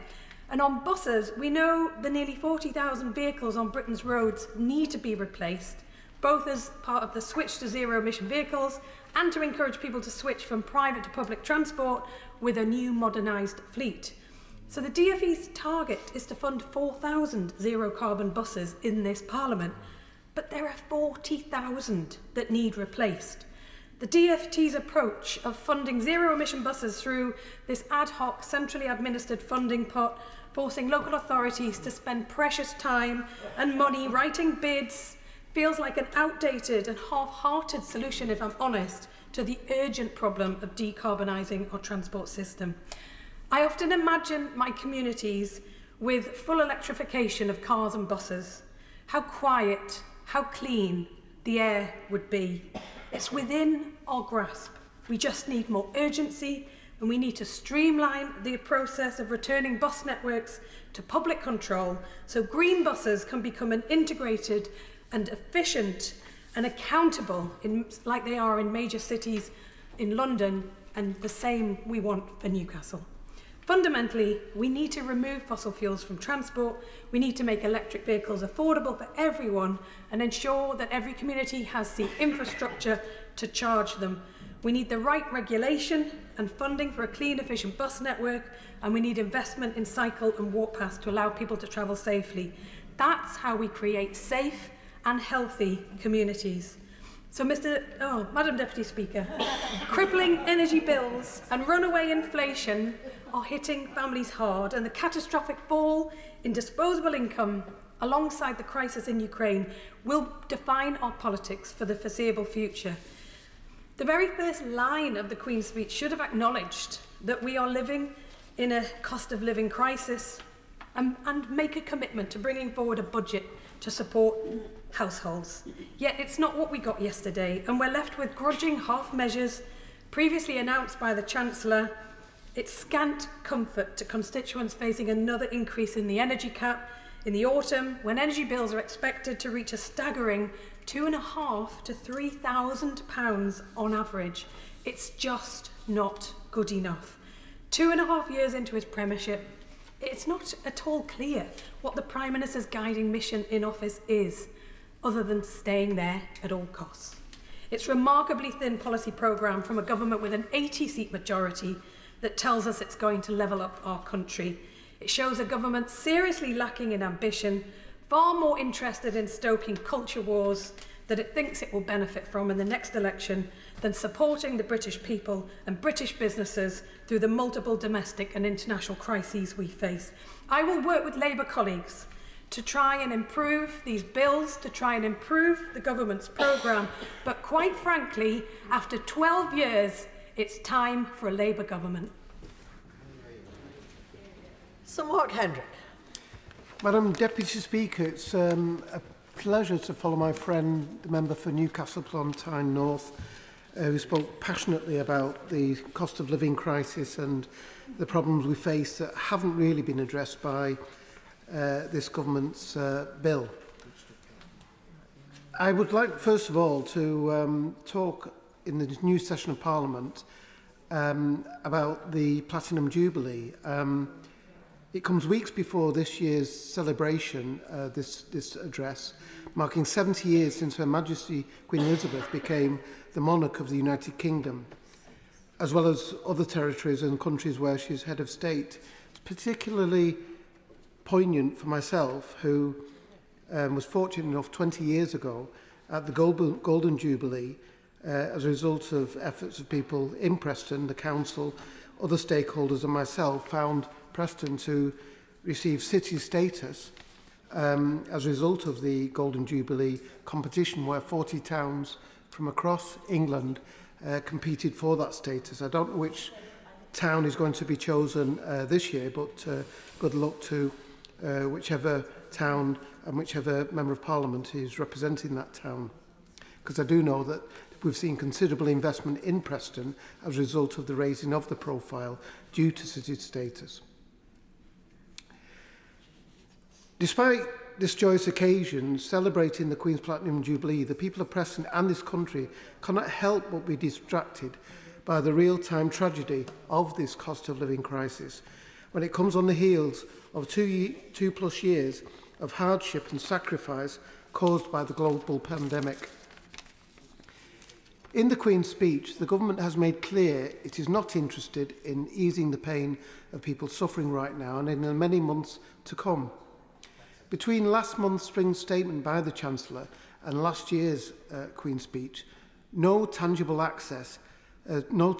action, I should say, to address the cost of living crisis has really been brought forward. The country is in a state of emergency and on the brink of a potential recession. People need help now, and I echo the calls that the government will have heard from this side of the House for an emergency budget to try and address this situation. At a time when high inflation is outstripping wage and benefit increases, happening in conjunction with recent tax increases, this Queen's speech is a missed opportunity to address the issues that matter most to people, their livelihoods and future. Today's debate is focused on crime and justice. The party opposite fancies itself as tough on crime, yet has a PM and a Chancellor who've been issued fixed notice penalties for breaking laws that they wrote. Crime is up while criminal enforcement is down, with thousands of criminals getting off without being charged or held accountable. The same is true for fraud and computer misuse, with online fraud soaring during the pandemic and well before, yet very few fraudsters are being arrested. The figures that I have and have been reported, 416,000 cases of fraud have been reported in the last year. £35 million have been stolen as a result of that fraud. Only 156 fraudsters have been arrested. And you would conclude from that that crime indeed does pay. And I've had many cases of... yeah, sure. I'm sure the Honourable Gentleman would want to acknowledge that while he is right that fraud and computer misuse has been rising and has been included in the overall crime numbers just in the last few years, that quite a lot of those offences are committed by people who are operating internationally and online, and therefore particularly difficult to bring to justice when they're in other jurisdictions.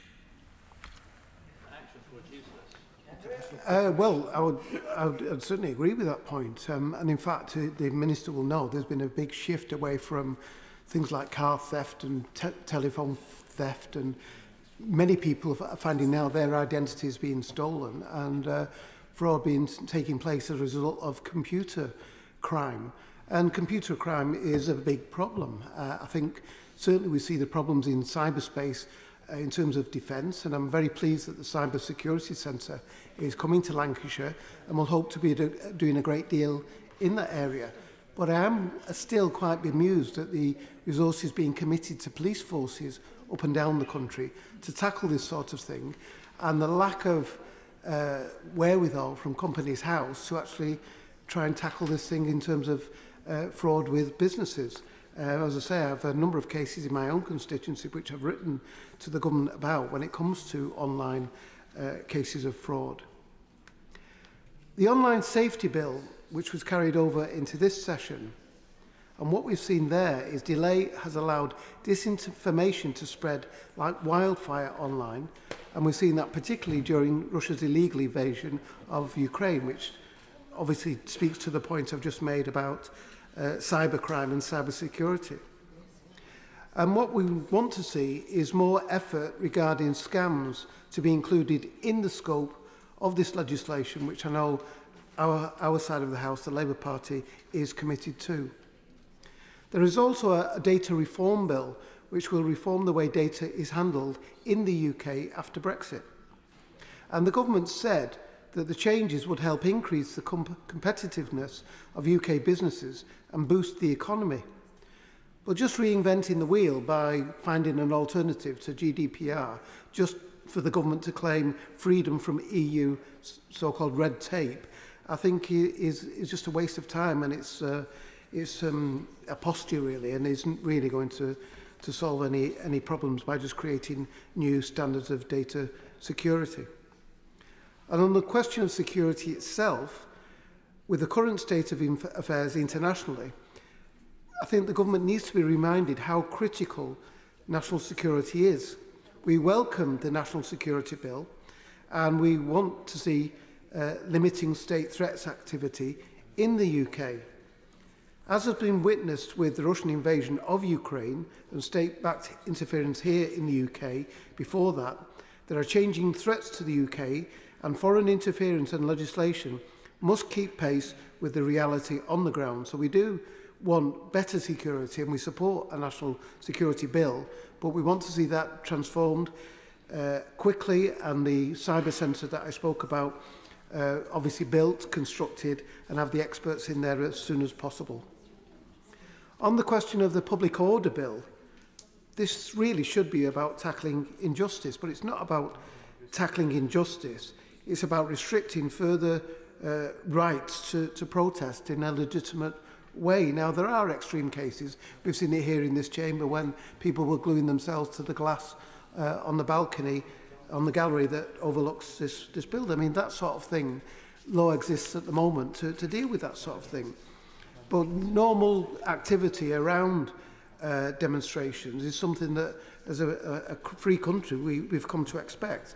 And I think if the government is too heavy-handed on this, then the public order bill will, I think, do a great deal more to cause problems than it will in allowing people to protest freely. There's talk as well about an energy security bill, talking about building on the success of last year's COP26 Environment Summit in Glasgow, with a pledge to build up to 8 nuclear power stations and increase wind and solar energy production in the UK. Again, I, as a Labour member, and my party will support an energy security bill.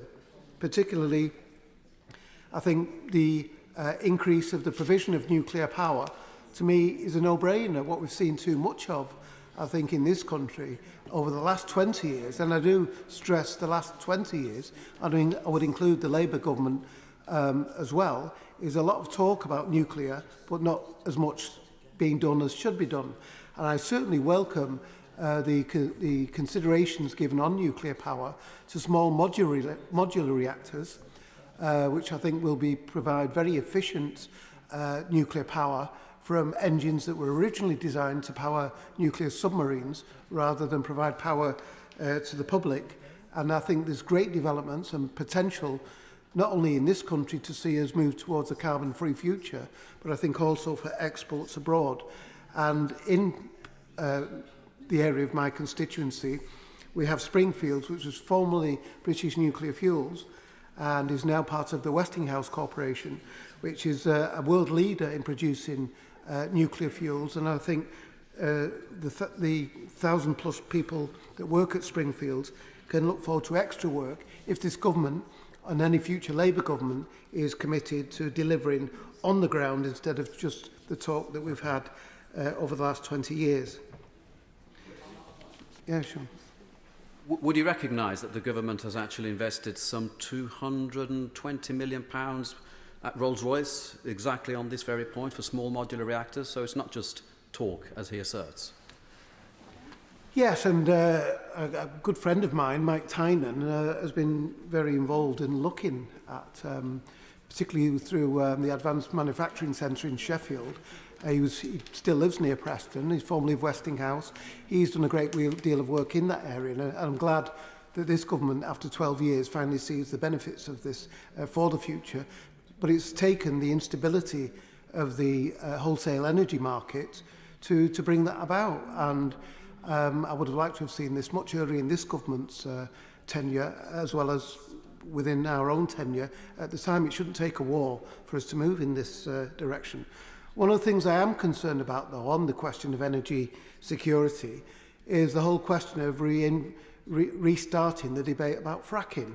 Now, in Lancashire, we've had experimentation, an experimental phase of fracking, which I was originally quite agnostic about. And when the coalition was in government and the Lib Dems and the current Lib Dem leader was Energy Minister at the time, I was quite agnostic about fracking. I'm not now, because I've seen that having moved from an experimental phase towards the production, what we've seen in Lancashire is tremors of 7 and 8 on the Richter scale. Now, we were assured at the time that any tremors above 2 or 3 on the Richter scale would be dangerous, and the government would actually look at whether or not they should continue with that. Now, what we've seen now is the Secretary of State start to look again at fracking. Now, his argument was, well, the wholesale energy market has brought this on, when in fact it was nothing to do with the wholesale energy market when the decision to put a moratorium on fracking was decided. It was to do with safety, about production, but this idea about lifting that moratorium because of energy prices was never a consideration. I think it's a desperate attempt to try and to bring that dangerous sort of business to certain communities, particularly in the north of England, when it's not warranted on safety grounds, or for that matter, energy grounds, when nuclear can provide that extra energy that we do need. So I support the government in what it's trying to do on nuclear, but I think it's making a mistake if it thinks that it can revisit the area of fracking. We welcome steps for a low-carbon economy and the commitment to nuclear, as I've already said, and the impact it will have on our energy independence. Now, this debate today is also about justice.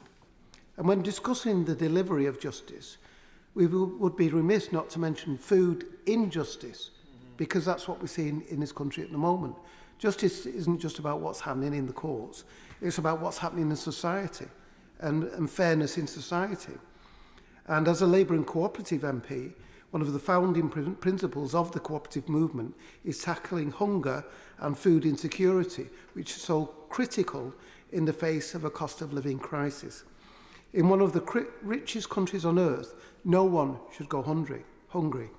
And what we're seeing is 2 million people affected by the cost of living, and 2 million people, mainly UK adults, have had a day when they went entirely without eating food, Madam Deputy Speaker. And in this day and age, that should not be a situation that we accept. What we want to see is a Fair Food Act which enshrines a commitment to zero hunger by 2030, and that is a sustainable development goal that should be put into UK law. And what we want to see is a comprehensive national food strategy, which were not included in the Queen's speech. Now, as I say, if we were really concerned about justice, I think justice about people being able to eat is a priority which this government has not really considered and should have been in that Queen's speech. We also are aware that as many as 16 million people may be in poverty by 2023, which is only less than a year away. And 1.3 million are currently suffering in this country in extreme poverty, and that comes from the Resolution Foundation.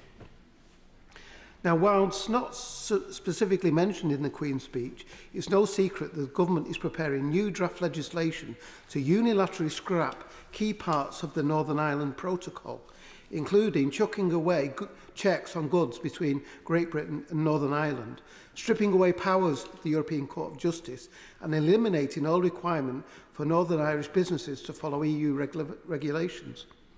Now, this all comes from a government and Prime Minister who negotiated and agreed to this protocol. In September 2020, this government was prepared to break international law in, quote, in a very specific and limited way. Now, when it comes to the protocol, before backing down, yet here we are again as global Britain, issuing thinly veiled threats to Brussels under the guise of protecting peace and stability in Northern Ireland, all the while jeopardising relationships with Dublin, Brussels and Washington, and any credibility we would otherwise have with international trade partners. The government at the moment is trumpeting the Australia and New Zealand trade deal, which is looking to bring through this House, as mentioned in the Queen's speech, when the degree to trade that we've lost as a result of the shenanigans over Brexit and what's happening with Northern Ireland at the moment is phenomenal. And no amount of trade deals that we're likely to do over the next 5 years will replace that loss of trade, which wasn't what Brexit should have been about, according to its own government's own declarations in the run-up to the referendum. Now, the Prime Minister said the Brexit Freedoms Bill introduced yesterday would allow the UK to get on with growing our economy by making the most of our Brexit freedoms, quote, by liberating the economy in the wake of the UK's departure from the EU. Yet by overturning the protocol, the UK is risking the possibility of trade retaliation during a cost of living crisis, which is a perfect storm in terms of the livelihoods of people in this country and the businesses that tend to support those livelihoods. We are just now beginning to see the fallout of Brexit. We would have seen the fallout earlier but for COVID, and now the effects of COVID are being masked by obviously increases in energy prices as a result of the Ukraine war. But the cost of living crisis is factored by several things, which I've just mentioned, Madam Deputy Speaker. The government is returning to the 2019 playbook of using the EU as a bogeyman following last week's dismal election results. But people know the ruse and are tired of being taken for fools when it comes to Brexit and the so-called benefits. Madam Deputy Speaker, the country cannot continue like this, with a cost of living crisis, with the government sleepwalking into a threadbare Queen's speech which will do little or nothing to increase the livelihoods and the living standards of the people in this country. Thank you. Order. We're not under huge time constraints today, which is unusual, and so I'm not going to put a time limit on, but we'll leave it up to people to judge for themselves how long they should speak. But I should just give an indication that 10 minutes is usually the maximum for a backbench speech for all sorts of reasons which I don't need to explain to anyone who feels the atmosphere of this chamber. Roundabout. Mine's even shorter, I'm going to extend it now. 10 minutes. We don't normally have heckling on this one. It's all right, but the honourable gentlemen on both sides are forgiven. It's nice and lively. Alex Cunningham. Thank you very much, Madam Deputy Speaker. It's a pleasure, probably an unusual pleasure for me to follow my honourable friend, the member for Preston. Perhaps that's because the government haven't been able to muster enough MPs to actually speak in support of their legislative programme and defend it, perhaps because it's impossible to defend. The problems that our constituents face are grave and numerous. A snowballing cost of living crisis, stagnated growth, energy bills soaring by 54%, inflation at a 30-year high, the tax burden at a 50-year high, record-length NHS waiting lists, criminal prosecutions at an all-time low. The logbook of Tory failures grows more comprehensive by the day.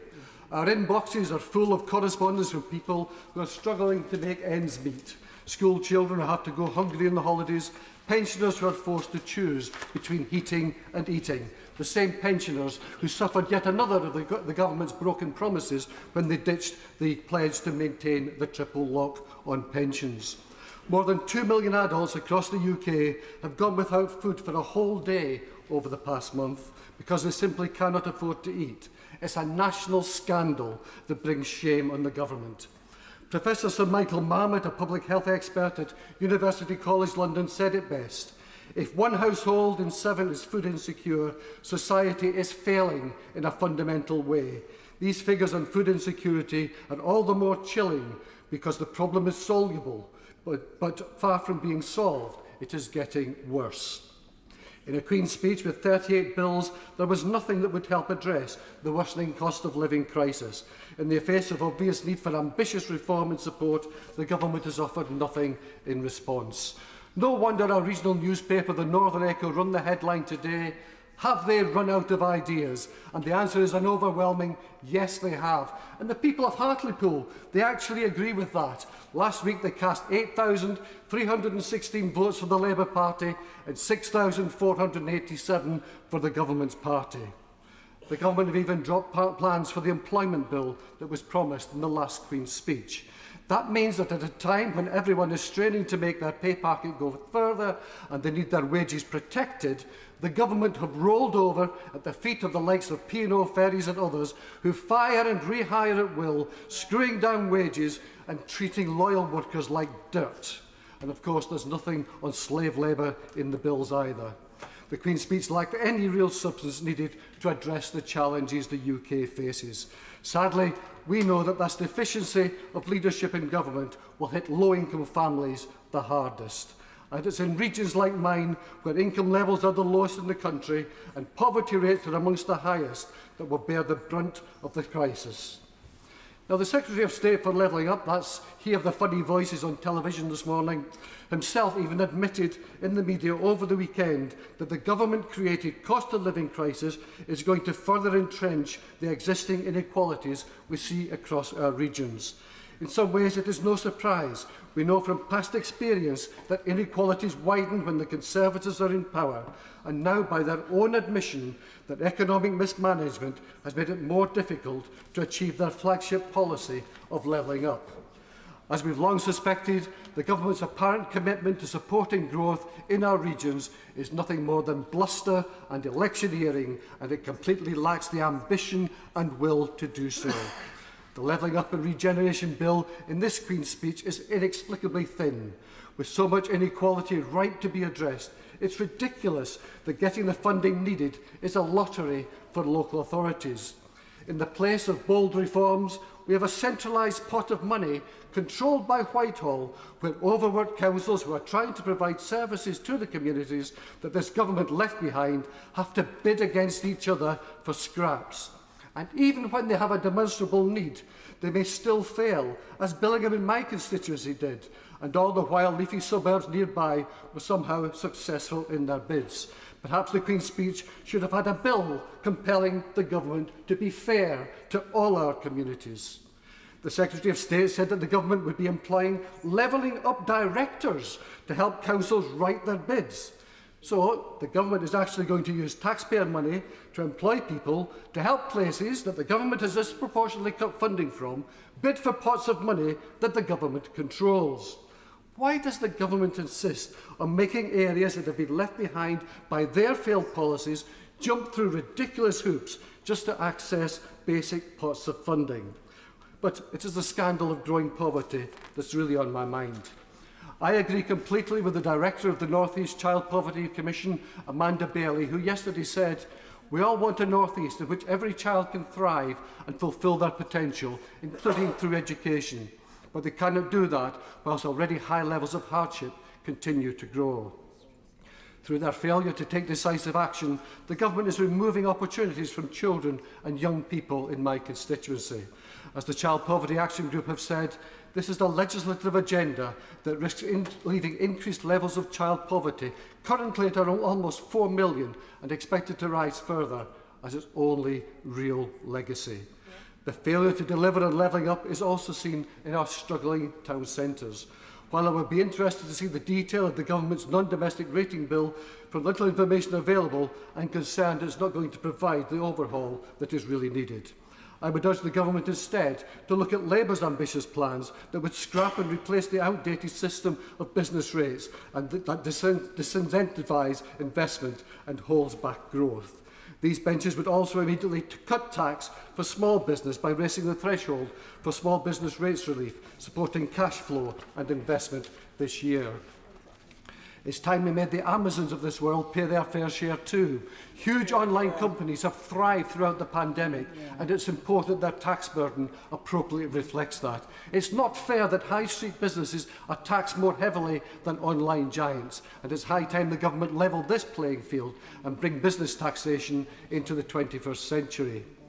Central to the current rise in the cost of living is the increased cost in energy prices, affected by domestic consumers all over the country. But of course it's also felt tremendously by industries, and in particular energy-intensive industries like those in my constituency.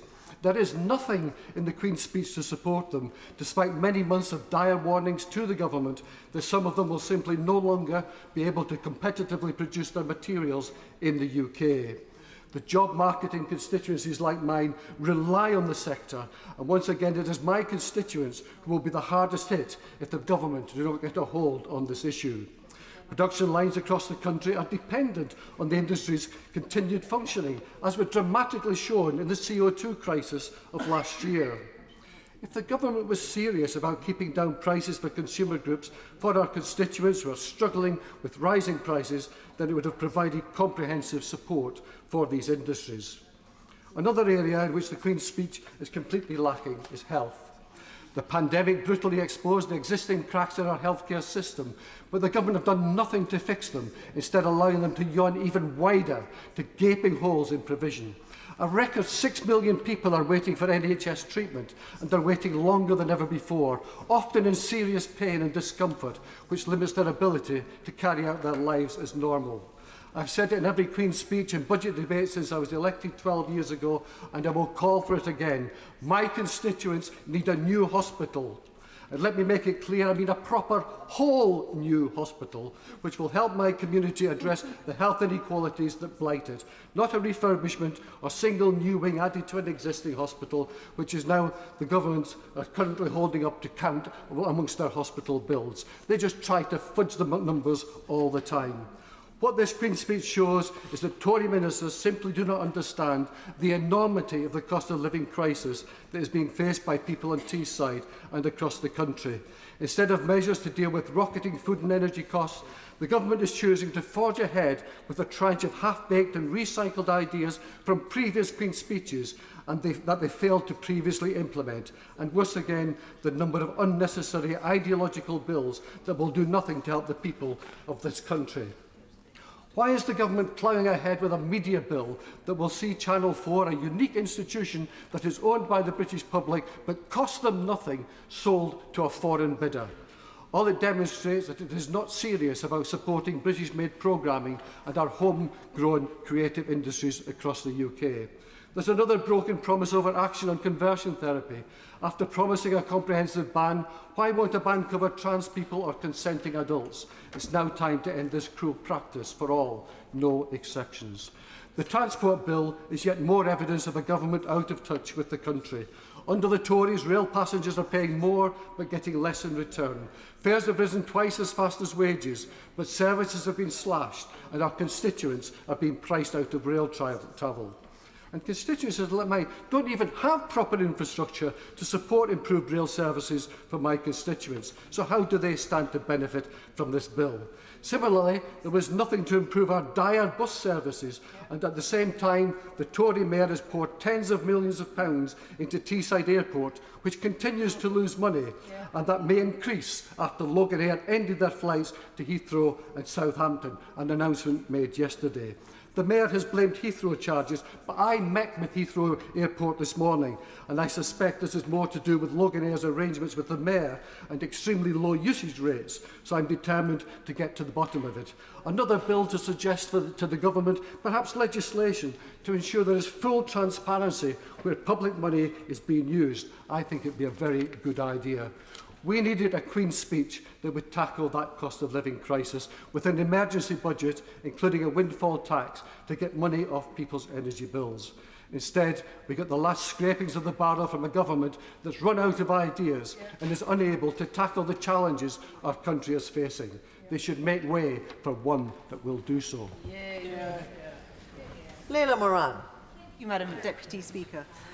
The Liberal Democrats exist to build and safeguard a free, fair and open society in which we seek to balance the fundamental values of liberty, equality and community, and in which no one is enslaved by poverty, ignorance and conformity. Poverty, given that we have had a set of council elections where if there was one message the country sent this government was that they were struggling, that they needed help at this time of a cost of living crisis. And then you compare that to what was in Her Majesty's gracious speech. It speaks to a government who is not listening to what the people of this country are asking it to do. It's a government that is more interested in stoking culture wars and in replaying past sores in this country rather than looking forward to a future that we can all agree on. You just have to look at the way that they are attacking our human rights. Promoting human rights is right at the heart of what Liberal Democrats believe. It's in the DNA of our mission. But in this Queen's speech, what we have seen is a replacement of the Human Rights Act with a so-called Bill of Rights. A Bill of Rights that weakens and limits, undermining our current human rights protections. That is not, I don't think, what people across this country have asked for, and it certainly isn't their priority right now. But let's put aside what is in the speech, which is underwhelming, and then let's look at what has been missed completely. We've got no law to make misogyny a hate crime, no reform of the criminal justice system that has failed women and girls in particular for far too long. There's been nothing for the 4.1 million victims of fraud. And I should say, Madam Deputy Speaker, I've had personal experience of this recently. My official Twitter account was hacked. I found myself looking at my online self trying to flog PlayStation 5s to my unwitting Twitter followers. Luckily, none of them took it on, and no one was inconvenienced, but it took an age to get control of that account back. When we then reported it to Action Fraud, I got a phone call eventually from a lovely gentleman, I must say, who told me that in his team of five people, and that was the whole of that support network, 3 were off with COVID and the other one was on holiday. And I'm pretty sure I got the call because I was an MP and we'd reported it because we were worried about security concerns.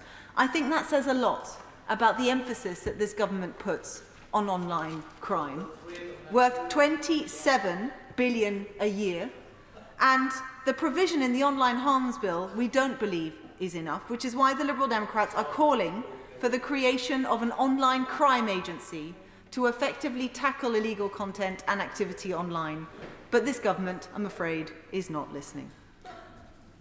And it's not just the legislation that is missing. I would like to put on record, I really hope that there are some loose ends going to be tied off in this session from the last one. And in particular, I want to talk about the Vagrancy Act.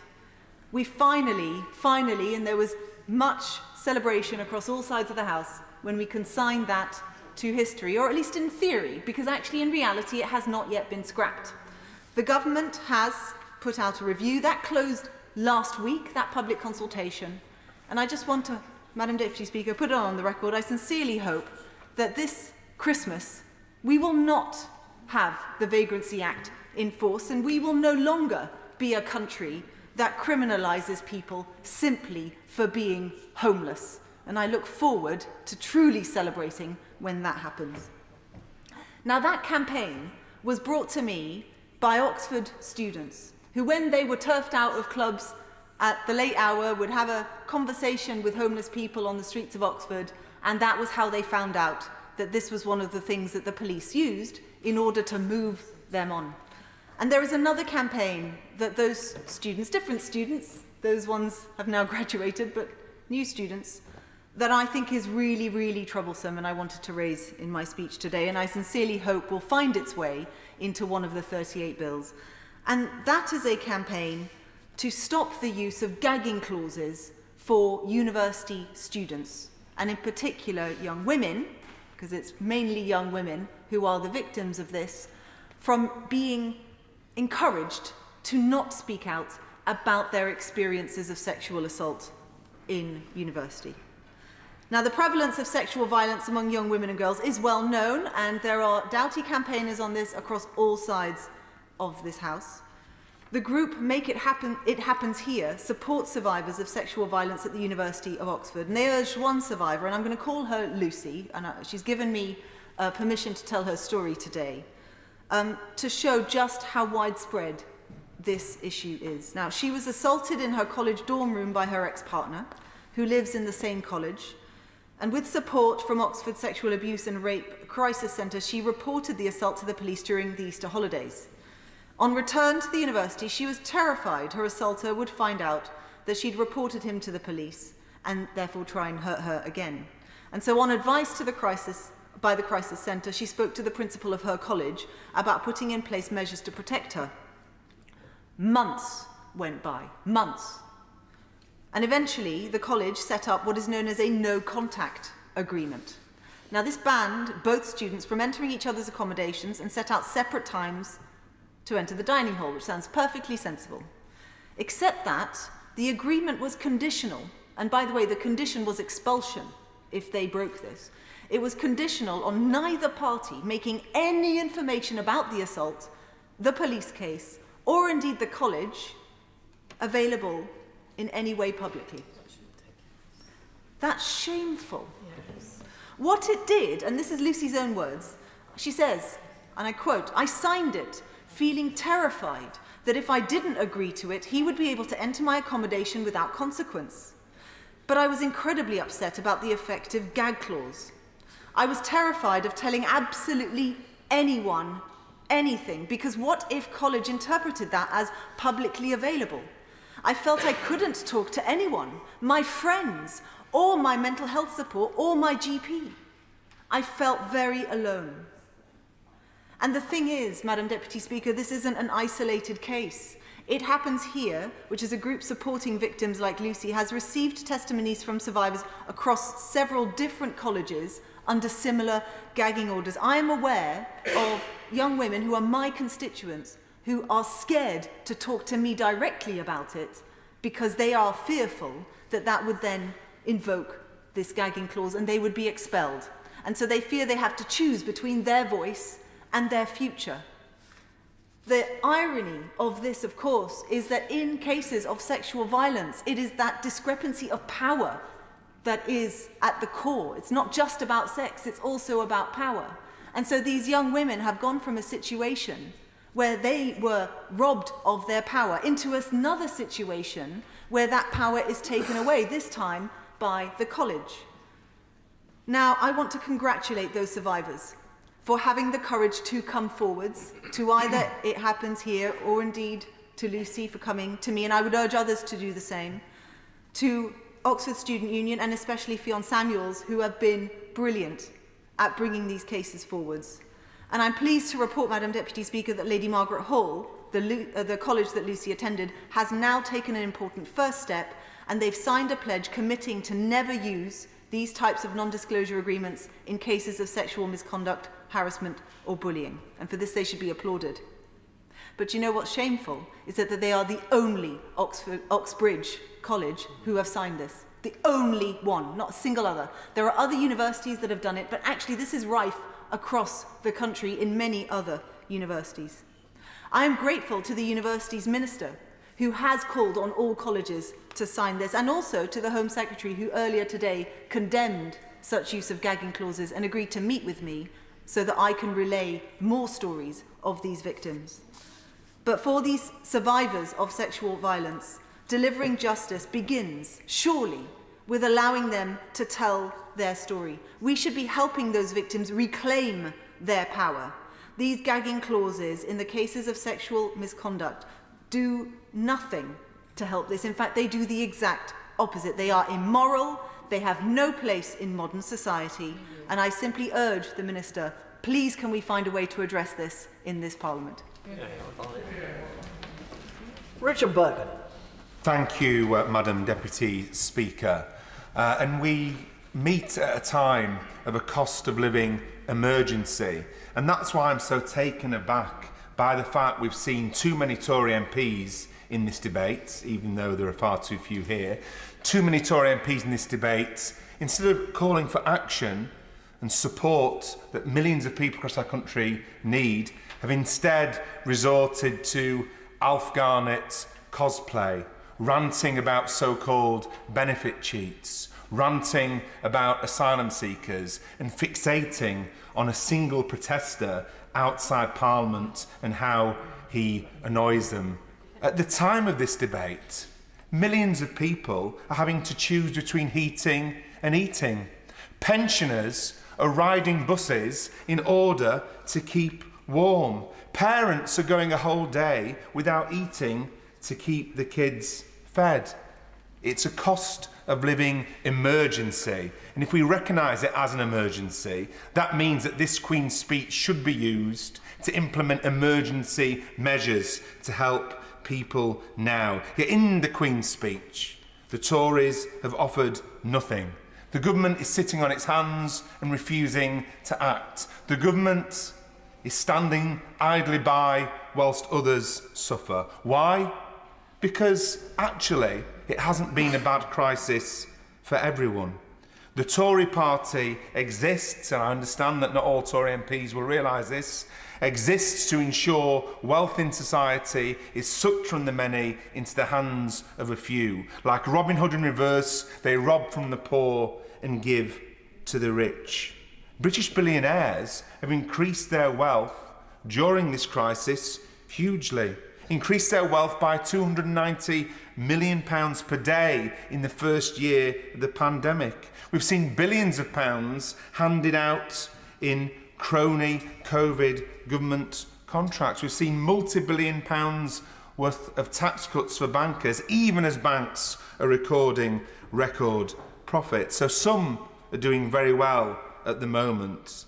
So given all that wealth, given with the fifth biggest economy on earth, it's clearer than ever before that poverty is a political choice, always and at this time of the cost of living emergency. And the Conservatives are choosing to push people into poverty through this cost of living crisis so that more and more of the wealth in our society goes to the wealthy. Take energy, for example.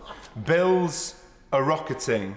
The Tories scoff, but the reality faced by millions of people in this country is that they won't take kindly to having explained to them by a Conservative MP earlier in this debate that actually food banks exist because people don't have the cooking skills to feed themselves. Actually, food banks exist because people don't know how to budget. It's completely out of touch, despite the Alf Garnett theatrics, and it's completely contemptuous of the reality faced by millions of people in our society. The End Fuel Poverty Coalition are warning that the energy crisis could leave over 8 million households unable to heat their home. 8 million households in one of the richest countries on earth.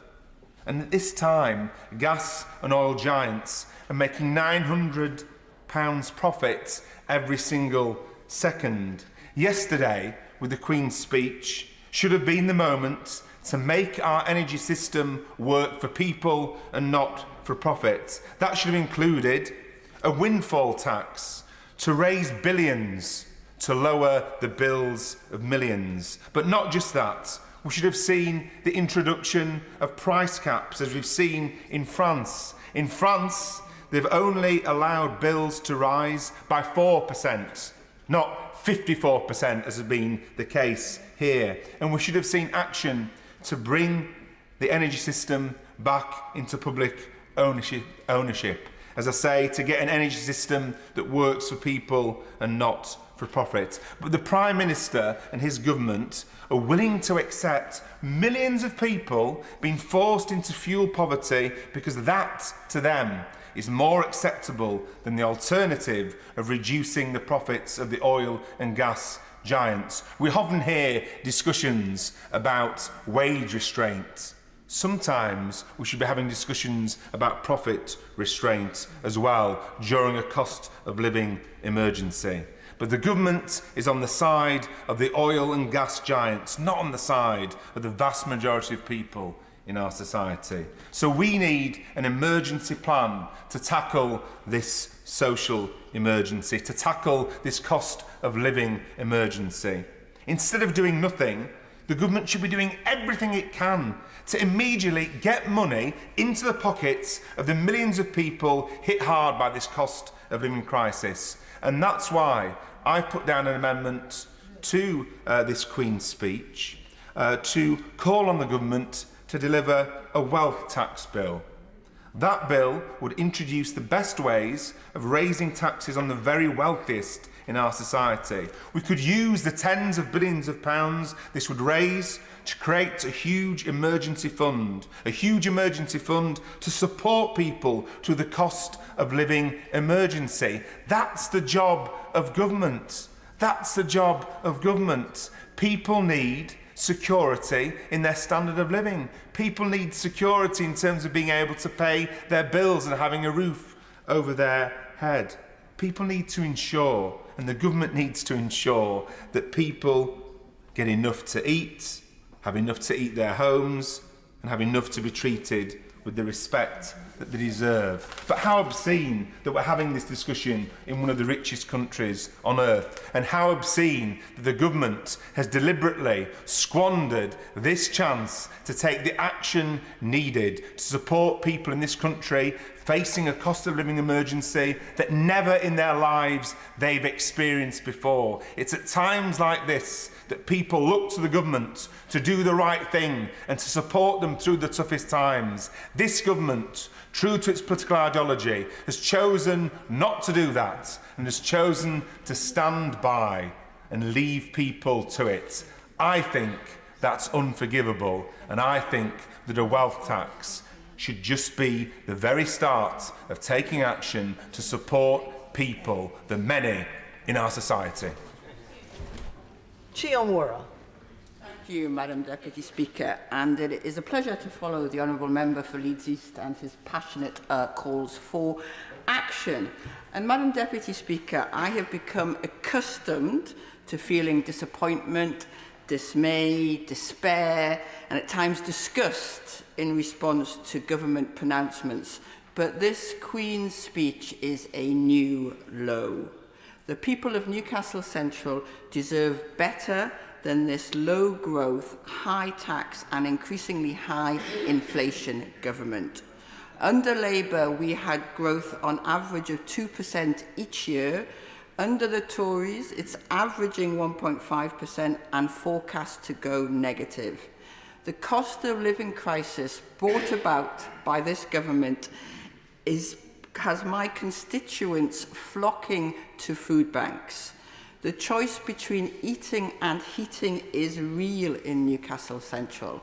Child poverty rates in the North East rose by more than a third to 37% from 2015 to 2019, and 61% of children in Elsick, in my constituency, are growing up in poverty. In 2022. And what is the government's response? The Queen's speech is remarkable for what is not in it, not what is. No emergency budget with a windfall tax to get money off people's bills, as Labour has called for. No employment bill that the government itself promised. We needed a real plan for growth to get our economy firing on all cylinders with a climate investment pledge and a commitment to buy, make and sell more in Britain. Instead, they hike national insurance, cut universal credit, have real terms pay cuts for public sector workers, freeze the rate of local housing allowance, freeze the cap on childcare costs universal credit claimants are entitled to. Each of these decisions makes it even harder for my constituents to deal with rising costs. The problem, Madam Deputy Speaker, is that this government does not believe that government can make a positive difference to people's lives. And that leaves my constituents with stagnating wages, that leaves the North East regional economy without the investment it needs, that leaves hard-working Geordies facing massive technological and economic change without the skills they need. It leaves the Tyne Bridge peeling and our buses infrequent and overpriced. And it doesn't have to be this way, Madam Deputy Speaker, because government can be a force for good. It can look ahead and plan. Not this government, obviously, but I want to show how it can be different by looking at one bill which actually is mentioned in the Queen's speech and which really highlights this, and also where the government is actually creating growth. That is to say, growth in online crime. Online, the Conservatives are the party of no law and total disorder, and the Home Secretary did not even bother to defend her government's record on this when I challenged her earlier. Madam Deputy Speaker, I'm an engineer and a passionate advocate for technology and innovation, and it has truly distressed me to see technology go from being boring but useful to exciting but exploitative. Our constituents fear tech is managing them, tracking, monitoring and analysing their every move and then serving them up to be trolled, exploited, scammed, groomed or just bombarded with advertising and misinformation. Online harms are not some future threat. They are an established current reality about which successive Conservative and Liberal Democrat governments have done absolutely nothing, because they believed, indeed promoted, the Silicon Valley libertarian lie that governments could do nothing about the internet, therefore allowing monopolistic platforms to acquire more money and power than many governments. This power is used to deny workers' rights in Silicon Valley and delay and minimise regulation here. Successive Conservative and Liberal Democrat governments chose to leave it to the market, blinded by their belief that the state was too slow or too stupid to regulate to keep people safe and secure online, and doing that while actively cutting the parts of the state whose job it is to protect people, such as the police and trading standards. And we see the same dogmatic approach now in their attitude to the cost of living crisis, refusing to take action, like a windfall tax, and instead cutting programmes which could help, like the Green Home Scheme Act just 6 months after it was announced. And yet, Madam Deputy Speaker, it is possible for governments to take action. The last Labour government saw the fast-evolving communications landscape of the late 90s, consulted widely and put in place forward-looking regulation in the form of the Communications Act 2003, which set out a regulatory landscape fit for the next decade. Come 2013, and the Conservative Liberal Democrat government chose to ignore the many calls from me and many others to do something similar. And it's no surprise, Madam Deputy Speaker, that the Liberal Democrat Deputy Prime Minister is now Facebook's President of Global Affairs, justifying the online harms that deliver billions of pounds of revenue to that company. The online safety bill in this Queen's speech won't be in place before 2023. So Conservatives have left my constituents unprotected and insecure online for over a decade. And this much delayed bill still fails in so many ways. It fails to strengthen child protection across the entire internet. It fails to properly address the harmful impact social media can have on young people's mental health. It fails to ensure a voice to victims of abuse and harm online. The bill needs to tackle disinformation online. It needs to close the loophole, which means people are not properly protected from online fraud, by ensuring that all platforms have to take a proactive approach to preventing scams. And the data reform bill, also in the Queen's speech, seems to be more about taking away protections than actually giving new digital rights, and the Digital Markets Bill has no proper enforcer. This government is constructing a piecemeal, ad hoc and at times knee-jerk online legislative framework when what we need is a comprehensive, cross-departmental, evidence-based, forward-looking review of digital rights and responsibilities so that we can have a regulatory framework that is fit for the future. This is the security and the respect the British public deserve in the digital age. And it's also, Madam Deputy Speaker, mind-numbingly depressing that the government is repeating its mistakes of a decade ago, ignoring emerging harms, algorithms, artificial intelligence, the Internet of Things, bossware, data dominance. There's nothing in the bill which addresses the decentralization inherent in Web 3.0, reflected in the use of blockchain as part of the future architecture of the web.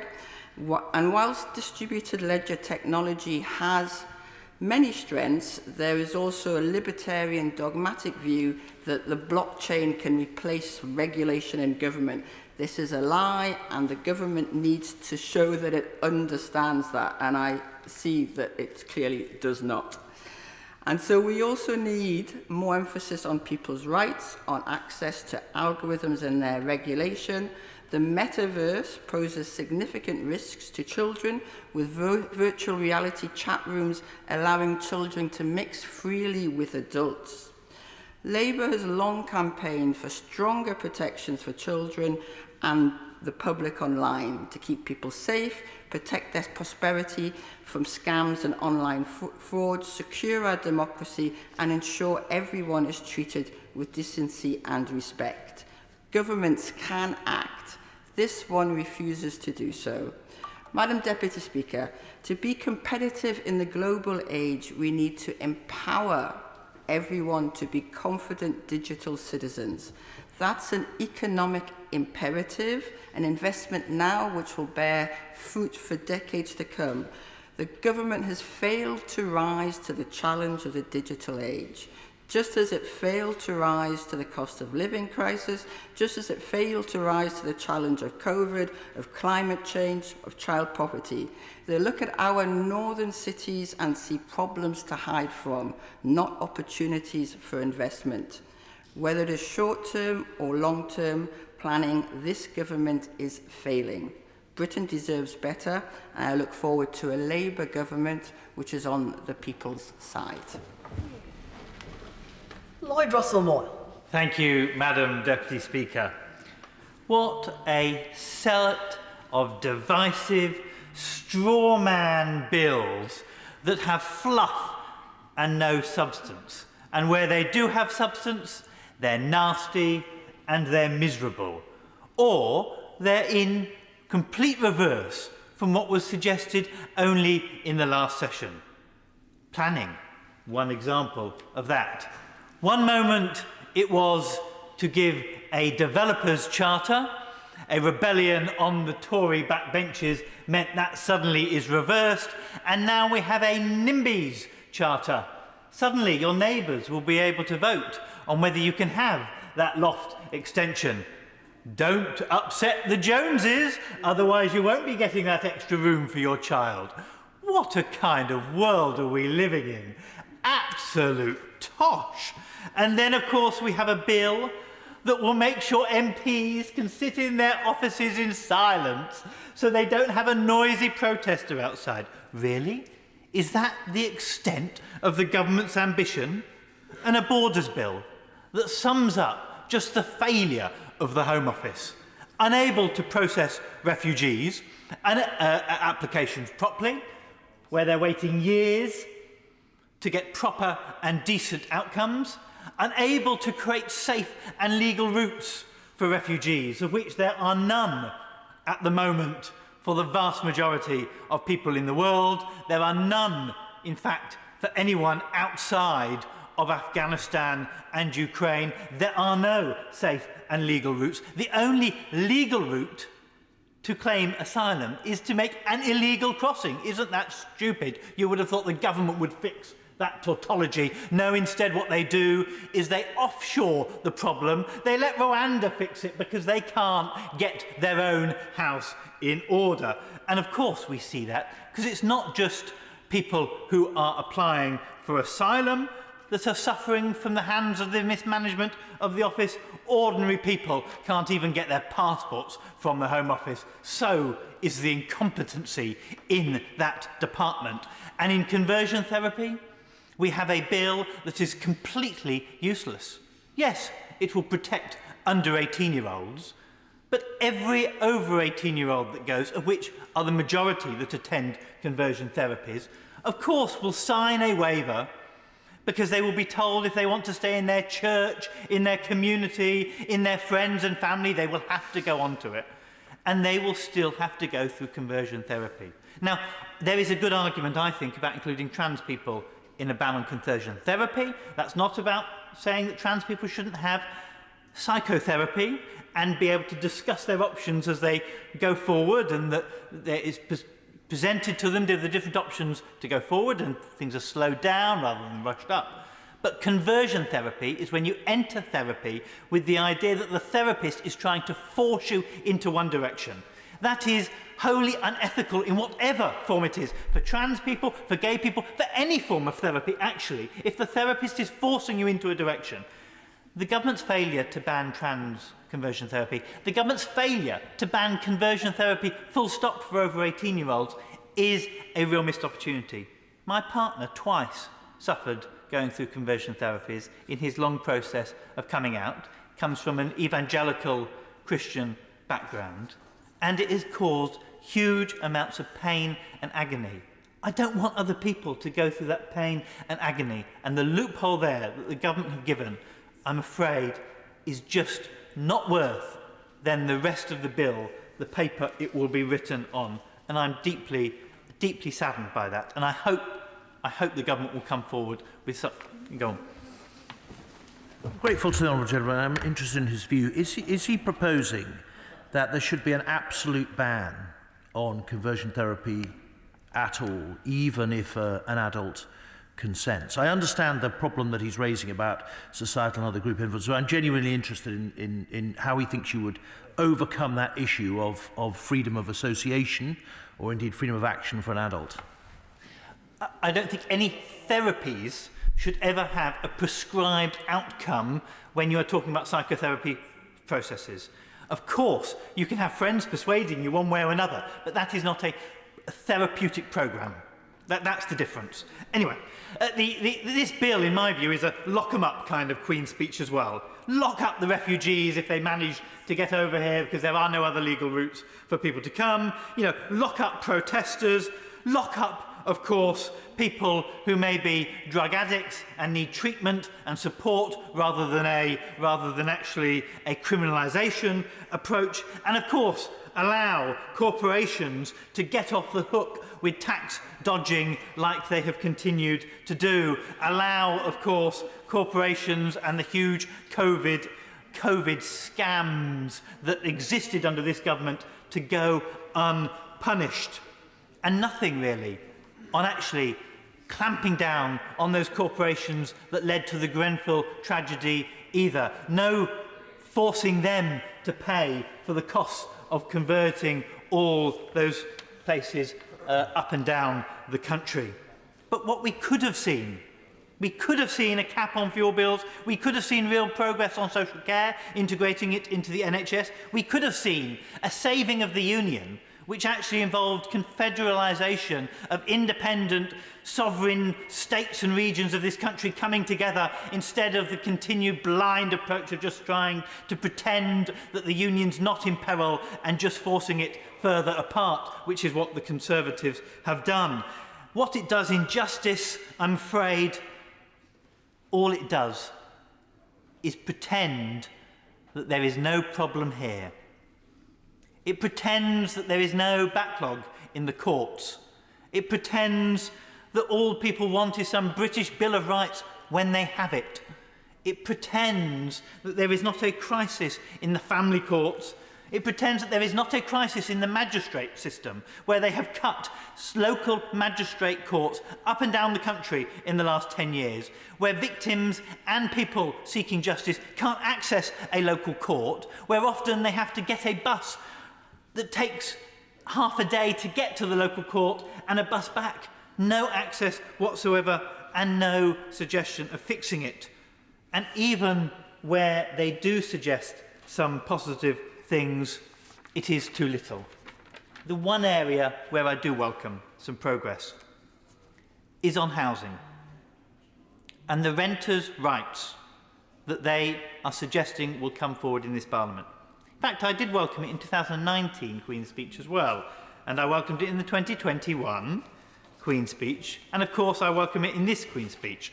I would say, however, this is the third attempt to announce strengthening of tenants' rights, and ministers are planning to produce a white paper, consulting on that, producing a green paper, getting it all through all the stages in this place, all whilst assuming there won't be a new term in Parliament or a new general election, in which will mean that all of that good work is completely wasted.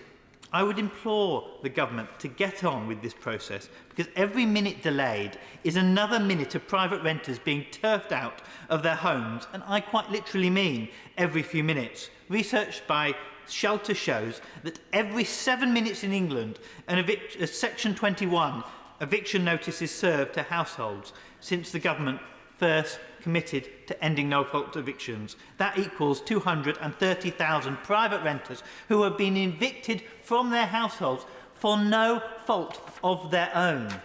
Every one of these renters has their own stories, but just last week I had one, a private tenant for 13 years in her current home, has 5 children, 18 to 7 years old, but their landlady has informed them that they have to leave with a Section 21 notice. The council will not help them until they get a county court judgment, by the way, which is another scandal, because once they have the county court judgment against them, they've got a black mark on their name, and they can't actually rent from the private rented sector. So in this Kafkaesque world, this parent is petrified about even being able to put a house over her children's head. She has the money to pay the rent, but will any landlord or the council help her?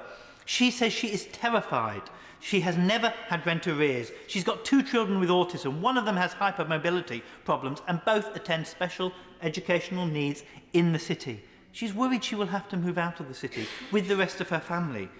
And there is no legal redress for compensation that they've been kicked out due no fault of their own after 13 years of calling it a home.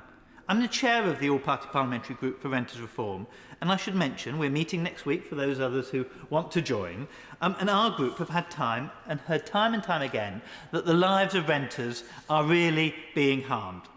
So it is positive, these moves, and they have agreed to put a private rented property portal. I hope the lessons have been learnt from the rogue landlords register, in which the government predicted that there would be 10,000 entries, but after 2 years of operation, there are just 21 names on that register. It's completely useless. If they're going to make the next register work, all landlords must be on it.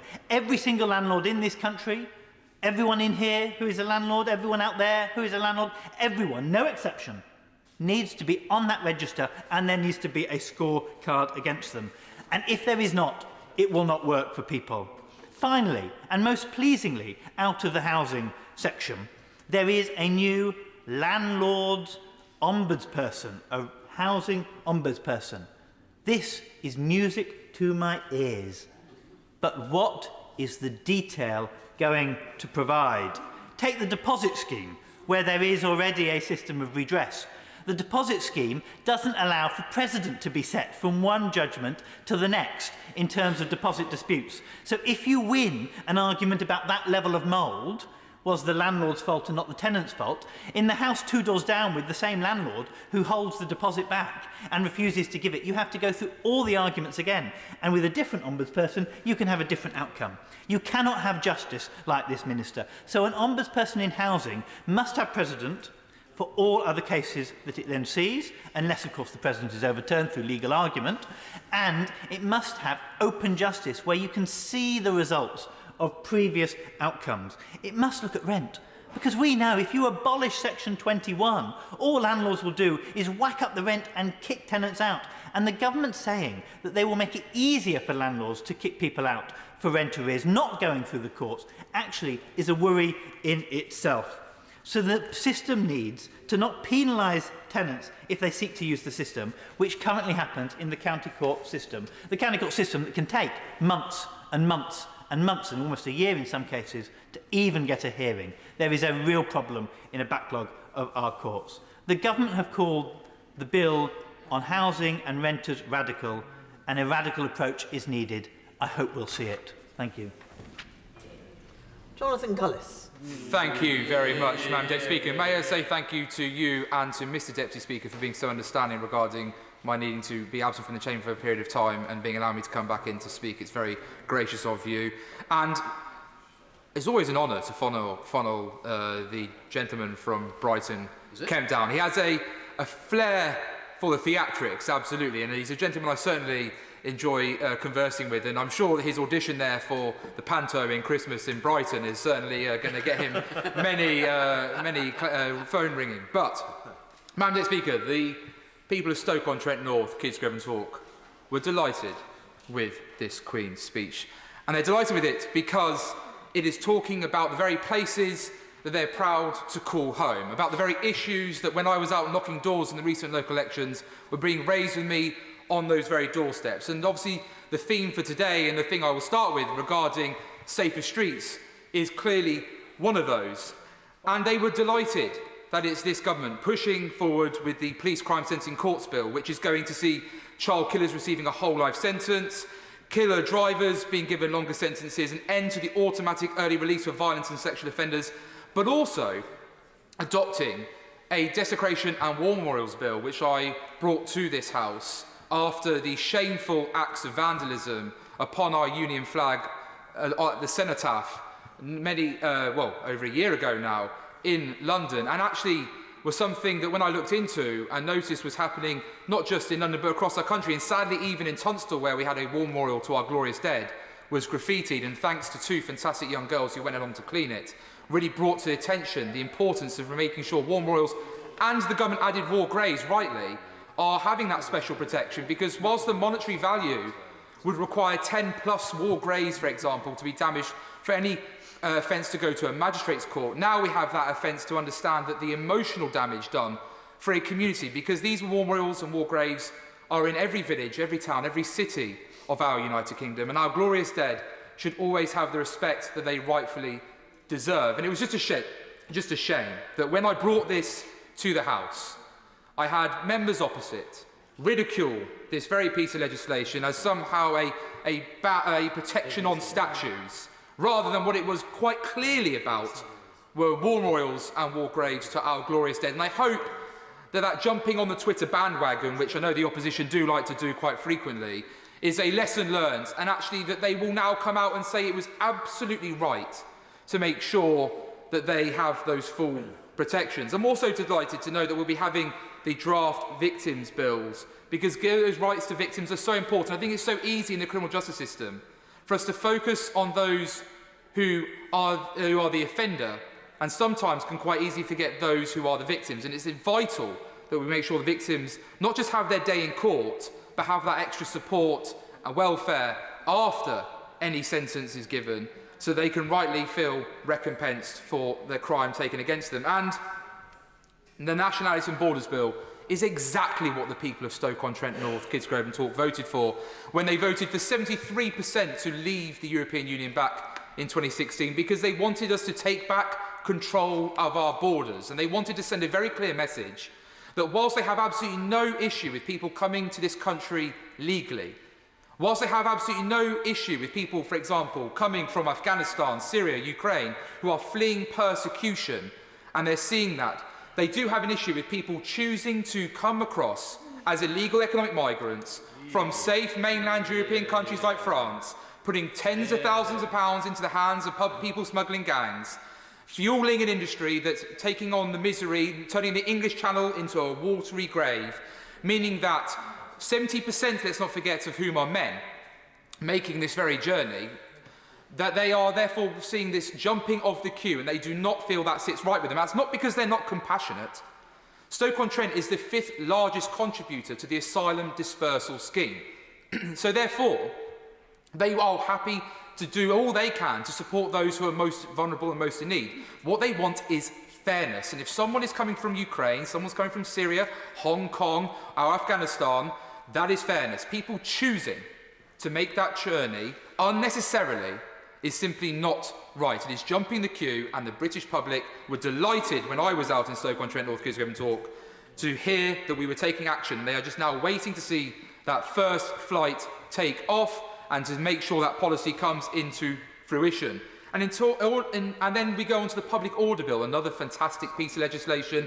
I think my friend, the Honourable Member for Ashfield, was absolutely correct in saying that the crusty woke warriors who are busy gluing themselves to pavements or into roads, who are busy standing atop of trains, meaning people can't take off, people who are preventing others from going to earn their money, it is simply not correct that that action is allowed to go without the full force of the law being felt against them. There are plenty of ways you can demonstrate your feelings about wanting to solve the climate change crisis without having to go to those extremities where you damage people's lives, particularly when we are suffering with rising inflation, the cost of living, and you're asking people potentially to lose out on a day's pay.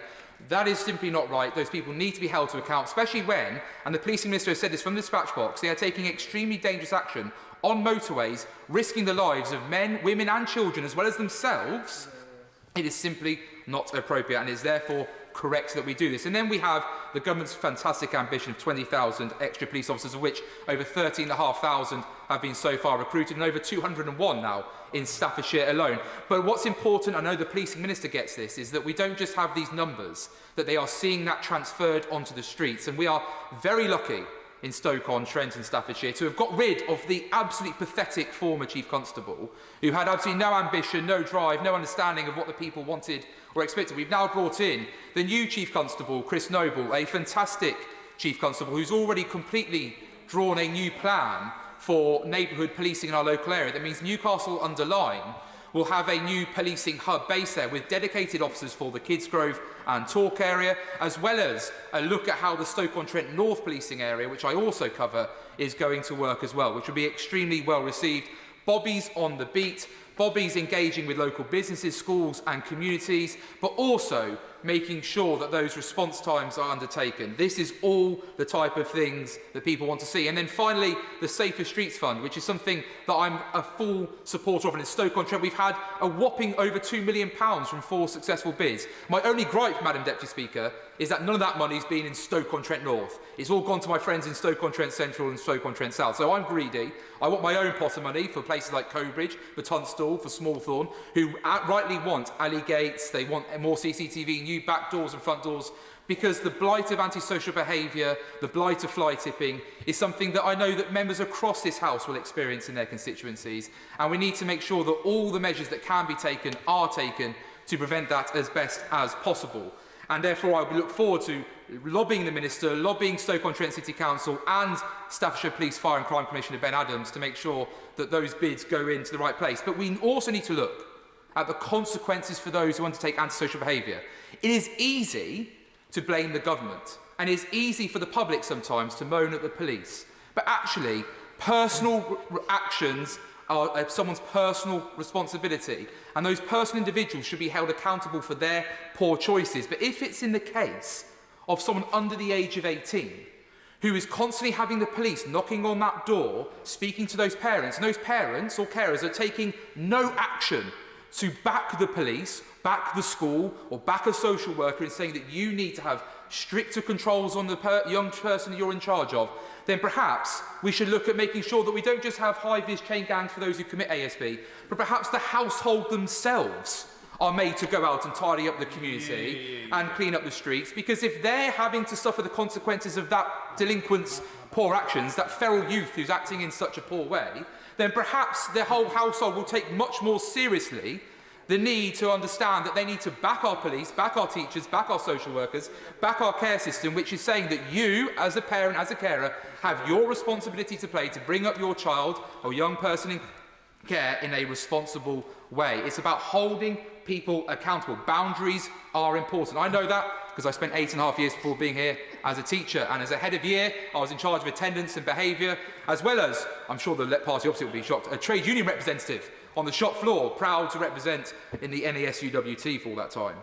But in terms of other things, Madam Deputy Speaker, in this bill, and I will be quick because I appreciate I don't want to be cheeky with time, the Mental Health Act Reform Bill is something that's really personal to me. I shared my story in the Daily Telegraph about my own struggles with mental health, and I'm really proud to be part of a campaign called No Time to Wait, led by my friend and a former government advisor, James Starkey, which is calling upon the government to make sure that we have a mental health nurse in every single GP surgery across this country, helping to triage, because we now know that 40% of GP cases are specifically for mental health, and therefore we need to have action on this. And I'm delighted to have the support of members from the Labour Party, like the Honourable Lady from Canterbury, who appreciates not in her place, as well as members of the Liberal Democrats and the Royal College of Nursing and the Daily Telegraph and Mind, a very important charity. And I was delighted that the Chancellor hosted us at number 11 Downing Street yesterday for a reception to obviously share the campaign aims, raise the awareness of it, and I hope that this is something that the government will take up. And I see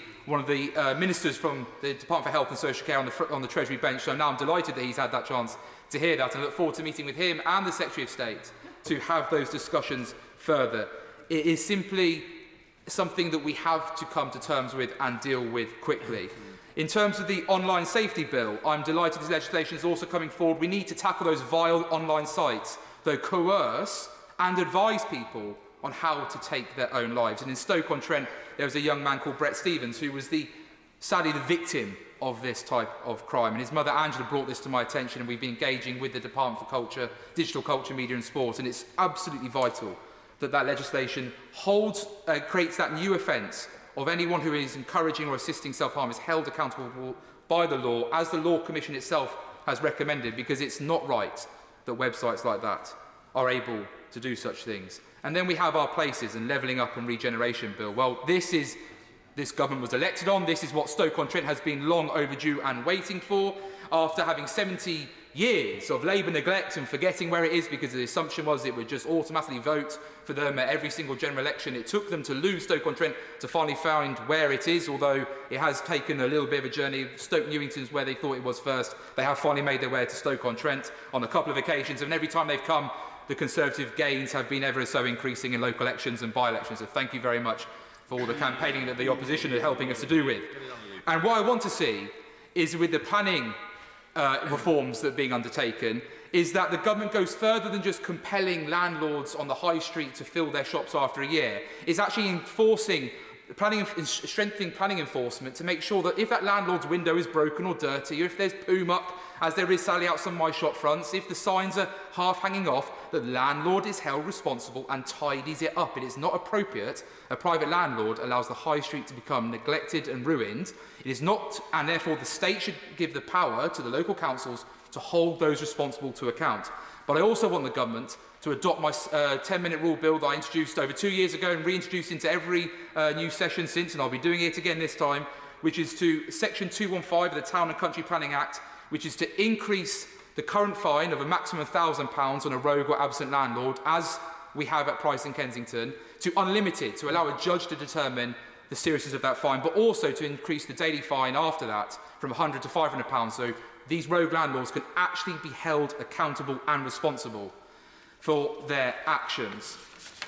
We also then have education, Madam Deputy Speaker. We have the post-16 and skills bill, which has been absolutely brilliant because it's about time that we have that focus on technical education and apprenticeships, but we need to make sure apprenticeships work. That's why we need to reform the apprenticeship levy, because I think members from across this House will agree the apprenticeship levy is not working in the interest of business and it's not enticing those businesses to take on apprentices. So we need to make sure that a lot of money sitting in a pot somewhere, not doing anything, is actually doing what it should be doing, helping those young people or adults who are looking to reskill, retrain. And I'm delighted to have Jess in my office, an apprentice from Talk Pits, who's doing a fantastic job, and we're soon to be advertising our new apprentice with Stoke-on-Trent College soon, because I want to make sure that I'm leading the way. If I'm going to be calling businesses to do it, I need to set the example.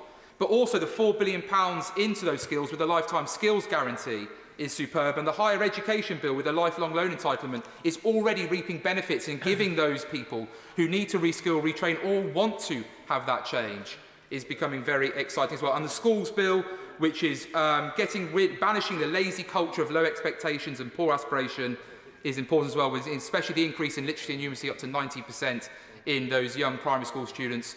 But there is two things, Madam Deputy Speaker. We're going for full academisation. Good, we're going for full academisation by 2030. It's about time that we do this. But the system, there are some rotten multi-academy trusts in our system. I know that as when I was a trade union rep in my time. And what we want is a bill to make sure that the Board of Trustees of a multi-academy trust face an Ofsted inspection to look at their governance structures, to look at their accounts, and to look at their how they're applying their policies across the board. Because if we want to I want these to work, and if they don't work, the party opposite are going to say these are just more unaccountable and less transparent local education authorities. And I don't want the party opposite to be right. So that's why I want to make sure that we get this policy right. And I hope, therefore, the government will adopt my 10-minute rule bill. I will be relaying it in this session. I will be seeking the cross-party support as I got on the previous parliamentary session for it, because it's about time that the Board of Trustees are held to the same standards as the teachers who work within their profession. But, Madam Deputy Speaker, I also wrote not long ago about grammar schools as well. And I know that there'll be people on my benches who will say you're just dragging up an old-age Tory argument, and the parties opposite will be going, oh, here we go, a bit of blue on blue maybe. Well, I think grammar schools are fantastic. And I believe they're fantastic because I saw with my own mother, who was the beneficiary of one, my own brother, who's the beneficiary of one, and those who I've met within Stoke-on-Trent who were able to attend one, said it transformed their lives for the better. And I think it's so important that we remember that whilst grammar schools, 60% of them are situated in 11 out of 150 local education authority areas, which is simply not right. And that a child in Teesside or a child in North East doesn't have access to a single one. That is not appropriate. And that is why I hope that this government will be working with myself to see how we can lift the ban on grammar schools and give parents that choice, so a kid in Stoke-on-Trent has the same choice as a parent in Kent. Thank you, Madam Speaker. Jill Furness.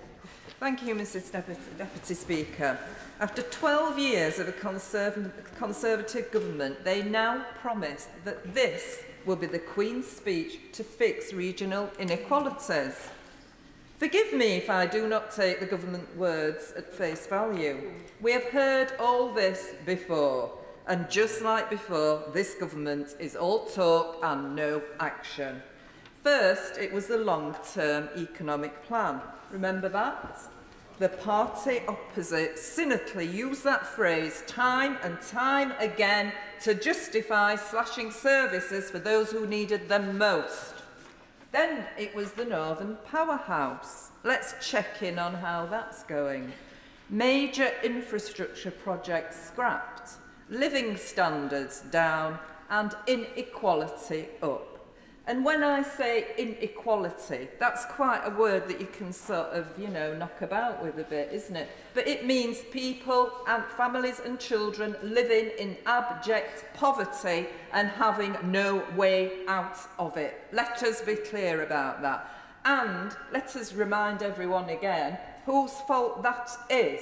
This government has been in power for 12 years, and some of the rhetoric I have heard today, you would imagine it was only invented, this government, 2 years ago. When these honourable members talk about resetting things and getting on with things, what they're actually doing is admitting that they've got it wrong for the last few years, because if they'd have got it right, we wouldn't be seeing them coming in with such policies now. So I don't think that's actually anything to celebrate or talk about. And I want to move on now and say, Madam Deputy Speaker, the latest buzzword now is levelling up. But just like all those other times before, the government is hoping that a catchy slogan will be enough to distract us from their chronic inaction. It is yet another piece of empty rhetoric which we have come to expect from the party opposite, but their record speaks for itself. In my constituency of Sheffield, Brightside and Hillsborough, we have borne the full brunt of more than a decade of Tory cuts. The spending power of Sheffield City Council has been slashed by almost a third since 2010. Communities like mine don't need catchphrases, they need investment. Turning to a particular area very close to my heart, further education has a huge role to play if we are truly to level up. We are sadly seeing worrying trends in skills and in education. In a recent survey, a third of British businesses said their workforce is lacking basic literacy and numeracy skills. Our further education institutions go above and beyond to upscale their students. Having worked in colleges for most of my life, I know that education is one of the most powerful tools in lifting people out of poverty. I have seen this in action in my own constituency. Sheffield College and Longley Sixth Form College do fantastic work to ensure that their students leave with the skills they need to succeed. But this commitment is not being matched by the support they need from government. The Prime Minister speaks about the importance of getting people into high-paid jobs, but refuses to take the action needed to get them there. More investment in further education and post-16 education and careers is needed, and it is needed now. The government's further education and post-16 reforms risk leaving students who need the most help at risk of being left behind completely. T-levels are an important addition to our education system. However, they should not come at the expense of existing qualifications which have proven to be successful. BTECs are taken by almost a third of 16 to 18-year-old students. They help to ensure that young people enter adulthood with a level 3 qualification, which is vitally important when entering the workforce. Rolling them back will undermine this work. It cuts back on student choice and degrades the variety of qualifications employers can look for. It could mean that students who do not qualify for T-levels end up falling through the cracks and will miss out completely in any levelling up exercise should it even exist. I'm happy to give way. I thank the Honourable Member very much for giving way. I agree that I think things like apprenticeships and technical education hasn't been promoted enough. But does the Honourable Member agree with me that it wasn't helped by the previous Labour Prime Minister, but one, obsession with a 50% university target? And many people actually went to university would have been better served by doing an apprenticeship.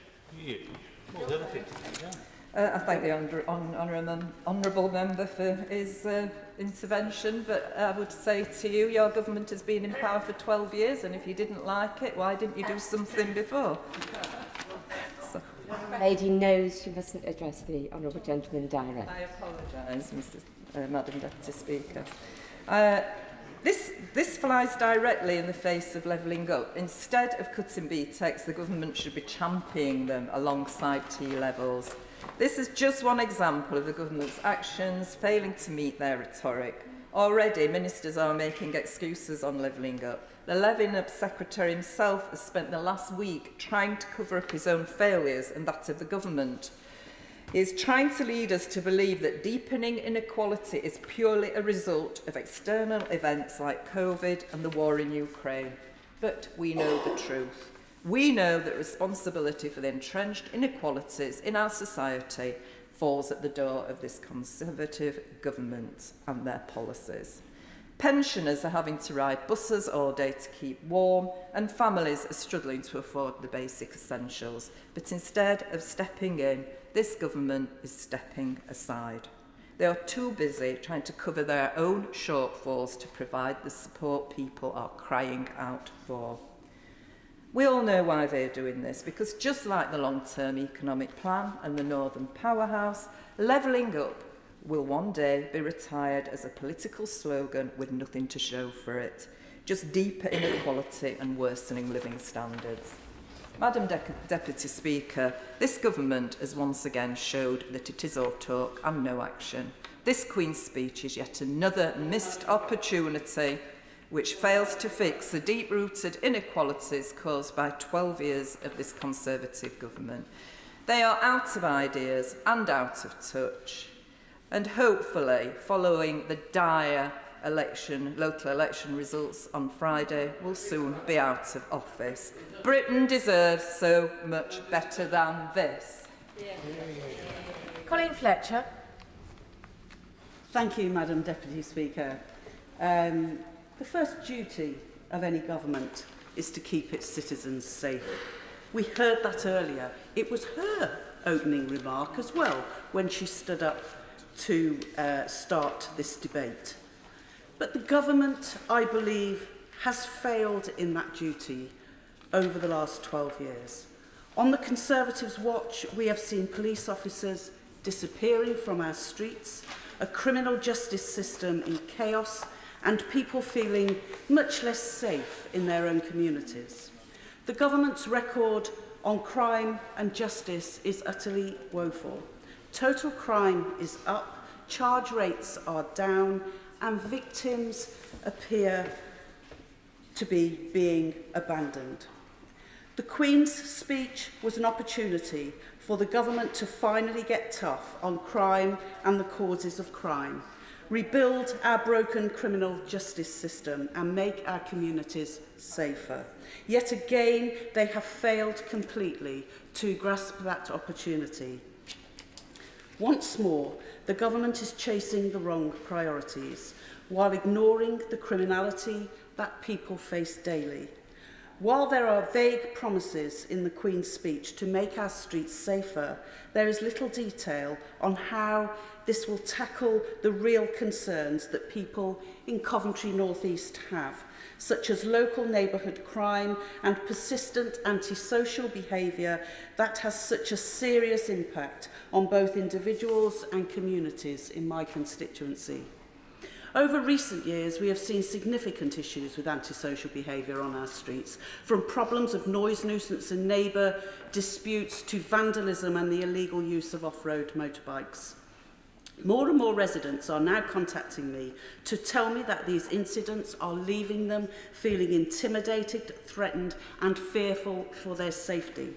Sadly, the government's record shows they simply do not seem to understand, or worse still care, how persistent antisocial behaviour like this can destroy communities and blight the quality of life for residents. This probably explains why the government has failed to put in place a coordinated national plan on antisocial behaviour for a decade. This has left communities in Coventry North East feeling abandoned by this government, while my local force, West Midlands Police, has been badly let down and hamstrung by a lack of resources, with both officer numbers and budgets having been cut to the bone by successive Tory governments for more than a decade. The police in my constituency do a wonderful job, and I'm always grateful for the updates they bring me, and they're very regular. However, what is really apparent is that they cannot do more with less money and fewer resources. Worst of all, we now have what seems like a postcode lottery on policing resources. For example, how is it Warwickshire Police can have a dedicated off-road bike team when the West Midlands does not and cannot?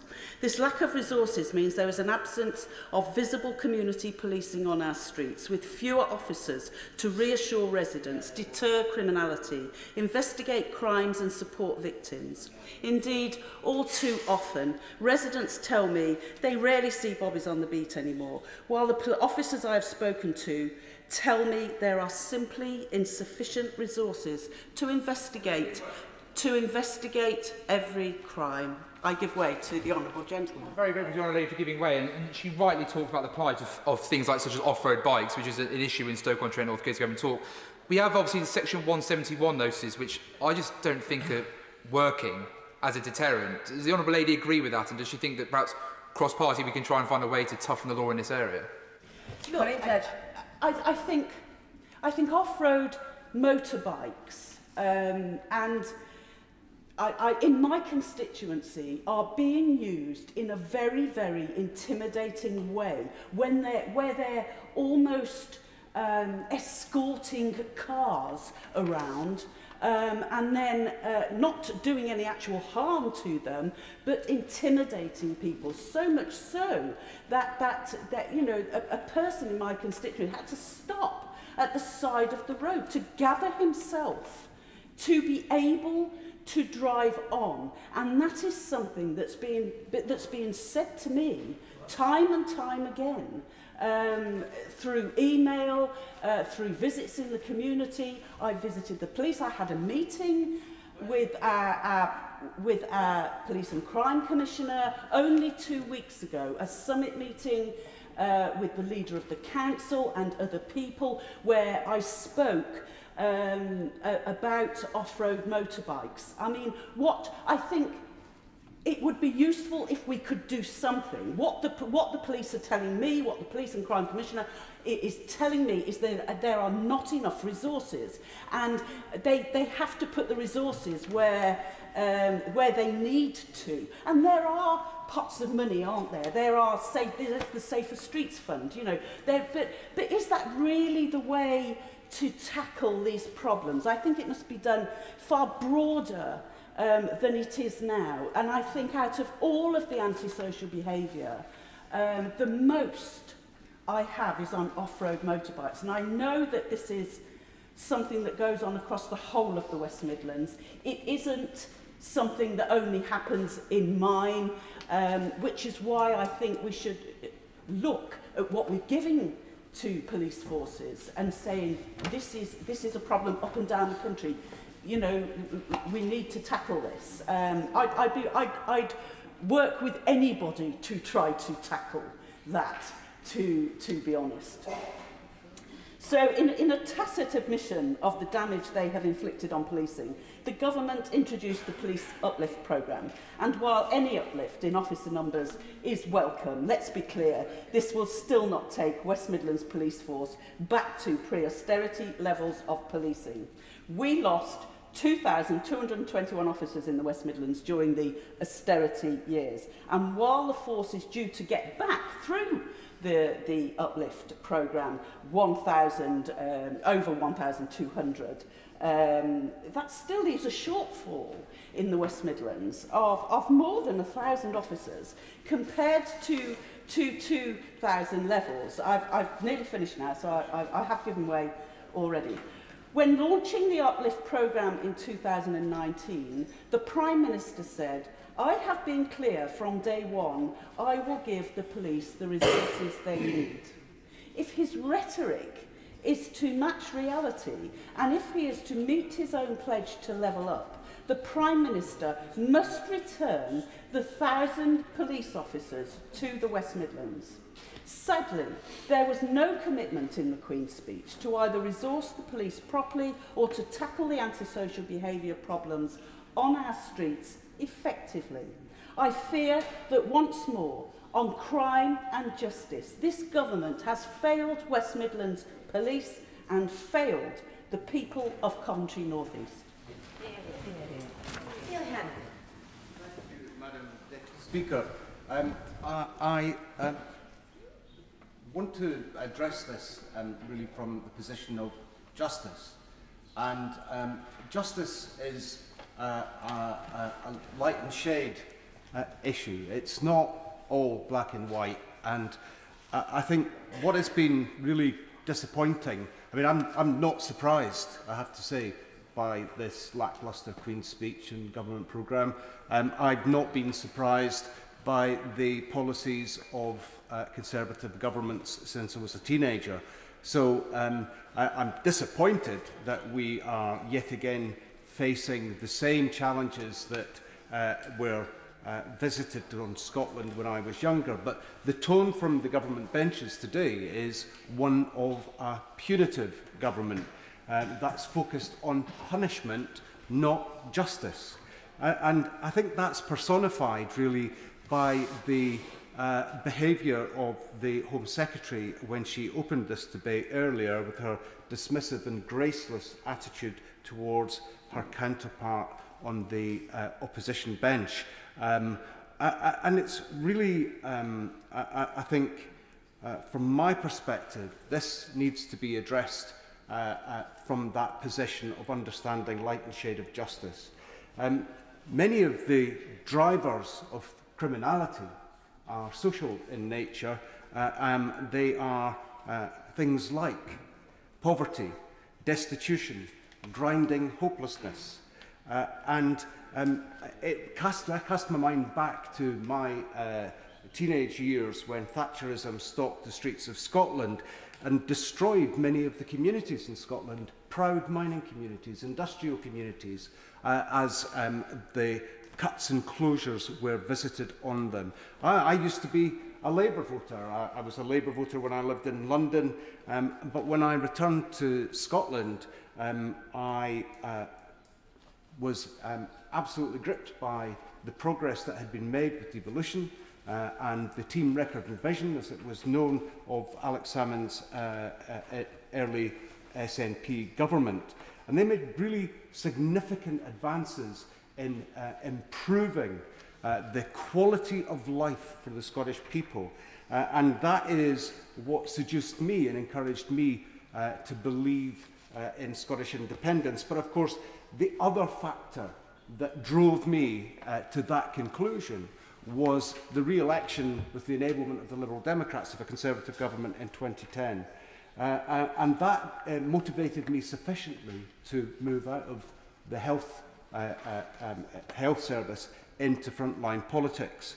The UK government's legislation doesn't fit the aspirations of Scots.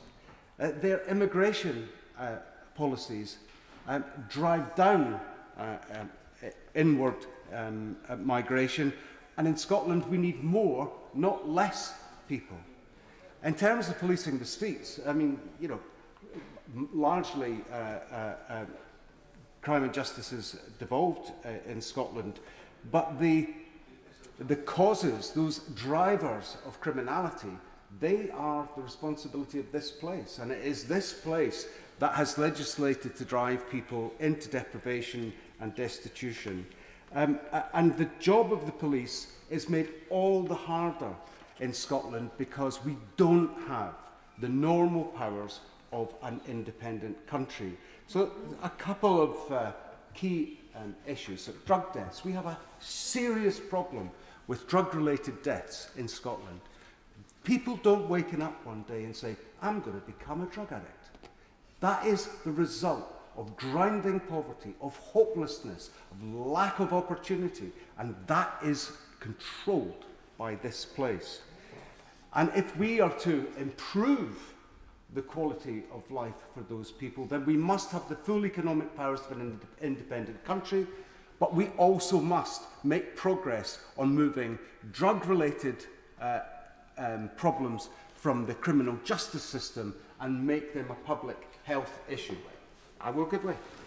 Minister. I'm grateful to the honourable gentleman, and I do recognise that the nationalist imperative is that all that is good in Scotland is down to the nationalists, and all that is bad is down to the UK government. But in terms of what he cited about drug deaths, I mean, it would be interesting, wouldn't it, to try and understand why the problem is so much more severe in Scotland than it is, say, for example, in England or in Wales. Given that I don't think necessarily the UK government over the last 30 or 40 years has discriminated particularly between the two. And it's certainly the case that for the last 10 or so years, over a decade, all the tools required to get on top of that drug death problem, which I acknowledge is very severe in Scotland, have been in the hands of a nationalist government. And presumably he is putting as much pressure on them as he should, quite rightly doing on us, to come together to solve this problem. You're handy. Thank you, Madam Deputy Speaker. I thank the gentleman or the Minister for that intervention. I think the point that I would make is that drug deaths are not an isolated issue that exists in a bubble. They are driven, and the opportunities to correct them require the full economic levers of an independent country. So whilst the problem exists, the remedy to that is retained by this place. You cannot isolate those kinds of issues, and I certainly don't say that all is rosy in Scotland and an independent country would just flourish, spontaneously. Independence is a gateway to different choices, different policies, different politics. It's not a panacea. That's not the argument that I'm making. I'll go on to cover some of the other points that he's made as I progress. But the other aspect, this is a very good illustration of why an independent country, or why Scotland needs the full economic levers of an independent country, is the other issue that affects crime and justice in Scotland, is that harnessing Scotland's vast energy resources must be to the benefit of the Scottish people, not Her Majesty's Treasury, as is the current situation. It leads me to ask a question. How can it be that in an energy-rich country like Scotland, our people are fuel poor and hungry, and our pensioners survive on the lowest pension in the developed world? There are uncomfortable truths for the government benches. It is absolutely clear by this Queen's speech and the actions and words of the members in the benches opposite that this government will prioritise the profits of energy companies over the well-being of the people they are supposed to serve. The Chancellor's economic policies is making inflation worse, not better. There are alternative choices, and I will set some of them out for you now. The Chancellor could reduce council tax by a quarter at the cost of £10 billion a year. That would reduce the retail price index by 1%. He could halt skyrocketing energy bills by 50%, and that would cost another £10 billion. But that would be another 1% off the RPI. Every time the RPI goes up, so does the interest payments to global financiers on index-linked gilt debt. 1% RPI increase puts £5 billion onto those interest payments, but equally 1% off the RPI saves £5 billion. So the Chancellor, if he had a conscience and a government with the political will, could reduce energy costs and cut council tax immediately.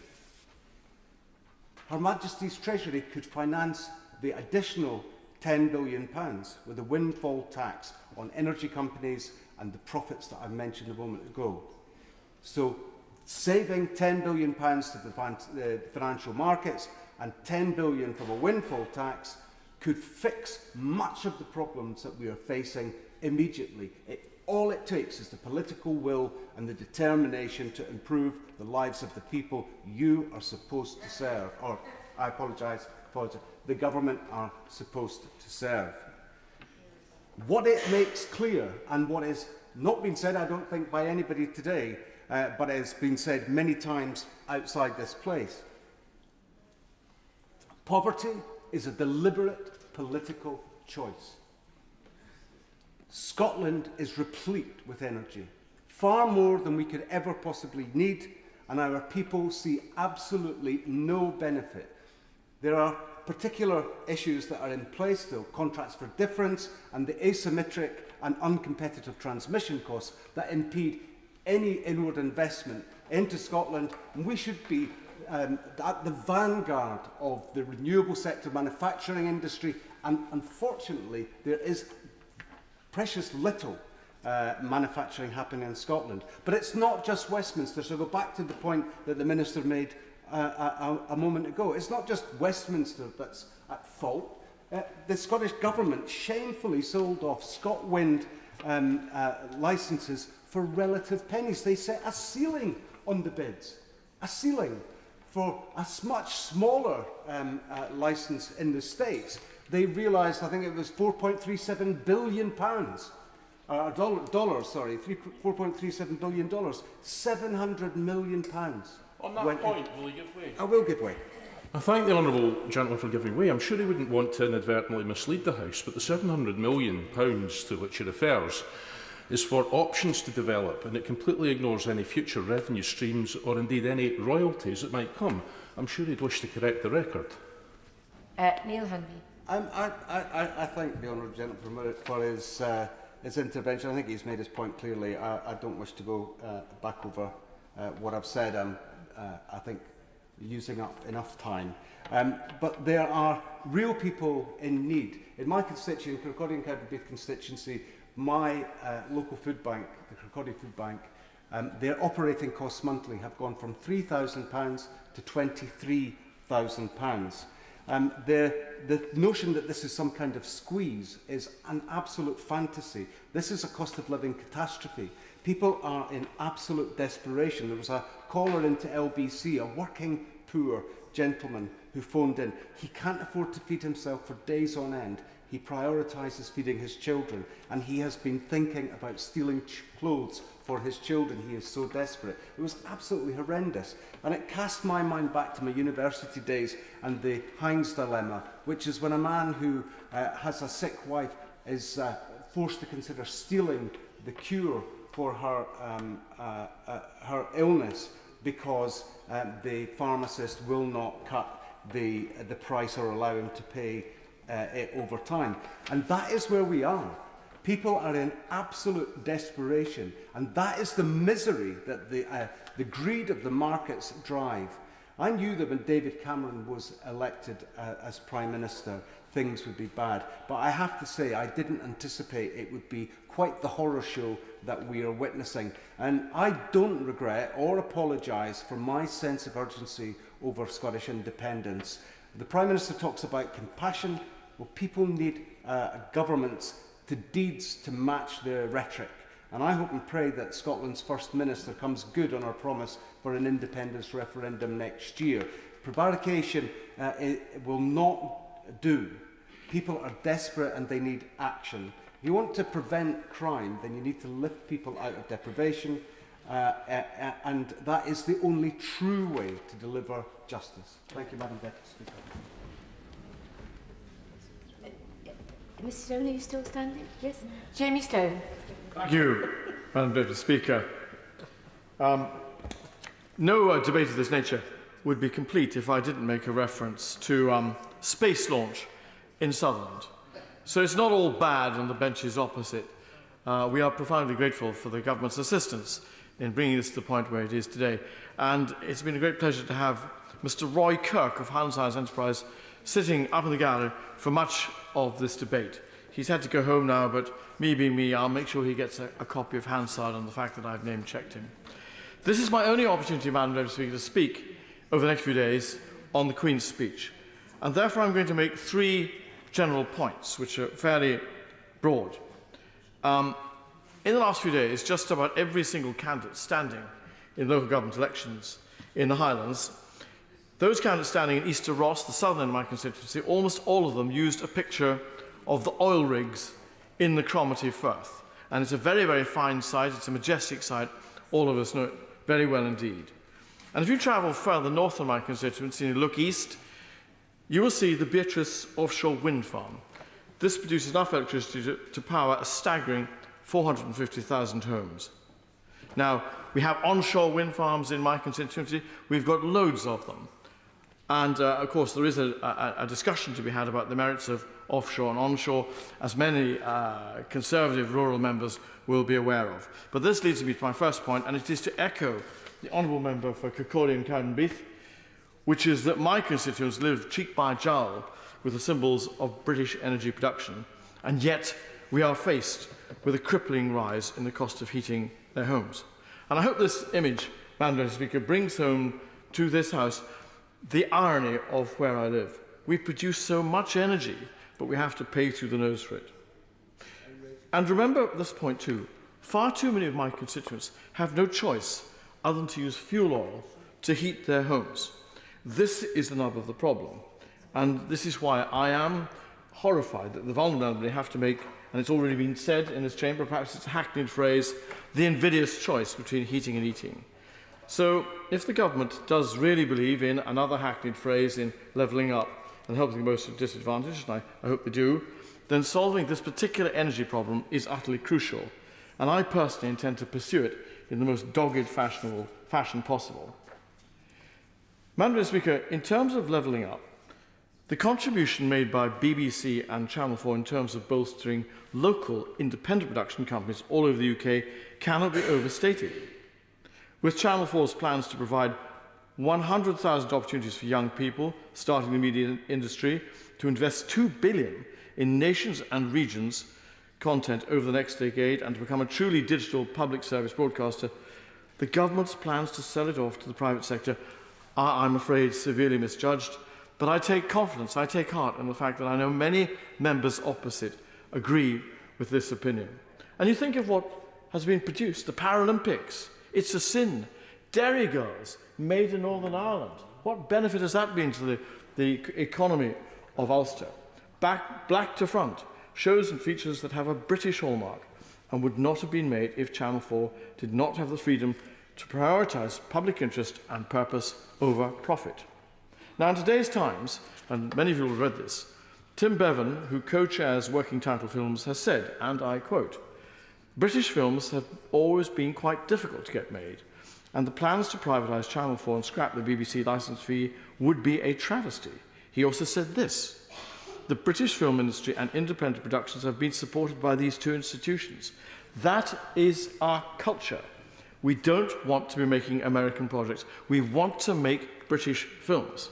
He's absolutely right. And, Madam Speaker, the fact is that English is one of the most widely spoken languages in the world. And it is also a fact that the work of Channel 4 and the BBC give our country soft power internationally, soft power which can hardly be imagined. I've seen it myself.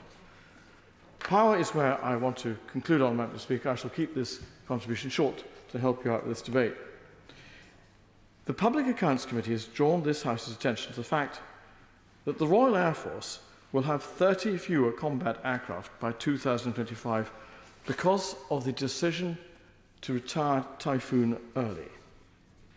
And when you think that over the last 7 years we've spent £701 million, no less, £701 million, developing new radar systems for Typhoon that will not be ready to 2030, then you can see that there is something desperately wrong with the way we are planning to defend our country in the future. These are killer facts. Honourable members on all sides of the House have rightly said in the past that the plans to reduce the size of the British Army are ill-conceived.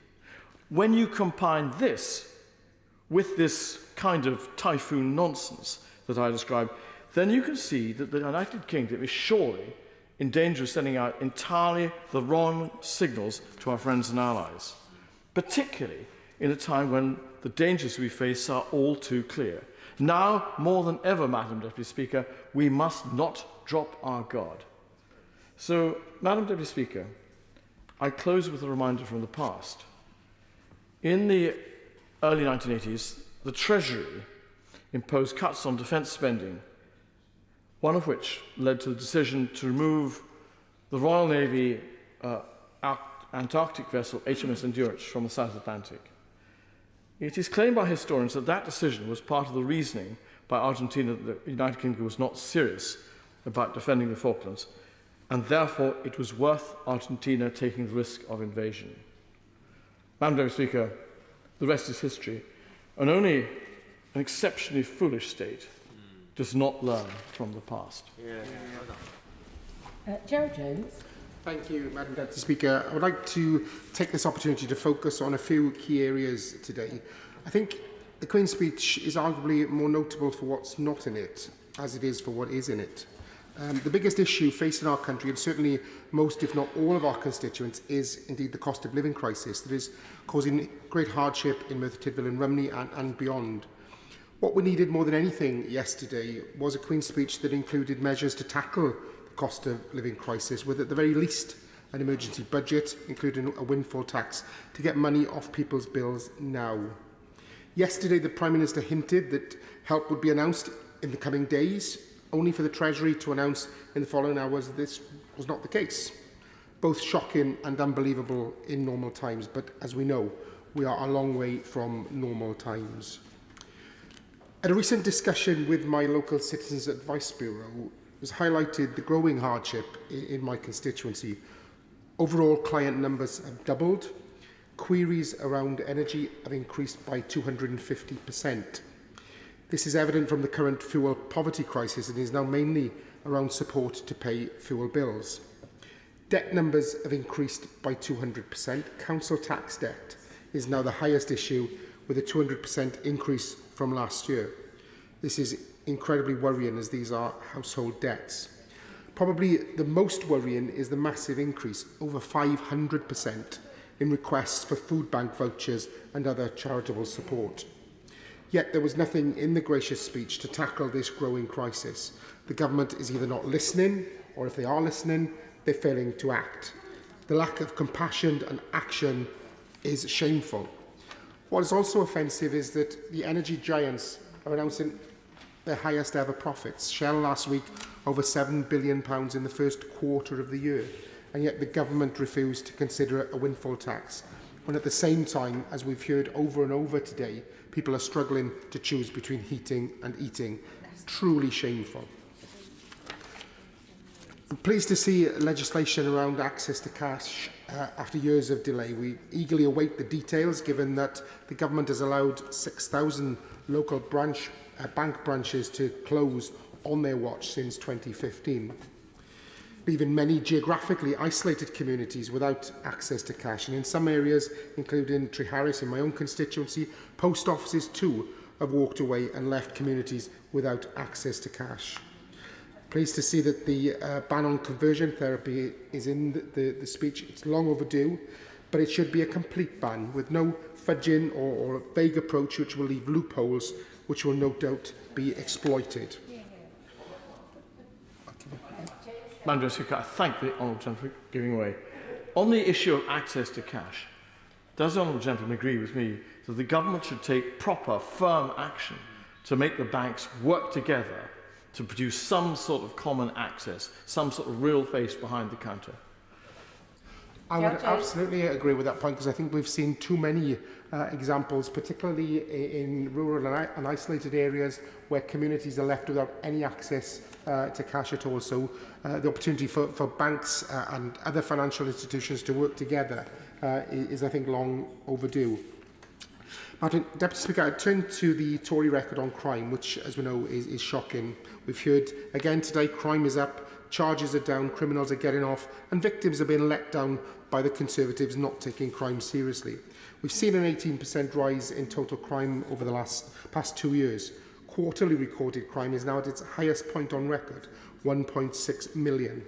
As my honourable friend, the Shadow Home Secretary, told us earlier, the overall charge rate has fallen from 15.5% in 2015 to just 5.8% in 2021, meaning thousands more criminals getting off and over 1 million thefts cases being closed without a suspect being identified, and there's no sign of things improving. Antisocial behaviour continues to blight our communities.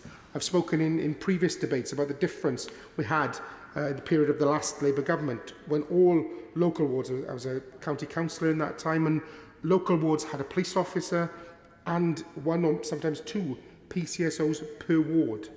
We don't have to hark back to the times of Dixon and Dock Green when people knew their community bobbies. We had this in the period of the last Labour government up to 2010. At that time, the neighbourhood policing teams provided meaningful engagement and deterrence in communities before issues got out of hand. We now have the same size teams covering 5 or 6 wards, and the sheer lack of people on the ground makes it impossible for them to tackle issues effectively, despite their best efforts. Labour would strengthen legal protections for victims of antisocial behaviour to give victims of persistent, unresolved antisocial behaviour new rights and give stronger powers for police and local authorities to shut down premises being used for drug dealing or consumption. Whilst we've seen more police officers being recruited, we still have thousands less police officers than before the Tories started cutting them in 2010. I'm grateful that in Wales, we have the support of the Welsh Labour Government, who, although don't have the responsibility for policing, as that is not devolved, they have provided funding for 500 PCSOs, which has increased to 600 in this Senedd term. And Madam Deputy Speaker, before I leave the topic of policing, I would like to put on record again the issue of the apprenticeship levy paid by Welsh police forces. In England, funding for the Police Educational Qualifications Framework, which includes apprenticeships for uniformed police officers, is provided through the National Apprenticeship Levy. In short, English police forces are fully reimbursed by the government for the cost of training police officers. In Wales, the Home Office has reimbursed only half that cost, leaving Welsh police forces with a shortfall of over £2 million. I'm grateful to the Honourable, and I do acknowledge the issue that he's raising, but I'm sure he would want to acknowledge that while the English or the UK government does collect the apprenticeship levy, as he rightly points out, the money is passed to the Welsh government, who then have declined so far to pass it on to the police forces who are affected. And he is right that the Home Office has stepped in to fund it this year and in the past. But I would urge him to speak to his Labour colleagues in Wales and to get them to pass on the money which has been given to them after being taken from the police forces in the form of the levy. Yeah, I think the Minister really should go away and do his homework. This issue was taken up by his colleagues in the Wales office team, and correspondence has been exchanged. I appreciate it is a long and a complicated issue, but it is something that the Home Office are responsible for and should take the responsibilities and fund the 4 police offices in Wales in the same way as the police forces in England are being funded, because Welsh police forces are being shortchanged, and that responsibility does lie with the government. Madam Deputy Speaker, I return to the cost of living crisis. I would urge the government to listen to the concerns. We've heard them today over and over again. There is an urgent need for government to listen and take action on things like VAT, energy, cutting that the VAT costs on energy bills, the windfall tax. These are practical steps which have been offered to the government. The government really do need to take them on board, take action, and take action now for the sake of families right across the United Kingdom. Thank you very much. Anne McLaughlin. Thank you very much, Madam Deputy Speaker. It seems like only a matter of weeks since we were in this place fighting against the UK Government's now successful attempts to restrict some of our most precious and long-held fundamental rights. It seems like only a matter of weeks because it is only a matter of weeks. In the last session, we battled against the Police Crime Sentencing and Courts Act that will strip people of the rights to protest, amongst other terrifying measures. The Judicial Review and Courts Act that has serious implications for access to justice and accountability of public bodies. And finally, the Nationality and Borders Act, set to treat asylum seekers and refugees in ways which I can only describe as nightmarish. It is exhausting to be standing here today, facing an almost identical set of challenges in this legislative programme. Rather than see this Queen's speech as a unique opportunity to help people tackle the cost of living crisis and put some compassion back into the system, the UK Government is just adding to its attacks on people's rights. A constituent and friend of mine is called Joanna, and she's a cleaner. On Monday she said this: "So wages have gone up and my company added a wee bit extra, so not too bad. But today I got my wage slip and my national insurance contribution is now more than my income tax contribution, and it's taken me back to exactly where I was, exactly what I was earning before." What in this Queen's speech will tackle the issues everyone out there is worrying about? Energy bills spiralling out of control, the cost of the weekly shop absolutely skyrocketing, and the ever-present and impending climate crisis. Well, there's nothing in this that tackles it. It's being left to the likes of one of my constituents, Mandy Morgan, who dreamt up the Scottish Pantry Network and in the last year has opened 9 shops. And what that does is it charges people £2.50 membership for £15 worth of food, and it's fresh fruit and vegetables and fresh meat and fish. And it's not just for poor people, it's for environmental reasons as well. It's tackling food waste so that you don't have to worry when you go into these beautiful shops that somebody's going to know that you are on your uppers. And I want to pay tribute to Mandy Morgan for everything that she's done and everybody and all the volunteers and staff who work there. There are troubles ahead for them, however, because they are struggling to access the food that we need to food, and they're struggling with increasing numbers of people needing their help. But instead of tackling these, the government is just attacking people's rights. And you know the old saying that about dividing and conquering. So who do they want people out there to blame for all of this? As usual, it's the already least powerful, often completely voiceless. This government thought it was perfectly acceptable to mention those poor, desperate refugees forced across the Channel in the most perilous of conditions, alongside what they say are plans to help the police make the streets safer in the same paragraph of the Queen's speech. It's a consciously cynical ploy to conflate the two in people's minds. It's a deliberate attack on asylum seekers and refugees. It's this Tory government's shameless propaganda that says anyone fleeing persecution and trying to get to safety on these islands is a criminal. And it's working, because whilst there are many people on these islands doing everything they can to welcome and support refugees, and I thank them and I pay tribute to them and I thank God for them, there are also many who repeat these tropes that the government has so cynically created. It is cynical, it is deliberate, and it is strategic. You only have to listen back to some of the very similarly worded interventions in the last debate on the Nationality and Borders Bill from some of the backbenchers opposite who had never shown an interest previously to know that. But today the attacks have moved to those of us who support refugees. I was disgusted to hear the Home Secretary refer to those of us on this side of the House as defenders of murderers and paedophiles. Now, I understand that it's apparently okay to do that in this place as long as it's not directed at an individual. So I am going to be writing to her and I'm going to be asking her, does she believe me to be a defender of murderers and paedophiles? And I would encourage everybody in here to do that, because I think we deserve an answer. Now, this was also a Queen's speech primed to reinvigorate the Brexit vote, but perpetuating the myth that Brexit is somehow reclaiming our sovereignty is just ridiculous. Doing it at the cost of trashing our rights is plain scary. I want to talk briefly on three of the many bills that I feel I'm most concerned about in this Queen's speech. And the first is the Bill of Rights. It's no secret that the Justice Secretary has a long-held disdain for human rights, or to put it another way, people having rights. His book, The Assault on Liberty, What Went Wrong with Human Rights, is illuminating, if not wholly depressing. And I'll give you one quote from it. The spread of rights has become contagious. Well, we can't have that. That's my quote, not his.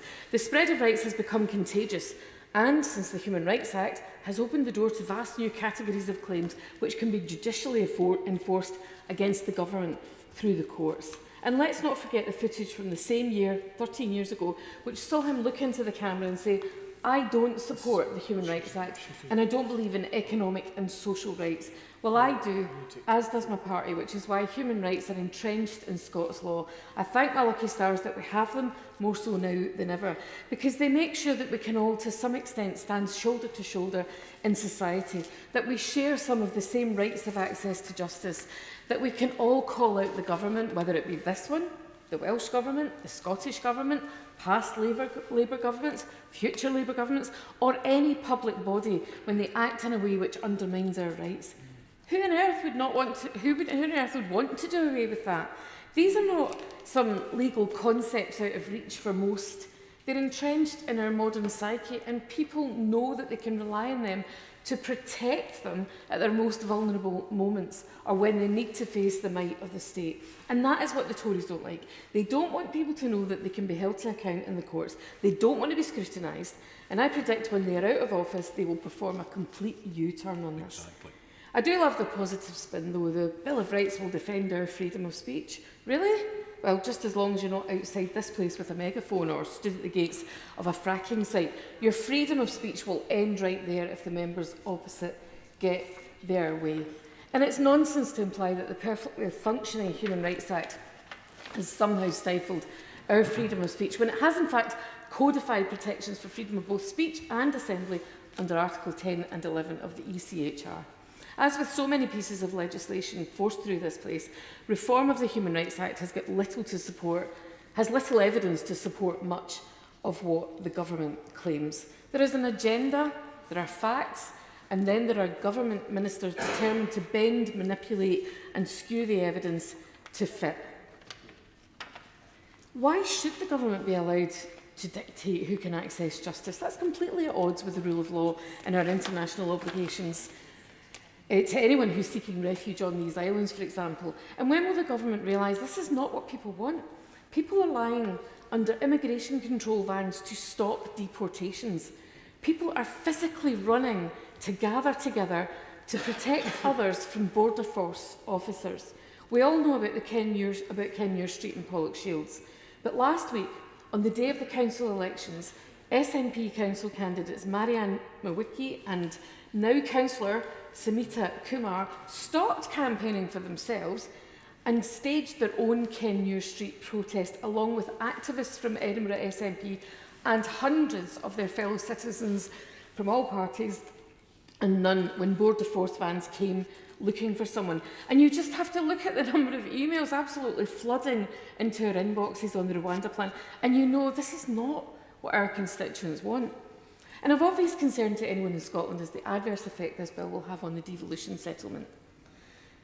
The rights enshrined in the Human Rights Act are at the very core of this devolution settlement, and as Scotland's Equalities Minister, Christina McKelvey MSP, said this morning, changes must not be made without the explicit consent of the Scottish Parliament.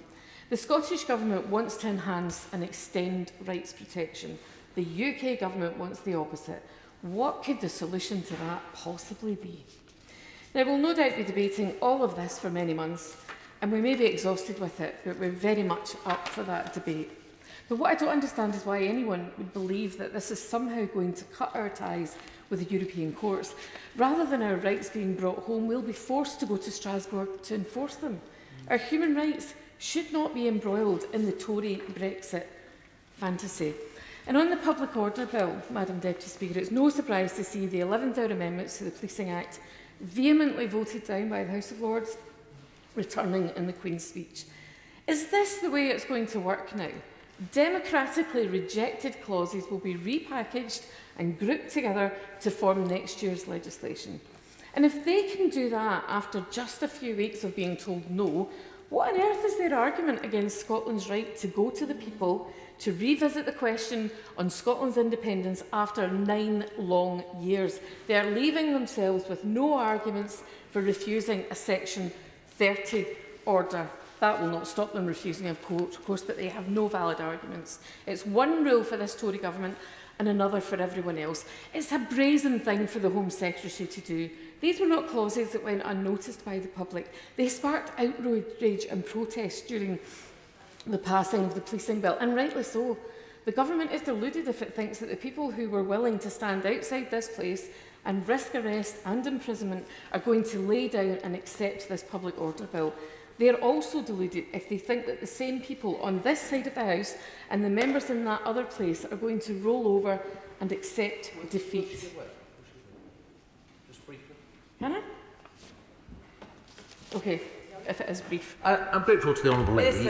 One of the arguments that was put in the House of Lords around the clauses that she refers to was that they hadn't been adequately scrutinised by the House of Commons. And that was the main argument why they were knocked out. So by bringing them back, we're going to be allowing that scrutiny. But I'm interested in her view. As she will know, there's a protest taking place in Scotland at the moment outside a fuel depot where protesters have locked themselves on. Does she support the arrest and removal of those protesters and their prosecution? And if they are prosecuted and convicted, what penalty does she think they should get? They're constantly doing this. They're constantly trying to suggest that because we don't like these draconian laws that they want to bring in, that we somehow support everybody's right to do whatever they want without any penalty. So I'm not going to get dragged into it.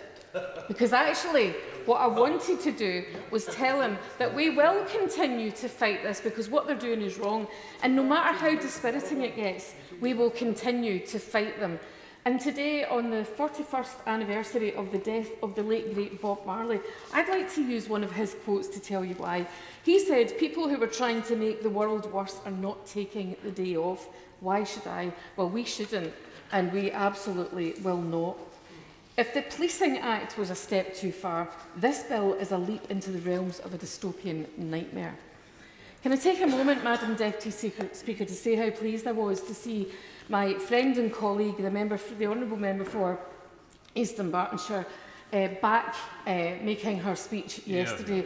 And I mean, it was quite emotional for all of us, not least for her parents and her partner, her fiancé, who were sitting up there watching it.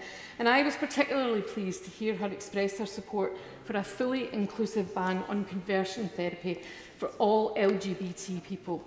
And I absolutely concur with her. Nobody should be subjected to conversion, so-called therapy. Absolutely nobody. And Madam Deputy Speaker, I'll finish my remarks by saying that I am disappointed. Of course, much of this was predictable, but much of it is manifesto pledges. These are not manifesto pledges becoming reality. They're personal agendas and attacks on the most vulnerable people on these islands. And as I asked earlier, where is the compassion? Where is the helping hand or the reassuring support from a government which is at least partly responsible for the cost of living crisis? Scotland wants to do things differently, and I do appreciate there are many members on this side of the House who also want to do things differently. But we do want to offer that helping hand. We do want to act with care and compassion, and we do want to welcome people in need, not throw up the shutters and turn them away. And the Scottish Government does do all of those things, but they do it with one hand tied behind their backs.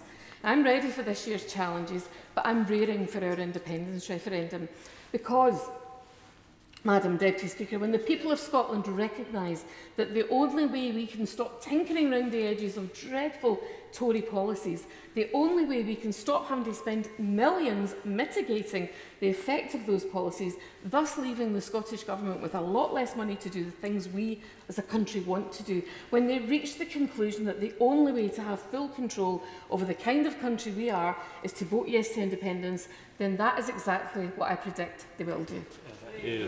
Adult Lauren. Thank you, Madam Deputy Speaker.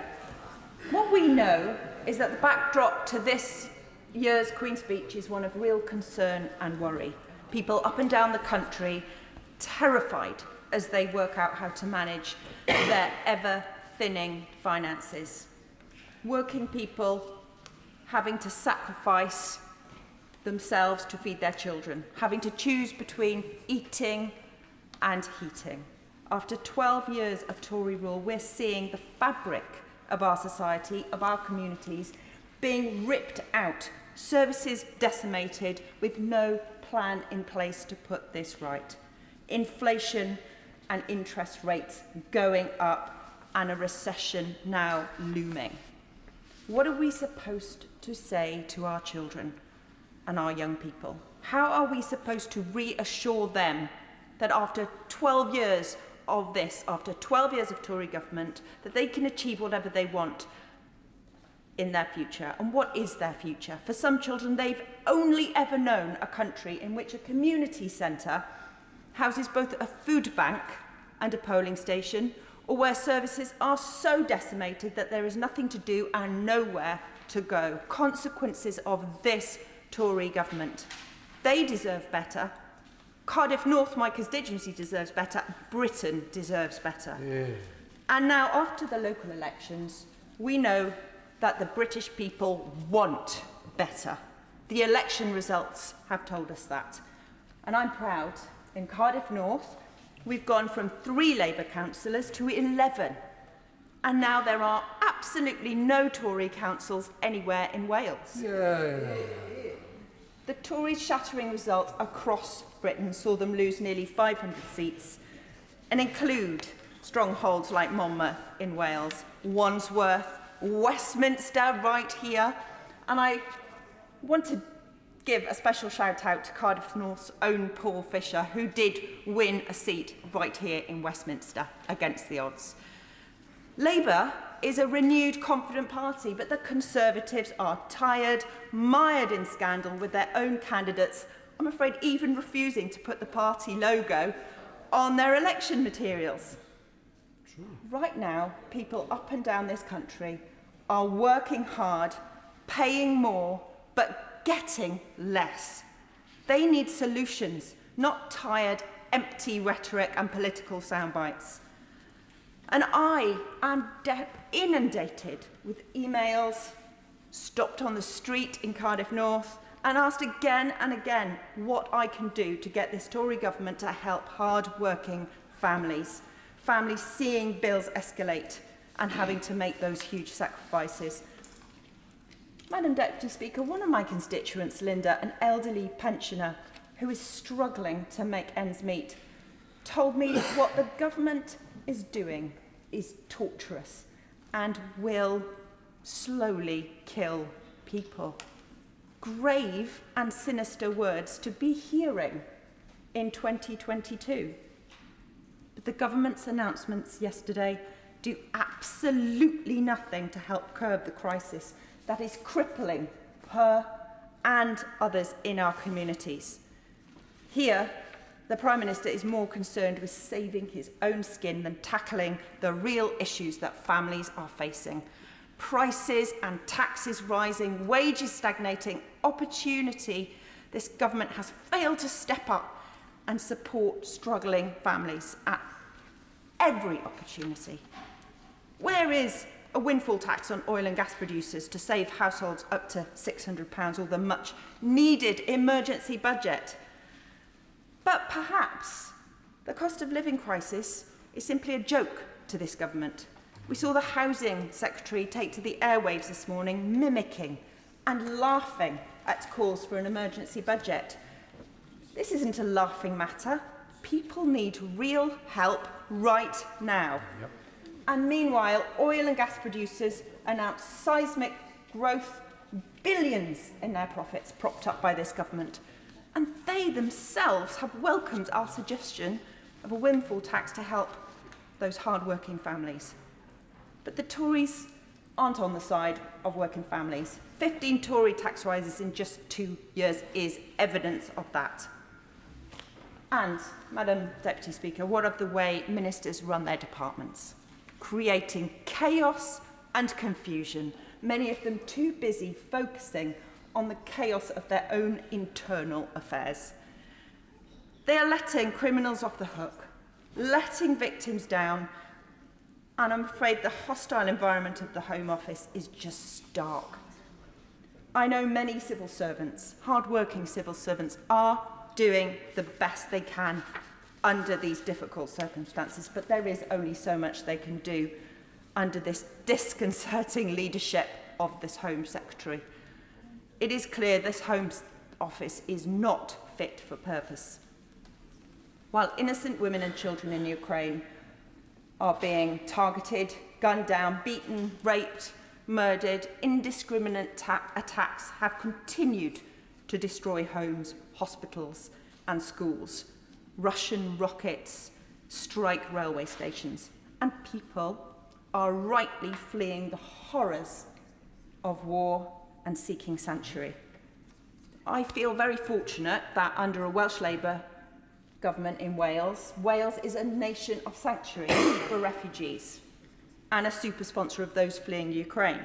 It is absolutely heartwarming to see how many people have come forward, how many in Cardiff North have signed up for the Homes for Ukraine scheme. But the incompetency of this Home Office is having a human cost as they continue to lose applications of the families my constituents are sponsoring. My constituent Sarah, who actually stopped me in the street a few weeks ago and has written, and we have tried helping, is sponsoring that Ukrainian family with a severely disabled son. They've been unable to flee because their son needs extra assistance. And they were kept waiting and waiting, terrified, because the Home Office lost their visa application. Another of my constituents, Maria, who sponsored a mother and baby, were in utter distress as a Home Office error meant that only the mother was granted the visa, meaning she would have had to leave her baby behind. This is unimaginable. What a mess to put these families who are facing such horrors in their own country through. And this chaos is not only impacting refugees trying to enter the country, but our own citizens here because of the Tories levelling down our communities. Crime blighting our neighbourhoods because of the 12 years of chronic underfunding to our police forces, to our local communities, to our services. Victims of crime are being let down, criminals let off the hook. When crime is up 18% under this Home Secretary, prosecutions are down. Criminals getting off, and the Conservative clearly not taking crime seriously. And the bills announced in this Queen's speech do absolutely nothing to change that. And after 6 years of waiting for a victims bill, a victims law, we've seen time and time again 6 Justice Secretaries and still no bill. Under the Tories, hundreds of thousands of more criminals being let off the hook. Victims being let down but losing faith in this criminal justice system. This Tory government playing with people's lives. And out of 300 women across England and Wales who are sadly raped, only around 170 are reported. But it's just 3 that make it to the court of law. And that's before we even look at the failure of prosecution, which has gone down from 8.5% in 2015 to just 1.3%. This just demonstrates that victims are nothing more than an afterthought from this Tory government. Lastly, Madam Deputy Speaker, what of the climate crisis, the biggest challenge we're facing, and based on the Queen's speech yesterday, one which this government are hell-bent in ignoring? Just a few hours ago, The Guardian published an investigation which has found that oil giants are secretly planning 195 carbon bombs. These are short-term oil and coal projects that will produce greenhouse gases equivalent to a decade of CO2 emissions from China, the world's biggest polluter. They would each result in at least 1 billion tonnes of CO2 emissions over the lifetime and have catastrophic global impacts. And yet nothing announced yesterday by this government will help avert climate catastrophe. We have a government who is so caught up in their own mess, they're sending us along a path to our own destruction. We need leadership on this. And the gap between the government's empty promises and real climate action is disturbing. Failure to put sustainability and net zero at the heart of the government's new legislative agenda is a betrayal to future generations. Delivering net zero and nature recovery is the only way to protect people and planet and create valuable, well-paid, highly skilled jobs and resilient communities. The energy bill announced in the Queen's speech yesterday is welcome, but will it include those important elements that we do need to see? Will it invest in those crucial green jobs? Prioritising energy efficiency, for example, that is critical to tackle the cost of living crisis. By 2025, energy efficiency, clean heat and renewables alone could replace 4 times the gas we currently import from Russia. The energy bill is a chance to make right the absences from the energy security strategy, prioritising renewables and energy efficiency measures that offer a win-win for consumers, business and the environment. We need a mass retrofit programme, slashing household bills, cutting emissions and investing in skills. And we know that new onshore renewables are 6 times cheaper than the cost of running gas plants. But we have yet to see a single piece of evidence that further licensing in either the North Sea or through fracking would increase UK energy security or lower bills. No more warm words. We are at a once-in-a-lifetime chance to get this right. It is imperative that this government matches deeds with words. This Queen's speech is little more than a vanity project delivered with the intention of winning back favour with the public. Instead of neglecting and decimating our communities, letting victims down, letting criminals off the hook, let's invest in a nation that we can be proud of. And only Labour can do that. Yeah. Speaker, and it is indeed a pleasure and an opportunity to speak on Her Majesty's programme for government for this session. There are, Madam Deputy Speaker, many things to be welcomed, and since I am by and large a positive person, I will start off with those. So I very much welcome the commitment by government to the Modern Slavery Bill. I know it's one that I pursued and supported the Honourable Gentleman on the far side and others in this House. And it's good news that we will see the end of the use of dubious supply chains and labour. And the Uyghur Muslims are, of course, one of those groups of people that we're trying to protect.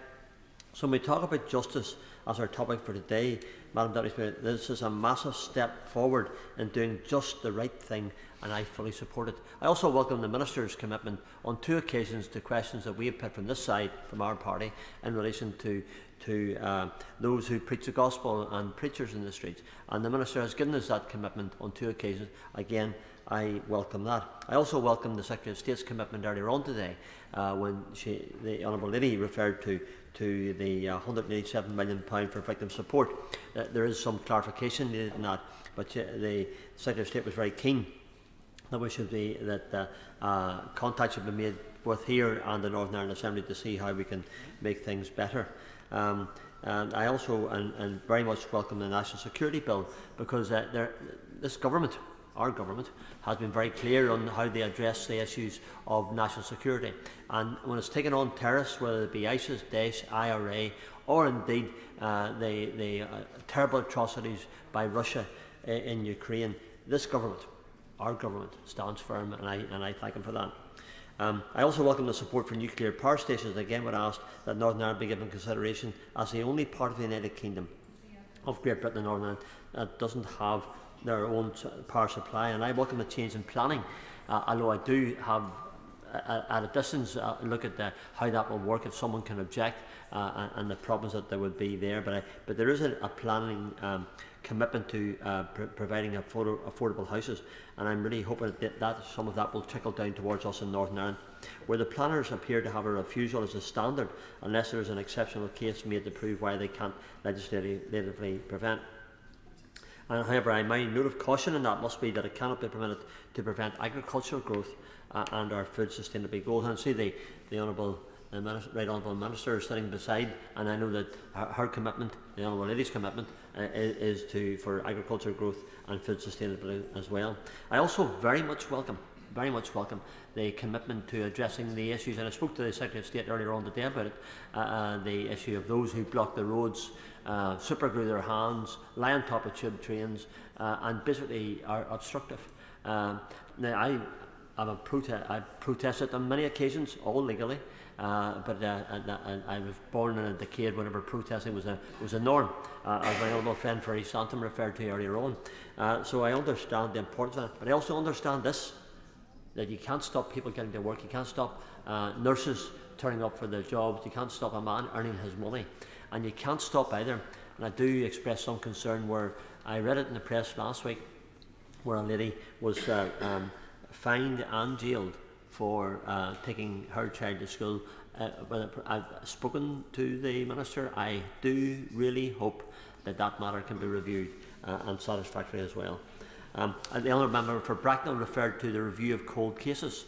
I think that was quite an interesting point. I'm a great believer in that. Coming from Northern Ireland, I like to see those who the cold cases where nobody's been made amenable can be investigated. I now come, Madam Deputy Speaker, to this debate is about delivering justice.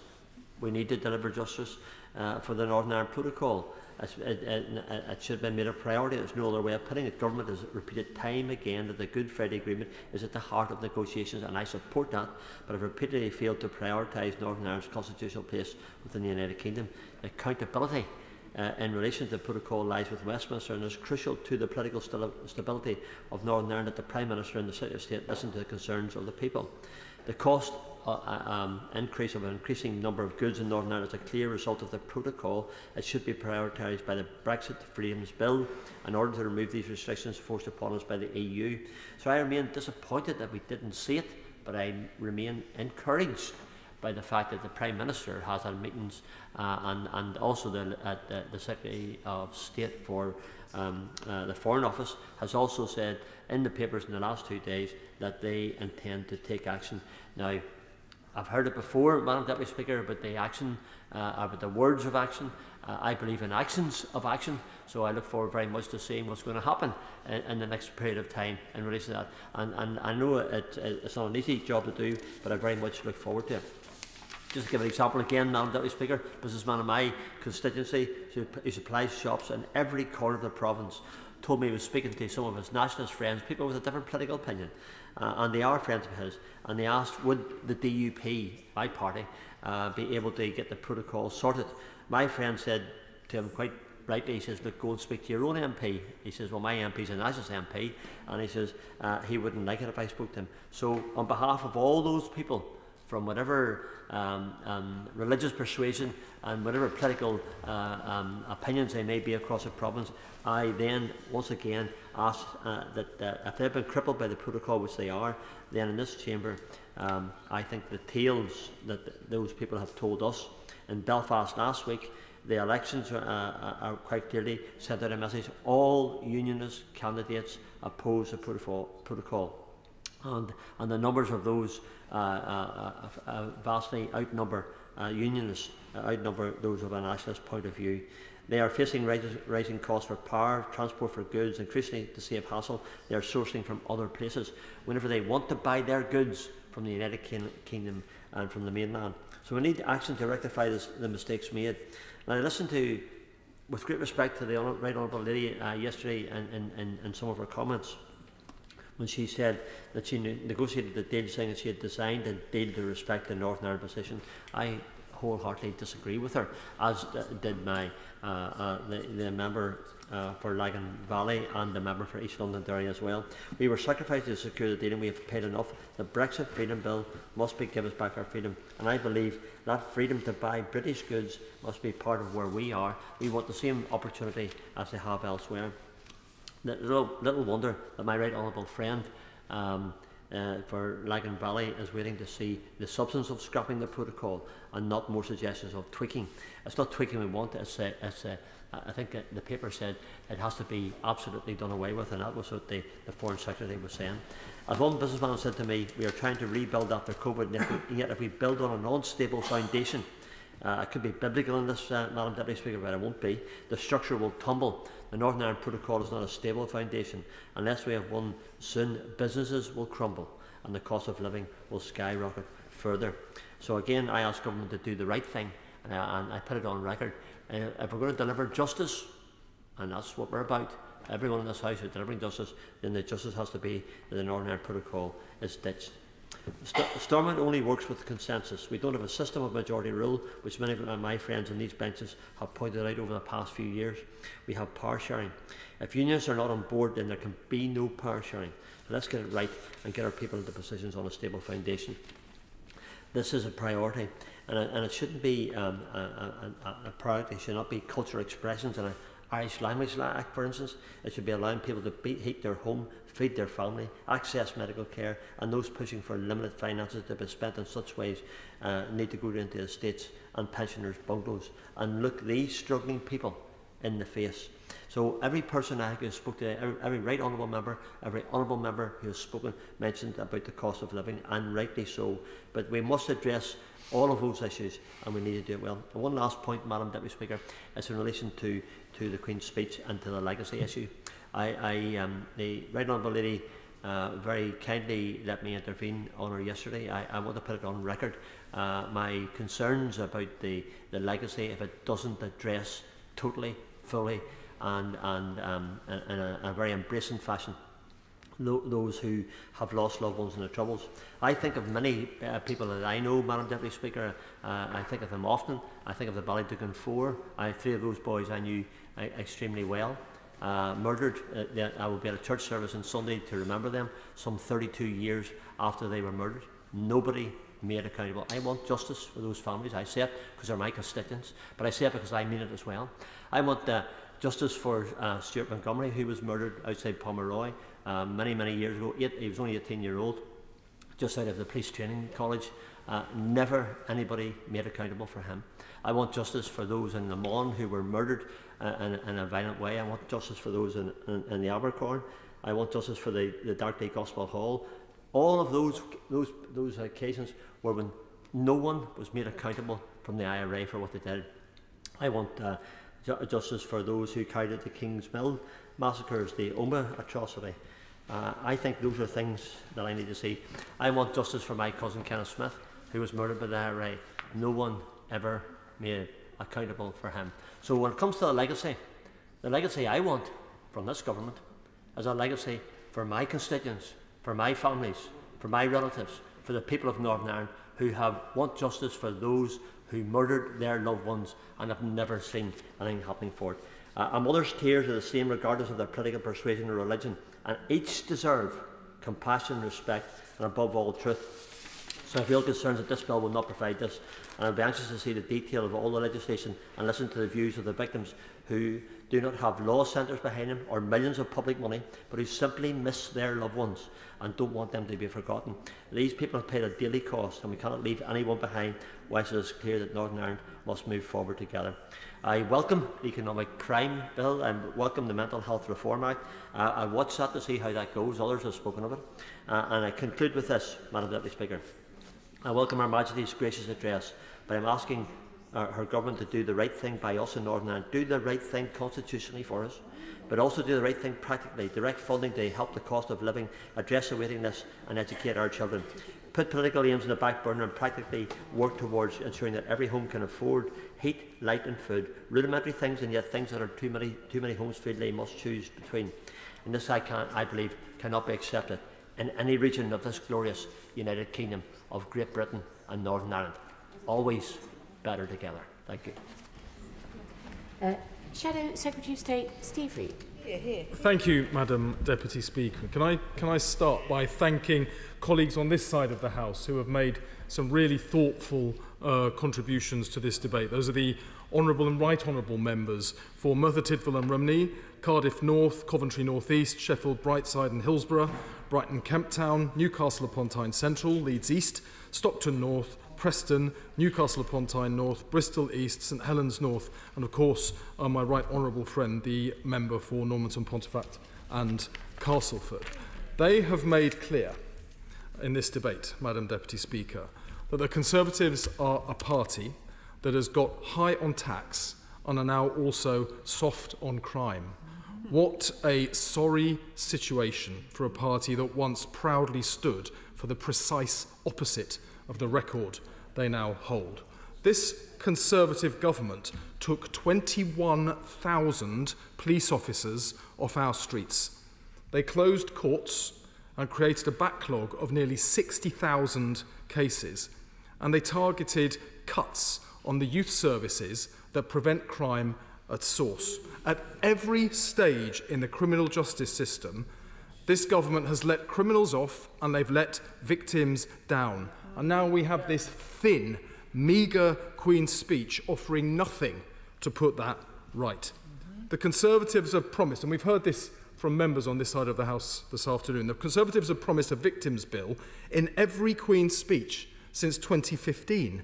Yet 7 years on, this bill has still not appeared in Parliament. And yesterday, we were promised only a draft bill, meaning it will take even longer to ever become law. A victims' bill should be at the centre of the legislative programme, not an afterthought, because this government's let victims down for far too long. It is scandalous, nothing short of scandalous, that only 1.3% of reported rapes ever results in a prosecution. The other 98.7% never reach court. And in those rare cases where a prosecution actually happens, the average delay in getting to court has now exceeded 1,000 days for the first time ever. Rape survivors deserve so much better than this. Letting an offender walk free for nearly 3 years especially when so many of them live in the same neighbourhood as the person they attacked, is a major contributing factor as to why so many cases are dropped. At a time when rape involving a knife has gone up by nearly 10%, this government has effectively decriminalised rape. Now, the Home Secretary mentioned paedophilia in her opening speech. I'm sorry she's not in her place now, but let me respectfully remind her it was her party that ignored the child victim of the predatory former Conservative MP for Wakefield and allowed him to stand as their candidate. She might reflect on that before she debases herself with slurs against other parties ever again. Labour you didn't hear, I'm afraid, what the Home Secretary said from the dispatch box. Those comments are directed at what she said, and she debased her office in the way that she said it. I meant, of course, Madam Speaker, the Honourable Lady. Labour has already proposed a victims bill that puts victims and survivors back at the heart of the criminal justice system. The government refused to work with us, and we can only conclude after 7 years of delay and dither, low prosecution rates and eye-watering court delays, they just don't care about victims. A fundamental part of supporting victims is to make sure you catch the criminals that offended against them in the first place. But this government's police cuts are so extreme that they have effectively decriminalised many of the crimes that worry people the most. They fail to prosecute 93% of reported robberies, 95% of violent assaults, 96% of thefts, 99% of reported rapes, and 99.9% of reported cases of fraud. Shops and supermarket managers say the police don't come anymore to arrest shoplifters, so there's been an explosion of shoplifting to order.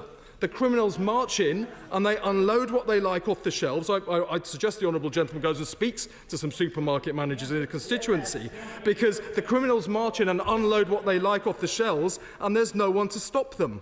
If there aren't enough police because the Conservatives took them off the streets, then they can't catch the criminals. It really is as simple and commonsensical as that.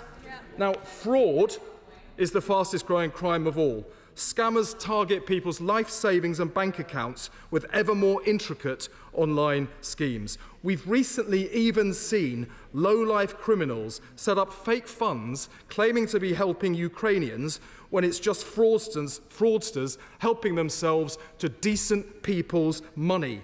Yet the business secretary of this Conservative government tells us fraud isn't a real crime. No wonder their own fraud minister resigned in disgust at the government's failure to take these serious crimes seriously.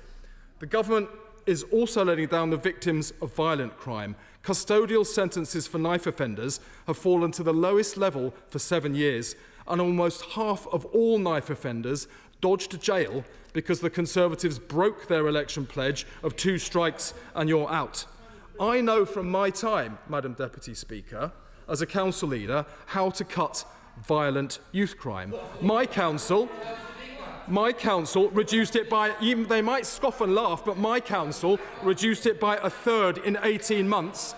And the way, I'd suggest he listens to this, the way we did it was by investing in better support for parents, more community-led projects that divert young offenders away from crime, and tougher enforcement against lawbreakers. It works, but this government has done the polar opposite.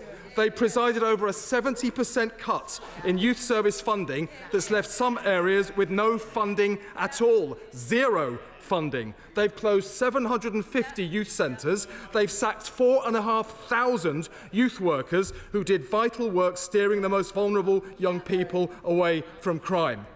Now, drug and alcohol addiction lies behind many criminals offending.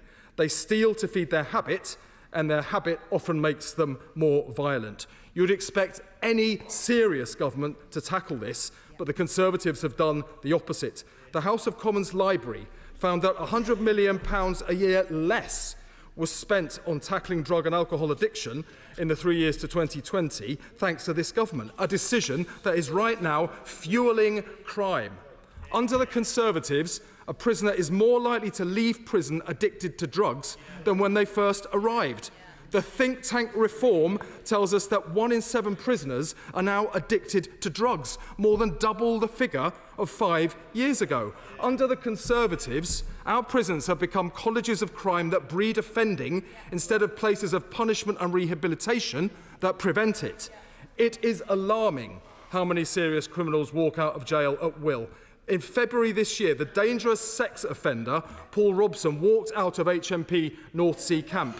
In March, the murderer Shane Farrington walked out of HMP Thorn Cross. The honourable gentleman should take responsibility for their record after 12 years in power. This government, should never have allowed such dangerous criminals to be placed in a low-category prison where they could simply walk out and menace the public.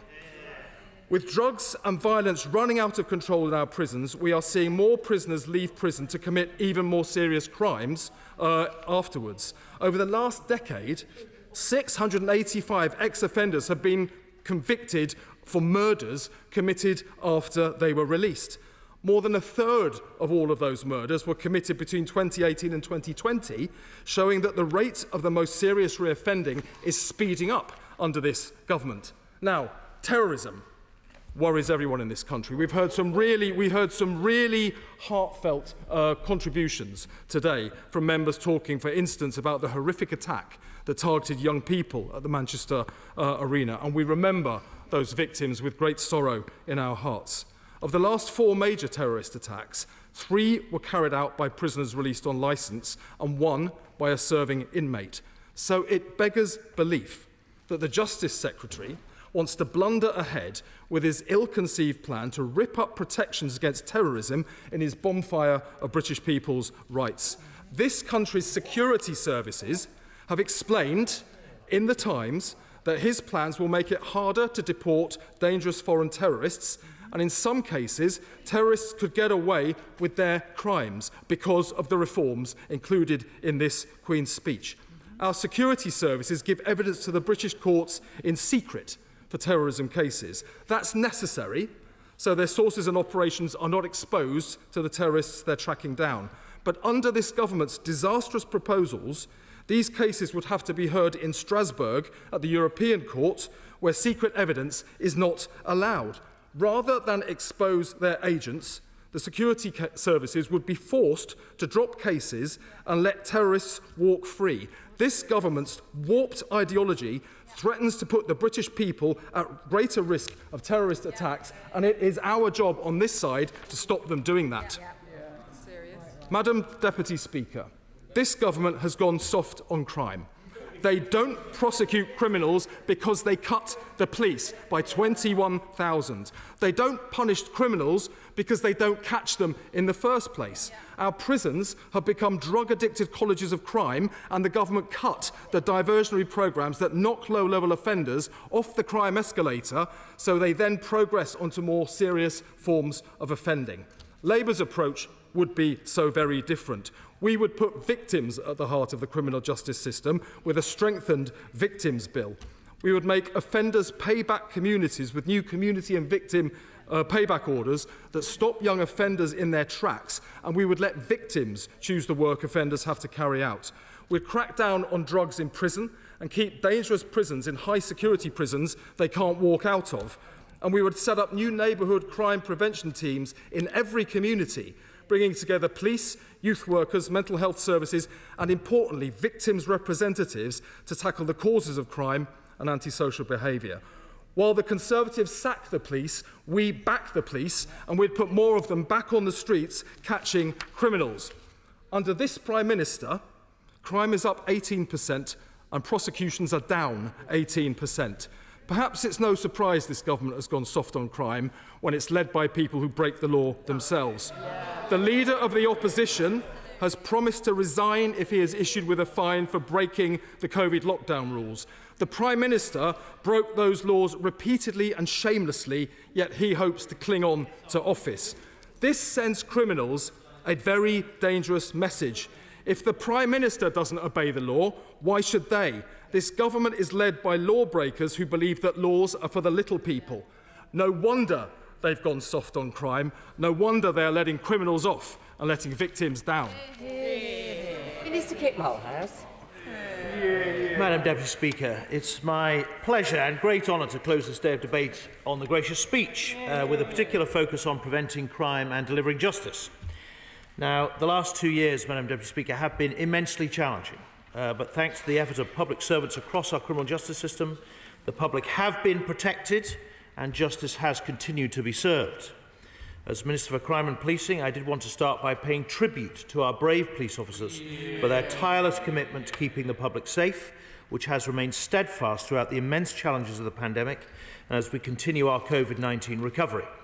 And as a joint minister between the Home Office and the Ministry of Justice, I know that hard work and dedication has been no less evident at the other end of the system, from our court staff, legal professionals and the judiciary. Their efforts have kept the wheels of justice turning so we can drive down the court backlog, rebuild a better, stronger system and bring swifter justice for all. Now, Madam Deputy Speaker, I have listened to today's long debate with interest and I'm grateful to members of all sides for their contributions. It is clear that there was a common theme across pretty much all the speeches this afternoon, which is a strong concern shared by the government about the cost of living challenge being felt up and down the nation, bringing difficult choices in houses and homes across the country. The government has moved quickly to inject £22 billion through various means into people's pockets, particularly focused on those households who have less money to spend on a daily basis. And I know that the Chancellor and the Prime Minister are monitoring the situation on a daily basis.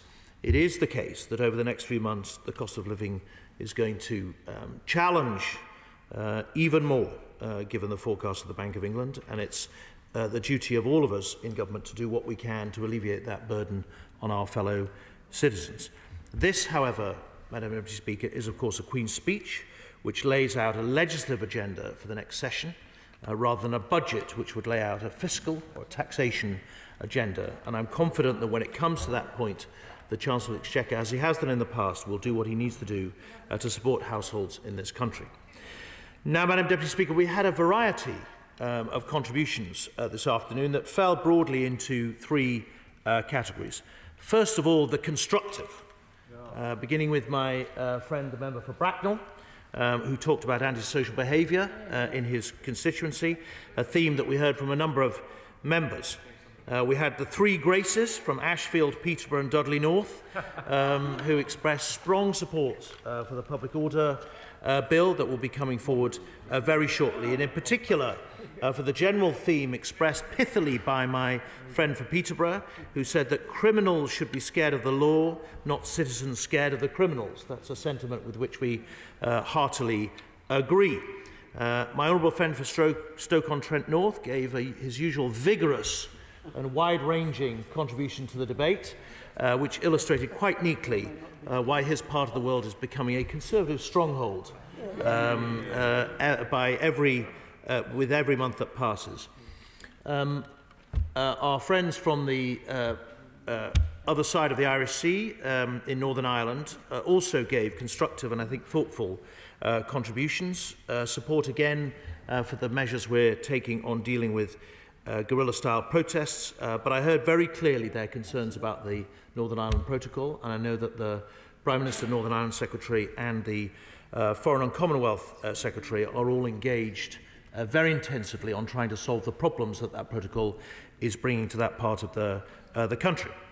Happily, from the opposition benches, the member for St Helens North took us through the very welcome renaissance in St Helens Fortunes, a town I know well from my upbringing in the northwest, although he seemed to miss the bit in his speech where he was grateful for the government contribution to that particular renaissance, not least the £360,000 that the council received to help with rough sleeping in the town, with which they've been remarkably successful.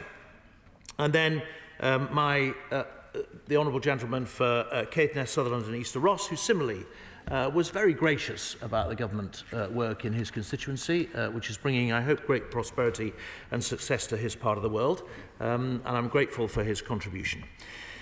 Then, I'm afraid, Madam Deputy Speaker, we had a variety of contributions which were all variations on a theme of everything Conservative bad, everything fill in the blank, my party, excellent, good, brilliant, silver bullet style solutions. The member for Bristol East, who seemed to be happy that protesters should be punished through the civil courts but not through the criminal courts, which is a rather confused stance. The Honourable Lady for Newcastle North, who really needs to reflect on the various problems that she raised with crime in her constituency, in her city, which really should be the priority of the Labour Police and Crime Commission. And I hope she will have an assertive conversation with her, as she was assertive in her contribution. The member for Oxford Western Abington, who put the blame for members of Action Forward catching COVID down to the government, strangely. Hopefully they will recover soon. Always good to hear from the member for Leeds East. Excellent to know that the Corbynite heart of the Labour Party is beating strongly. Fear not, my friend, your time will come again, we all hope. A vigorous contribution from the Honourable Gentleman for Brighton Kemp Town, which inside the kind of accepted attacks on us, I thought there was some food for thought there on some of the perhaps more sensitive issues that we're going to have to face during this session. A couple of members from the West Midlands, not least the member for Coventry North East, putting the fall in police numbers in West Midlands Police down to the government, whereas in fact there is very little we can do if you have a Labour Police and Crime Commissioner who does not prioritise the maintenance of police numbers over the last 10 years. There are lots of police forces across the country. There are lots of police forces across the country who already have the highest number of police officers they've ever had in their history, not least the Metropolitan Police. And that's because those who've had custodianship of the finances of that force over the last decade or so made the right choices. I cannot compensate for the poor choices of police and crime commissioners made during the last 10 years, much though I would like to. And I hope that when we reach the end of the successful recruitment of 20,000 police officers, which I forecast we will do towards the end of this year, that people will reflect on the decisions they made over the decade and where it has put them at the end of the process. And then finally, the member for Cardiff North, who seems to have failed to realise that our commitment to net zero, I'm proud to say, is a matter of law and cannot be avoided by this government or indeed any subsequent government. And that brings me, Madam Deputy Speaker, to the chief dystopians, the front bench pair. The closing, the member for Croydon Central, who went in for some kind of weirdo rant at the end, filled, I'm afraid, with misrepresentations. And am I allowed to say half-truths? I don't know if that's parliamentary language or not. So the strange thing is, Madam Deputy Speaker, that so eager are they to attack, so eager are they to push for all-out frontal assault, that they forget the collateral damage. That in their speech they attack the police, all those brave police officers, callous and uncaring. That Home Office, the thousands of Home Office staff are unfeeling and similarly inefficient and callous about those who seek their services. And that even most of them represented by Labour Police and Crime Commissioners attacking their colleagues for their own lack of thought and care. Their general speeches don't really, I think, require a detailed response, not least because it's the same attacks that we heard in the run-up to the 2019 election. As I say, all variations on a theme, and I suspect we'll get the same result at the next election unless they change their tune. And finally, Madam Deputy Speaker, we did have three, I thought, very thoughtful contributions, which struck me in particular. First, the member for Poole, who not just on crime and justice issues, but raised the old-fashioned issue of monetarism as a key part of our economic approach, something of which I have a strong sympathy, and no doubt that will come to the fore as we look towards our cost of living challenge.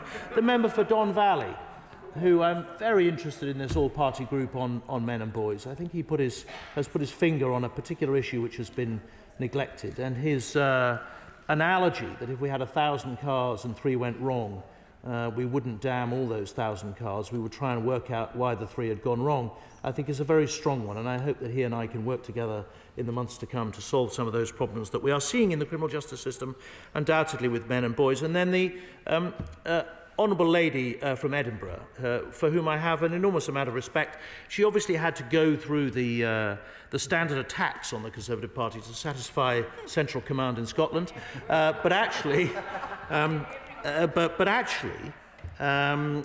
thoughts on the Bill of Rights, on conversion therapy, and indeed on online rights, I thought were well worth listening to and gave pause for thought. And I will certainly be sending a copy of her contribution to this debate to those various ministers so that they can consider what she said. She's obviously a legal brain to be reckoned with, and so we should do exactly that. Now, Madam Deputy Speaker, it was hard to discern in amongst the fury from the front bench on the other side what they were likely to support in the coming session, but I'm pleased that in our part of the government universe we do have a number of bills which I think will make a significant difference to the British people. A national security bill that will enhance the safety of the public and our vital interests in those who seek to do the UK harm, making good on our manifesto commitment to make sure security services have the power they need. I assume the front bench will support that. Through the Protect Duty Bill, we're going to introduce new legal requirements for public locations and venues to ensure they're prepared for protection from terrorist attack. I assume they will support that. A Public Order Bill.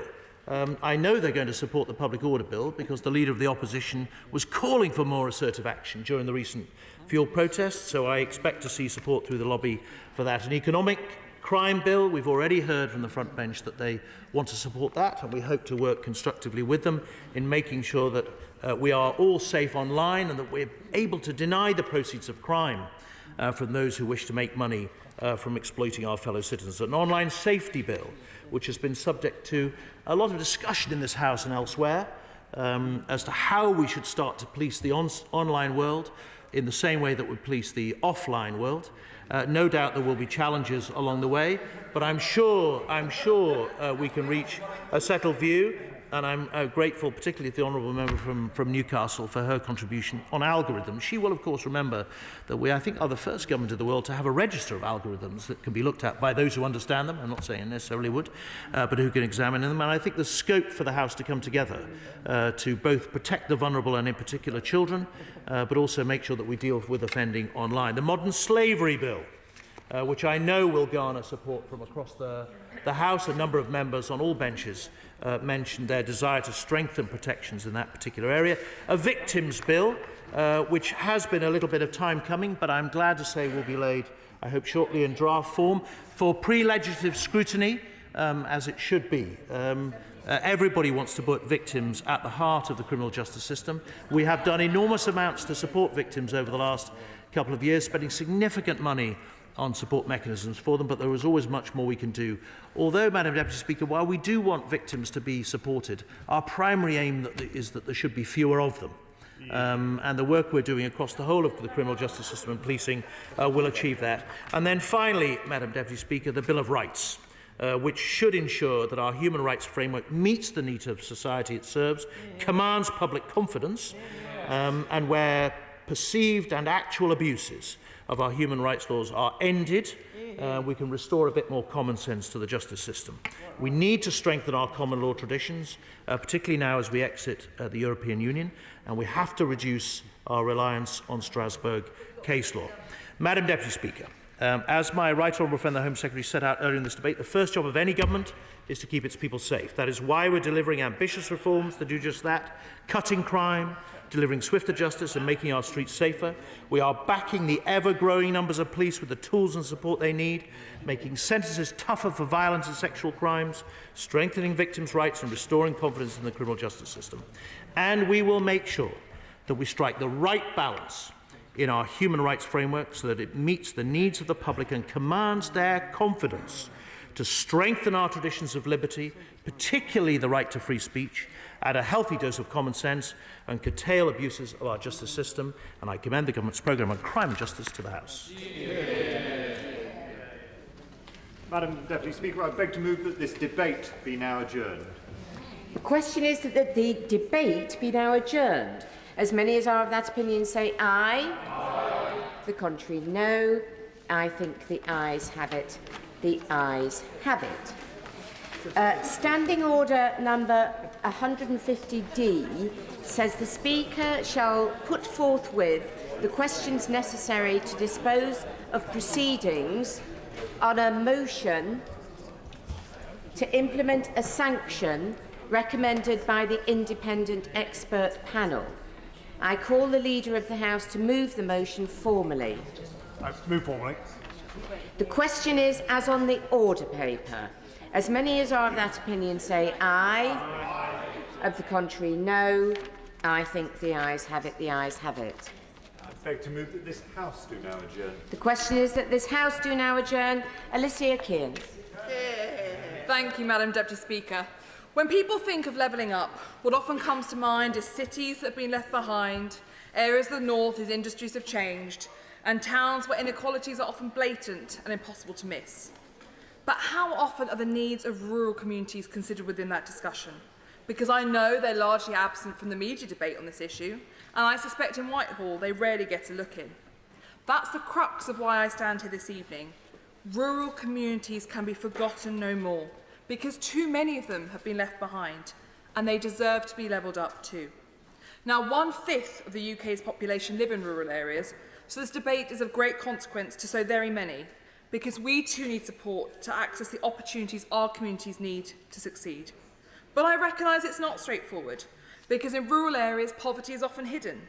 Barriers to social mobility can be more difficult to observe in rural areas, and it does cost more to deliver services in rural areas. Another key issue is that deprivation is used as a key determinant of funding, but with no recognition to the fact that rural poverty should be considered within this because of the added cost of accessing services in rural areas, which deprives many of access. A focus on policy making on urban and industrial growth has come at the expense of those who do not live in large cities. And this has been made all the worse due to underinvestment in critical infrastructure and local government in funding, particularly in areas in the East Midlands. Would my honourable friend give way? Very happily. Thank you very much indeed. You're making an... The honourable member is making an excellent speech. Could I perhaps highlight one point? That Leicestershire County Council, for example, during this year's funding settlement, nationally they get £128 a person, but in Leicestershire only £85 per person. My very beloved colleague is absolutely right. And when it comes to this, I believe that if Leicestershire was funded the same amount as Surrey, they would get something like £140 million more into their budget, which I will come on to in more detail shortly, so I thank her for raising that. Madam Deputy Speaker, I beg to move that this House do now adjourn. Question is this House do now adjourn. Alicia Kearns. I've got to start again. If I just explain, we have to move the motion again at 7 o'clock. Please continue where you left off. There we go. Right, there we go. I'm happy to be given more time, that's not a problem. So yes, I thank my friend for her intervention. Rural prosperity has been stifled, and the Rural Powerhouse campaign estimates that if we were to try to close the rural productivity gap, it would add 43 billion of gross value added to our economy. So today I stand here with some very simple requests to the Minister. That the government makes sure it doesn't leave rural areas behind, that it promises to level up rural areas, that he sends a delegation of civil servants to my constituency who could pop across the border to his own constituency to see the challenges faced by our rural authorities, that he consider the creation of a rural capital investment fund that I will come on to, and that he establishes a rural deprivation unit within his department. Absolutely. Can I first of all congratulate the honourable lady for Rutland and Naughton for bringing this forward, and as the MP for a rural constituency like Strangford, the very subject matter the honourable lady is referring to is one that's very close to my heart, and I thank her and congratulate her on bringing that forward, because we can all then so want it, and look forward to the Minister's response, of course. Does the honourable lady not agree that there are many rural businesses that are ready to be successful online if only they had more support specifically designed to help those dealing with rural areas, and that some of the Prosperity Fund should be allocated to specialists in rural business to provide training and support for others? I couldn't agree more, and as part of that, they require more support to have the broadband access that they need to be able to establish and grow these businesses, which I will come on to shortly. Now, the UK Shared Prosperity Fund is a central pillar of our levelling up agenda, and I welcome this fund. It rightly has a focus on local stakeholders and letting local people have their say. But there are some concerns that I've had discussions with about the Harborough, Melton and Rutland councils that I'd like to raise. Firstly, rural districts and local authorities have been prescribed relatively small proportions of funding. Now, this isn't a surprise to many of us, but I hope it can be rectified as we go forward. Secondly, local flexibility risks being constrained by the pre-specified outcomes of the fund. And finally, the yearly spending requirements limit our ability to maximise investment spend over the fund's duration. Now, for it to have its most success, we have to focus on those long-term investments. But a closer inspection of the 2021-22 Budget Red Book shows there'll be no dedicated ring-fence funding in the Shared Prosperity Fund for rural businesses, and that will hit communities like his and mine hardest. Now, shared prosperity begins with the recognition that different areas have different needs. And I know the Minister, my good friend, knows my constituency of Rutland, Melton, the Vale and Harborough villages very well. In many ways, our communities are the same. They're idyllic. We have an enormous sense of community. The big-heartedness and friendliness is heartfelt and deep. We have picturesque rolling hills of England. Uppingham, one of my 3 towns, was voted the best place to live in the East Midlands. Melton was named the 6th. We have industries that people might not associate with rural areas. Samworth, that makes the majority of sandwiches in this country. Arnold Wills, they make the majority of belts in this country. Hanson Cement Quarry, Mars Pet Care, C.S. Ellis, an amazing national haulage company. And of course our Stilton and pork pies that are enjoyed around the world, and Beaver Fruit Farm as well. Now, we love and we want to protect our rural way of life, but we need support because delivering services in rural areas is more expensive. Rural economies are more susceptible to skill shortages, and physical and digital connectivity lag behind other parts of the UK, and the geographical spread of our communities can obscure the nature of these issues are facing people. Now, looking at the relative affluence of some parts of Rutland and Melton, that means that some pockets of deprivation are too often overlooked by government policy, and that is to the detriment of rural communities. Many people may not know this, but Rutland ranks in the bottom 10% for social mobility in the entire country, and I believe that rurality plays a large role in that, alongside insufficient government support. Now, I know the Secretary of State is especially interested in tackling these pockets of deprivation, and this is where a rural deprivation unit within his department would make a fundamental difference. This would help them consider and understand the complex nature of rural inequalities and make sure that local investment plans take this into account. It would provide a renaissance for our rural communities. Now, on the issue of local government funding, which the Honourable Lady for Loughborough rightly raised, for too long, communities in Leicestershire and in Rutland and Melton have come second best. Despairingly, Leicestershire is the lowest funded county council per head in England, while Rutland County Council are expected to raise significantly more revenue through local taxation than other local authorities in England. And the East Midlands, as a region, has the lowest level of public investment of any region in England. Now, how can we have shared prosperity when long-term funding resettlements are so unfavourable to rural areas? It's a bold and ambitious agenda, but how can our councils do more with less? We desperately need and deserve the funding we need. Now, looking specifically at Rutland County Council, that has been an effective unitary authority for many years, and we are proud of our independence. We are ranked #1 on the Empower Index, the highest performing council in adult social care in the country. But we forecast a budget gap for 2023-24 onwards. We are required to raise a shocking 80% of our revenue through taxation. The national average for councils is just 60%. That means that Band D property in Rutland is £2,200 a year, and this is the council in the worst 10% for social mobility in our country. We receive £331 less government funding per household than other councils. We have the highest council tax in the country. That is not good enough, and it is not fair.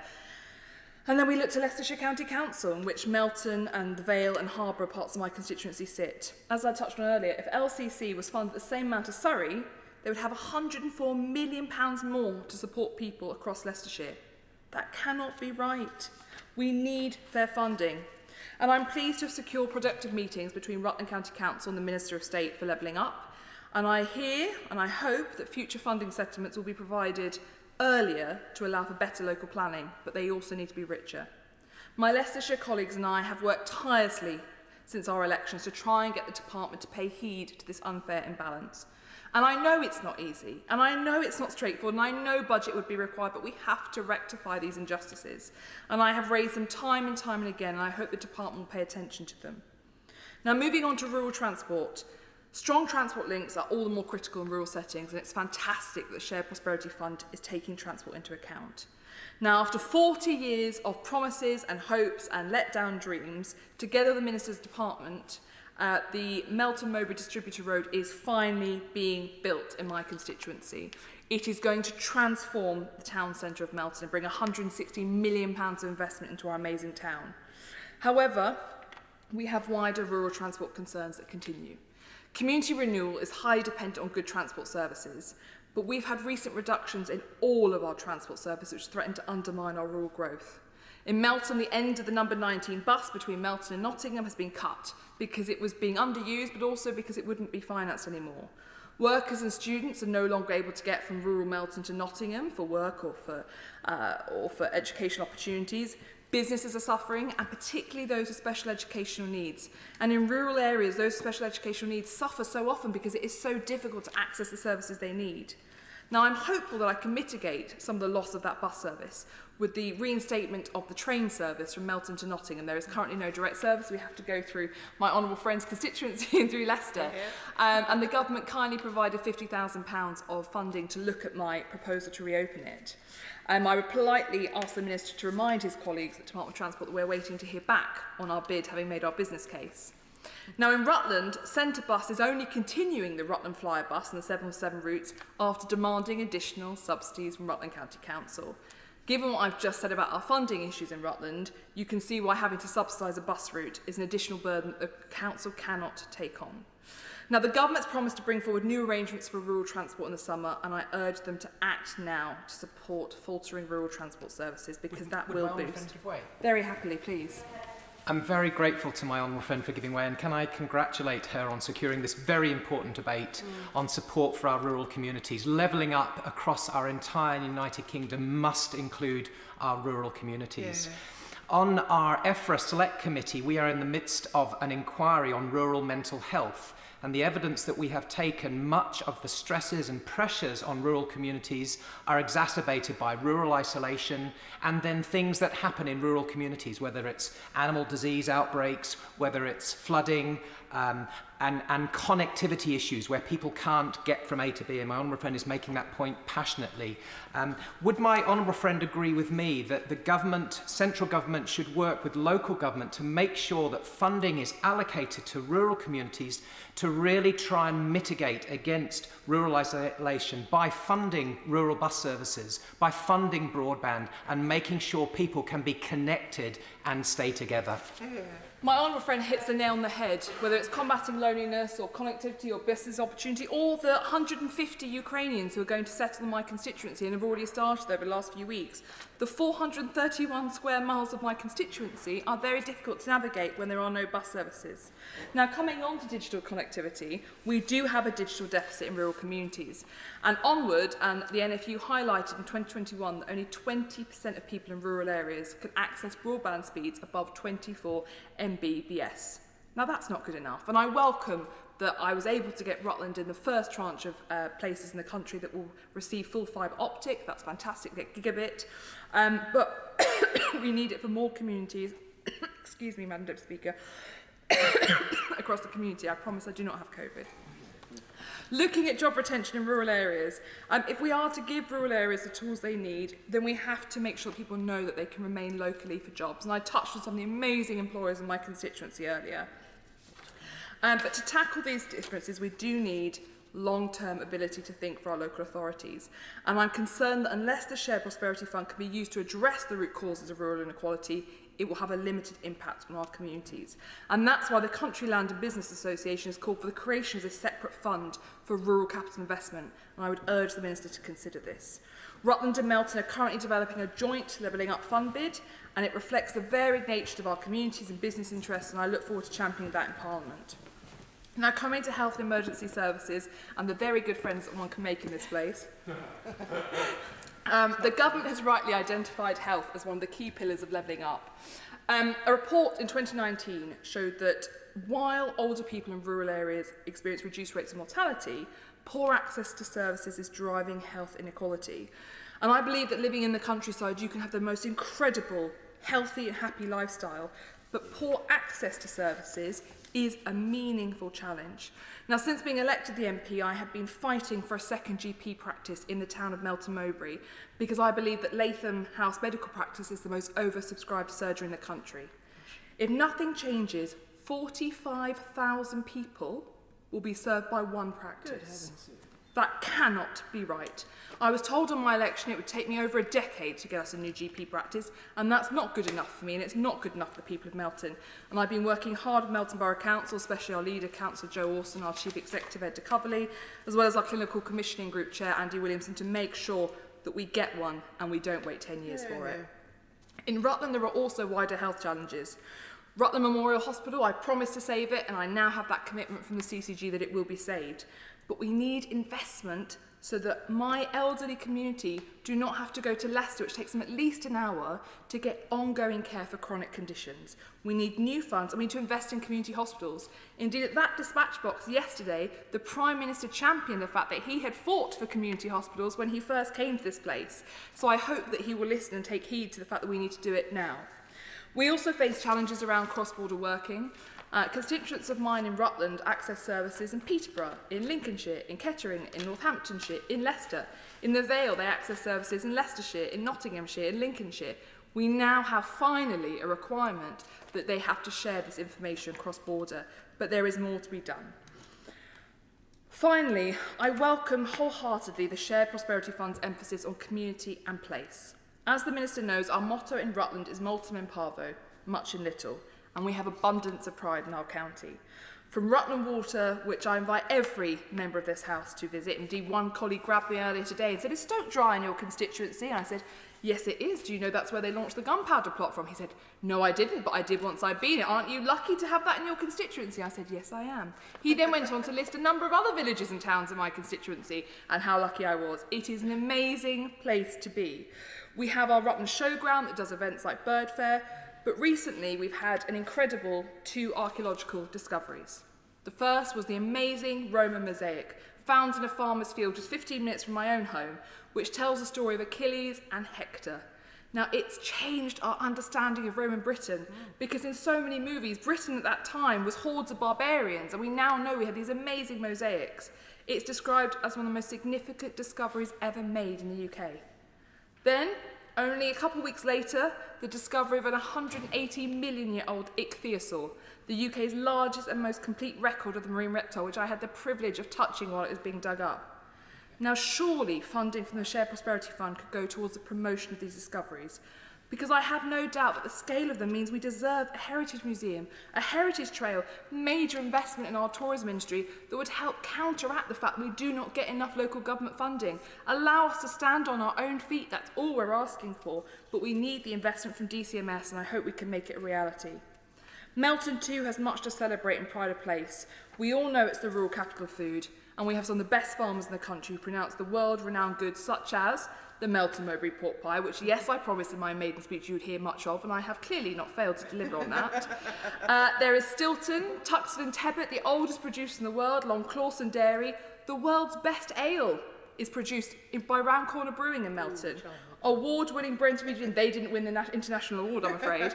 Sedentro cider, which again has won awards. Samosa Walla, we make amazing samosas. We're also the leading producers of paneer cheese and tofu for the Japanese restaurant market. We are the world's capital of food, and food heritage is in our blood. We can be the home of food tourism with help from the government. So I would like to pay tribute to the Melton Borough Council and Leicestershire Enterprise Partnership, who set up the new Food Enterprise Centre last year, and particularly the new stockyard that was launched only 2-3 weeks ago, which will provide a new opportunity of a haven of food and drink within my constituency. Now, to finish up, Minister and Madam Deputy Speaker, I previously stated that the Shared Prosperity Fund can deliver outcomes bigger than the sum of its parts. But I wonder if the Minister can elaborate on ways in which we as MPs can access this fund. I was recently contacted by the trustees of Barradon Village Hall, and over the last 6 years, they've been working on a plan to replace their ageing village facilities. The grants they hope to apply for have been wiped out by COVID. We recognise that we are asking for more in a time of less, but they are looking into applying to the Community Ownership Fund to restore their village hall. The next bidding round is in May, and I think that they would be a fantastic candidate for the Community and Place Investment Priority, so I hope that I've put that very much on his radar. I would also point out to him that I have been fighting now for at least 18 months for DEFRA to open its office outside of London in Melton, because it's not just that Melton needs DEFRA, DEFRA needs Melton. It should not be that our policy officials are reliant on field visits to meet farmers and to understand the rural way of life. We are in the final 3 to home DEFRA. It is Melton Mowbray, Peterborough and York. What do you notice about that? 2 cities and 1 rural town. Only one is the rural capital of food. DEFRA should come to Melton and it would get a wonderful home and wonderful support from my colleagues. In conclusion, Madam Deputy Speaker, for far too long, rural areas have been left behind to the detriment of our society. This is grossly unfair to the Minister's constituents and to mine. We have a levelling up agenda that allows us to finally tackle these inequalities. But we have to be honest about the scale of the challenges. We need a fair funding settlement for rural local authorities. We need investment in rural transport and digital infrastructure. We need improved rural health services, improved rural mental health services, and a long-term plan for rural culture. We can do this, and then all of the communities of Rutland, Melton, the Vale and Harbour villages will have the chance to succeed. We are currently, both Rutland and Melton, Tier 2 priority areas in the Levelling Up Fund. So give us the chance to succeed, support us. And in February, the Secretary of State offered to come to Rutland to see firsthand the opportunities that we have, but also the challenges that face our local authorities. So I'd ask the Secretary of State to come. My colleague is always welcome to pop across the border and join me. And I hope that we can recognise that when rural communities prosper, so does the rest of the UK.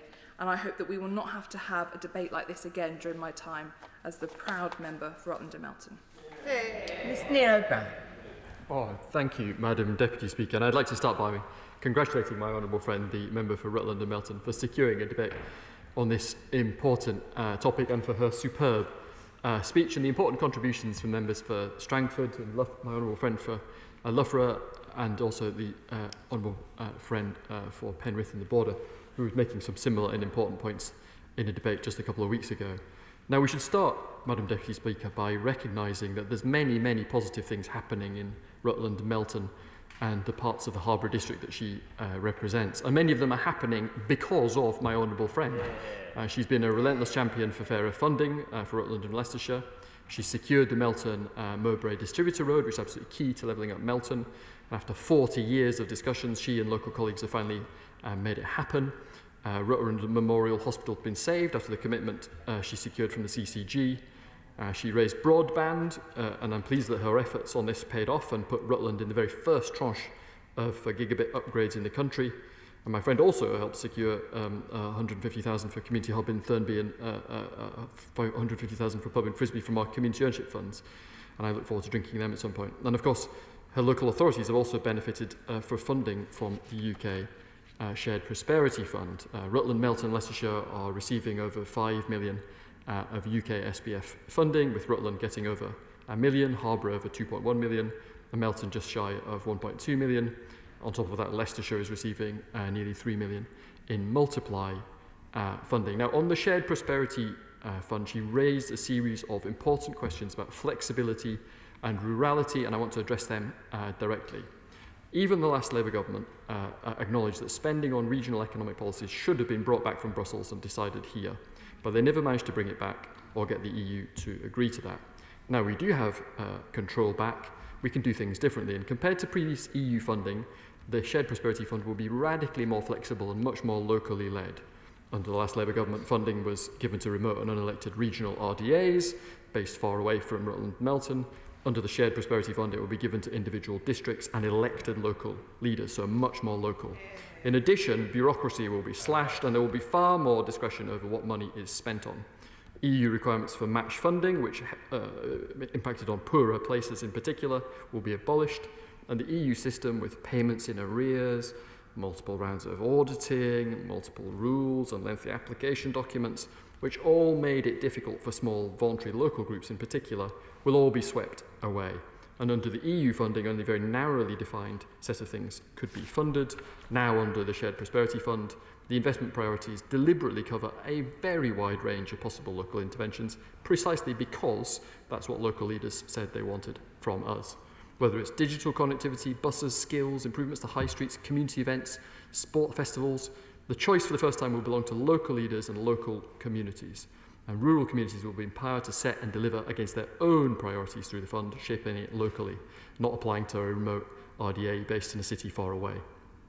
So, in terms of allocations, the Shared Prosperity Fund matches in real terms the previous spend in each LEP area, and we were conscious of the need for continuity for ongoing programmes. That's why we made that decision. However, within those LEP areas, we've used the same index of community renewal that we developed for the Community Renewal Fund, and one reason we used that is exactly because it, unlike previous funding formulas, explicitly recognises the challenges of rurality and sparsity to tackle the very unfairness that my honourable friend has raised. And the Shared Prosperity Fund is only one of the funds that we're using to give financial firepower to places. The 4.8 billion Levelling Up Fund just recently opened for its second round, and that could be used to boost some of those fantastic rural food businesses my honourable friend mentioned, or it could be used to make the most of the incredible cultural discoveries she mentioned.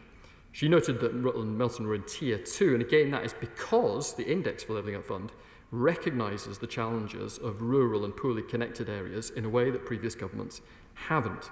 We've also created new funds like the Community Ownership Fund, which particularly help rural communities where those hub assets are so important to villages and smaller places. On top of that, the 3.6 billion Towns Fund is regenerating communities up and down the country, and there is more to come with the 1.8 billion Brownfield Fund, mainly still to be allocated, which will help drive regeneration and save valued green spaces. Of course. Thank you very much. He mentioned their community ownership funds. There is a pub in Statham in my constituency who, having seen the success of the Bell in Frisbee, would like to do the same with the Red Lion. Can I ask when the next funding round will be opening? Because I know there's a keenness of the department to learn from previous rounds to help people applying for the next round of that community ownership fund. It will be opening extremely shortly. I will take that offline with my honourable friend, and we have indeed tried to learn some lessons to improve it from the first round. Now, my honourable friend raised a number of other critical issues. In particular, she talked very powerfully about the need for more GP surgeries. I wholly agree. Now, the Levelling Up and Regeneration Bill published today responds to exactly that issue and the campaigning by her and the other MPs here this evening. We must make sure that development always comes with the infrastructure that is needed. Section 106 has seen money handed back to developers, which is intensely frustrating for local communities. Projects become outdated by the time the money is available, money can't be adequately pooled to add up to major projects, it's not a transparent system, it doesn't reflect the cumulative effect of development because you can't pool funds properly. The new infrastructure levy that we are proposing through that bill will change all that. It means more money for local communities, more of the benefit of development for the local communities, not just developers. More local control is what it is spent on as well, and matching that new housing to the infrastructure that is needed. My honourable friend also talked about digital connectivity and the challenges of rural areas, also her success in the early rollout. We're investing £5 billion so that hard-to-reach areas can get gigabit speeds. And over 67% of UK premises can now access gigabit-capable broadband, which is an enormous leap forward from July 2019, when coverage was only 8%, a spectacular transformation. And the £1 billion that we're investing in the shared rural network will particularly help improve mobile signals in rural areas like Rutland and Melton, so that my honourable friend can spend even more time when she's on the A47 lobbying ministers brutally effectively. Now, my honourable friend talked, of course, about the critical issue of local government finance. And the overriding ambition of government is, of course, to keep bills low by giving councils the tools and the firepower to keep taxes low while offering first-rate services to their residents. And, of course, the Russian invasion of Ukraine impacts on that and makes the cost of living even more important. Our local government finance settlement for 22-23 does exactly that by providing an additional £3.7 billion of funding to local authorities, including support for adult social care reform, which is, of course, critical for rural areas with older populations. In my honourable friend's constituency, that translates into a cash terms increase in core spending power for Harborough of 6% compared to last year, for Melton a 9.3% increase, and for Rutland a 7.4% increase, and for Leicestershire County Council a 6.9% increase compared to the previous year. And that new funding we have made available is the largest cash terms increase in grant funding provided through the settlement in the last 10 years, testament to the support we're affording to councils in every corner of the county, especially those outside our major towns and cities. My honourable friend is quite right to say that these things can always be improved, and she will continue to power forward on this agenda, I'm sure. But I will give way one more time. It's just very brief to touch on. I just wanted to point out that the Minister is a neighbour of mine, and I wish to point out that without him, I do not believe we would have made the progress we have made on fair funding within this country, within improved settlements. So whilst he cannot publicly lobby for his own constituent Market Harborough, I know that all Leicestershire MPs wish to put on record their gratitude to him. And whilst I cannot ask him to agree, I will therefore instead ask him to confirm that he will continue to keep his eye on funding for Leicestershire and Rutland going forward. Madam Deputy Speaker, I'm not entirely sure what to say in answer to that question. I should say instead that I should like to finish and to thank my honourable friend for bringing this very, very important issue to the House today. The rural economy doesn't always get the attention. In the past, it hasn't had the attention or the credit that it deserves. And governments who undervalue rural communities would do so at their peril, and we will never, ever, ever do that. Now, when I was in Uppingham on Market Day just the other day, you see all the attractions and the wonderful things about my honourable friend's constituency, the incredible vibrant town centre. It's a wonderful, wonderful place. But we as a government also see the challenges, right? We see the challenges of maintaining those rural bus routes. We see the challenges of an older population. It's wonderful that Rutland has the highest male life expectancy in the entire country, but of course that brings with it the higher cost of looking after well a group of older people. Rural places don't have the momentum that larger cities have had because of the changes to a services-based economy over the last 20 years that have helped capital cities and large cities particularly at the expense of rural areas. And we're conscious of those challenges. We have made unprecedented changes to funding formula to recognise those challenges, which for too long, as my honourable friend said, have been neglected. But under this government, we are addressing those things. And just to disagree with one thing my honourable friend said, she was worried that sometimes these things are forgotten in government. I can promise her they will never ever be forgotten in this government. Thank you. The question is, this House do now adjourn. As many as are of that opinion say aye. The ayes have it. Order, order.